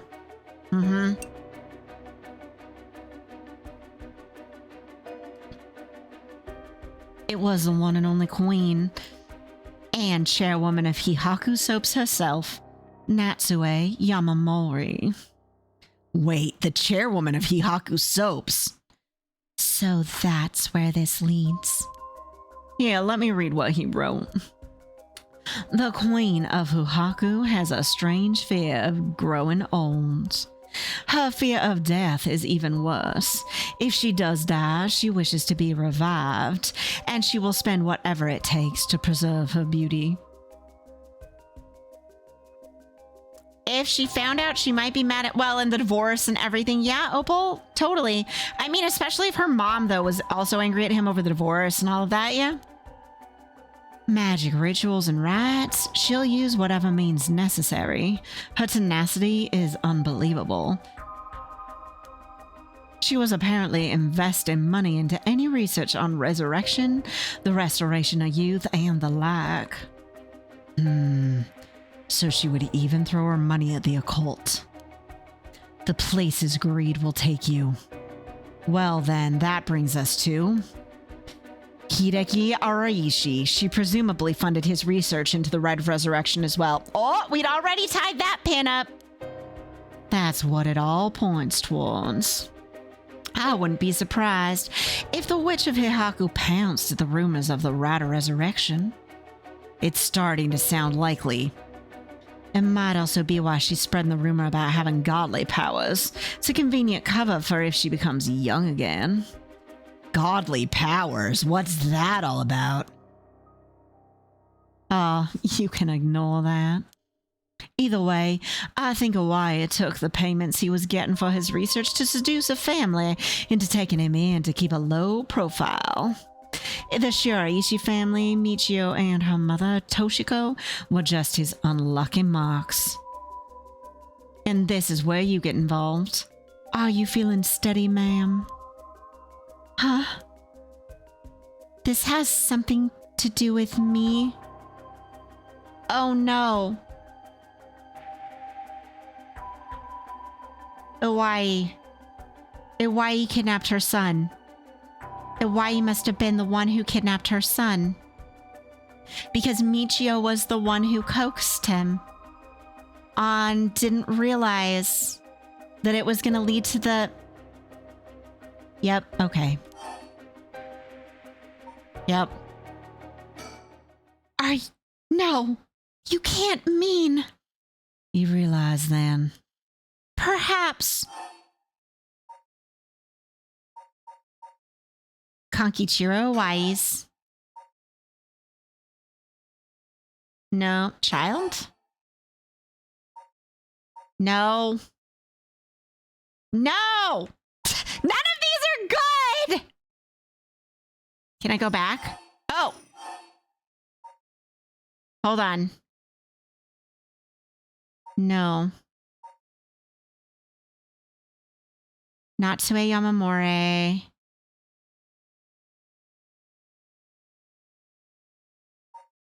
The Shiraishis.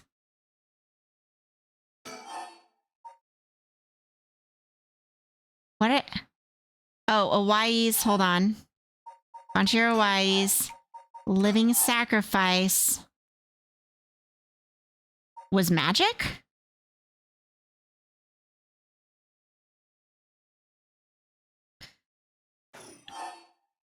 I want to say... So, let's see. Natsue Yamamori. Natsue. I'm like, who the fuck is... Yeah, Natsue Yamamori. Hold on. Oh, that's... Wait, does she have a child?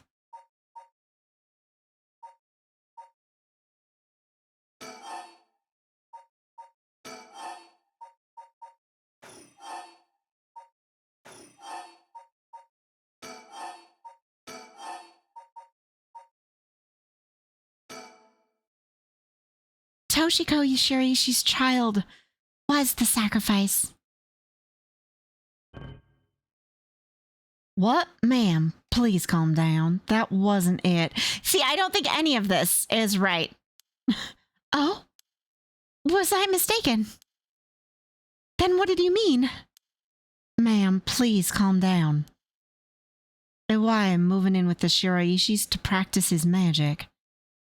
He needed a sacrifice to perform his youth restoration spell, but that meant extracting the life force from someone young.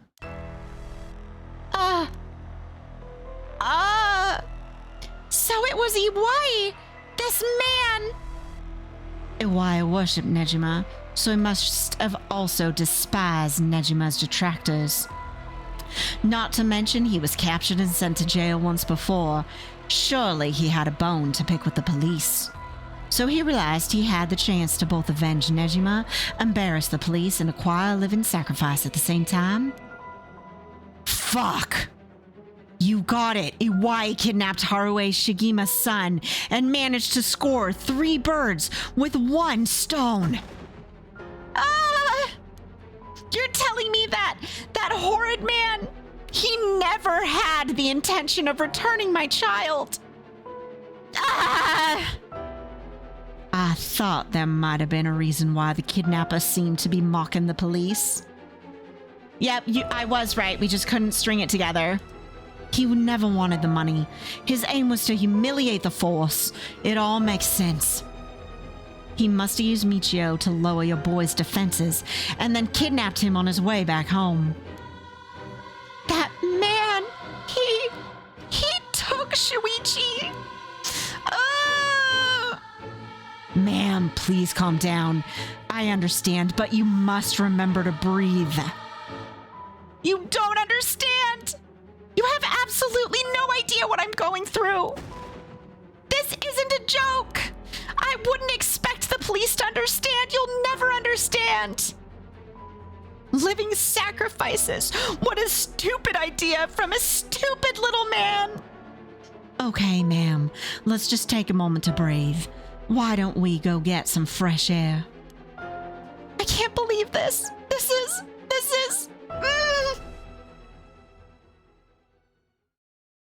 Chief, I think it's best we take our leave. But before we go, there's one more important piece of information noted in his journal. Oh, Iwaya got in contact with Nejima last year, after Nejima was released on parole. He provided him with accommodation and financial support. Is that so? He managed to find a hideout for Nejima to stay in. Damn it. If anything, rather than use his money to support the Shiraishis, it seems most went to Nejima instead. If Nejima's lurking around anywhere at the moment, it's probably in that hideout. Did he write where it is? Unfortunately, no. Not that I can tell. But it seems Michiyo knew where it was. She never met with Nejima in person, but she was made to go in and clean up, among other things. What good is that information? The girl's already dead. Wait, no! She's alive! That's right. Michiyo Shiraishi is alive. If you can find her... Oh, he's in his fucking JoJo pose. He's like, I have revealed to you the answer, I will pose. If you can find her and get her to talk, you can get her to spill the beans on his hideout too. Investigator, I'm asking you. I should be going. The lady's not well. You know what?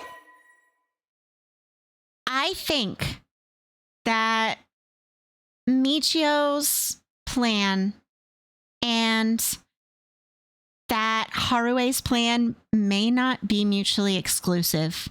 Imagine, of all of the people Michiyo hated that she would have wanted to get revenge on and kill, but what is the thing she feels probably the most guilty for? Don't you think she probably feels the most guilty for Shuichi's death? Don't you think Michiyo would also want to bring Shuichi back? I think she would. I think she would want to bring Shuichi back because she would feel so guilty over being responsible for bringing him to his death. I think it's entirely possible that Harue and Michiyo have aligned goals. Mm-hmm. Yep. All right.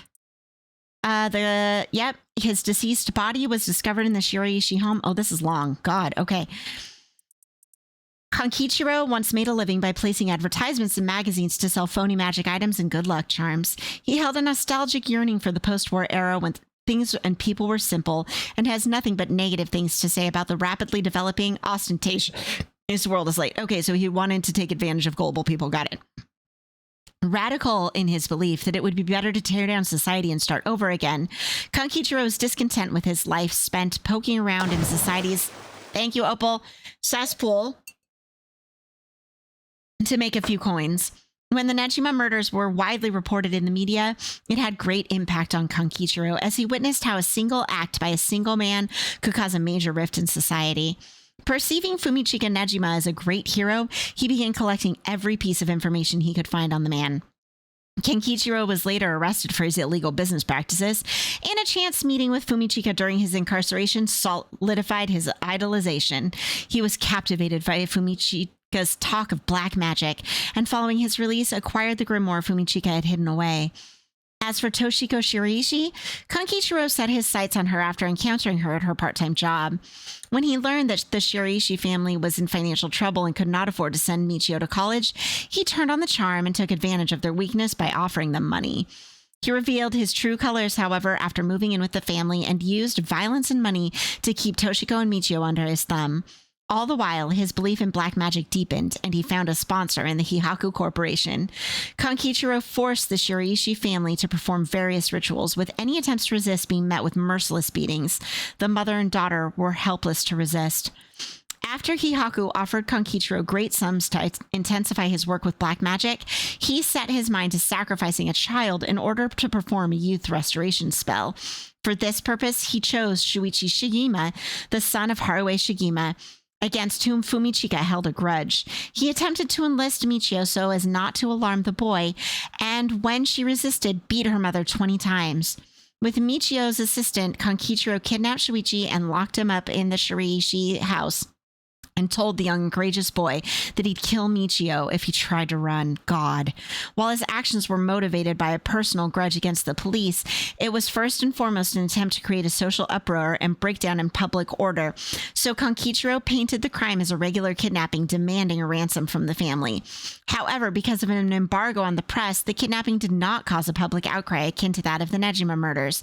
Infuriated, Kankichiro had Toshiko perform the sacrifice ritual by threatening to kill Michiyo if she refused. Toshiko killed Shuichi in his sleep, but the spell failed, for which Kankichiro blamed her.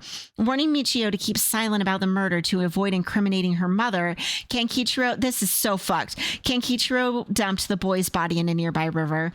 The tiny corpse was found a week later in the Sumida River after floating through several canals in Honjo. Having drifted for days in the polluted water, little evidence remained.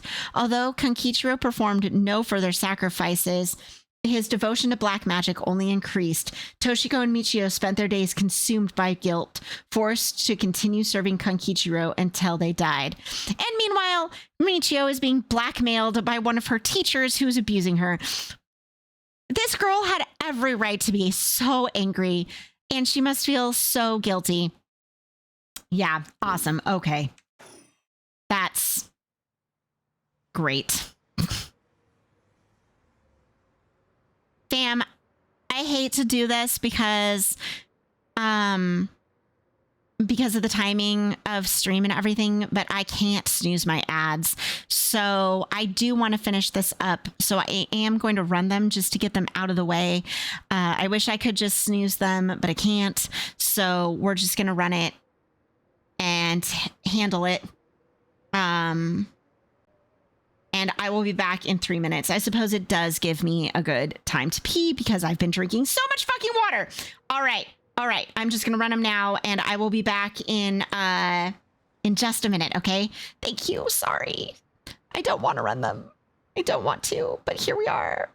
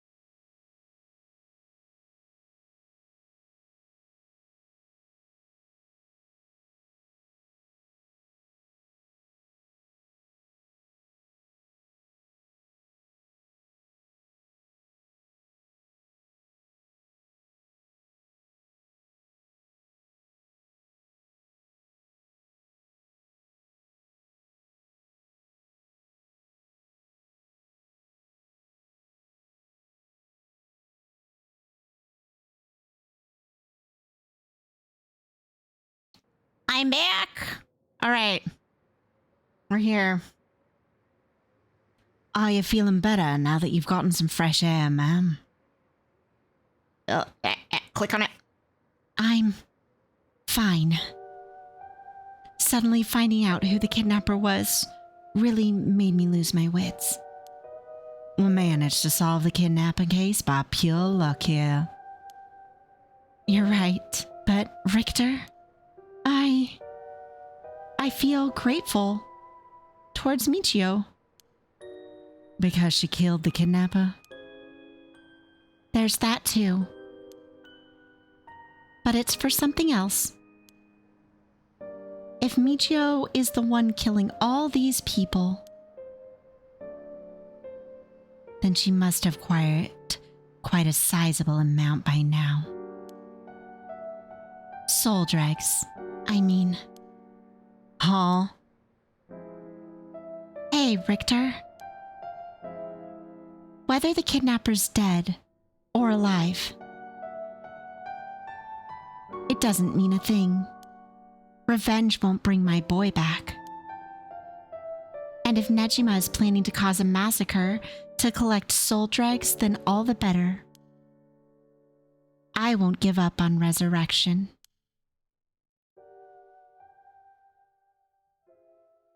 So, I'm counting on you.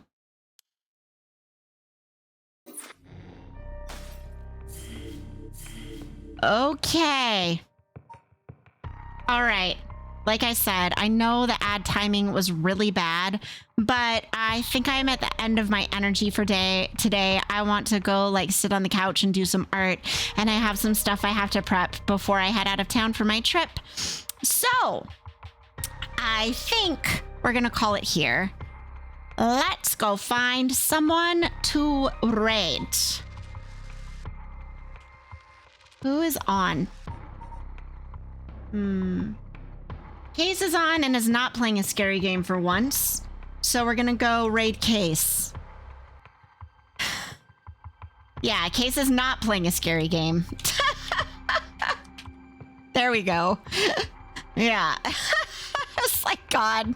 Case is always playing scary games, but not this time. This time, Case is not playing a scary game. Okay, Case is playing Palia. For any of you who are fans of farming sims, there's lots of things I love about Palia and some things I'm mad about, but it is an enjoyable game. So let's go send our love to Case. Thank you all for hanging out with me today. Again, no streams next week because I will be out of town in Chicago, but I will be in touch when I'm back, and I'll try to queue up some VODs and everything for you. So have a good one. I'll talk to you soon. I won't be like AWOL just not streaming. Have a great week, fam. Bye for now.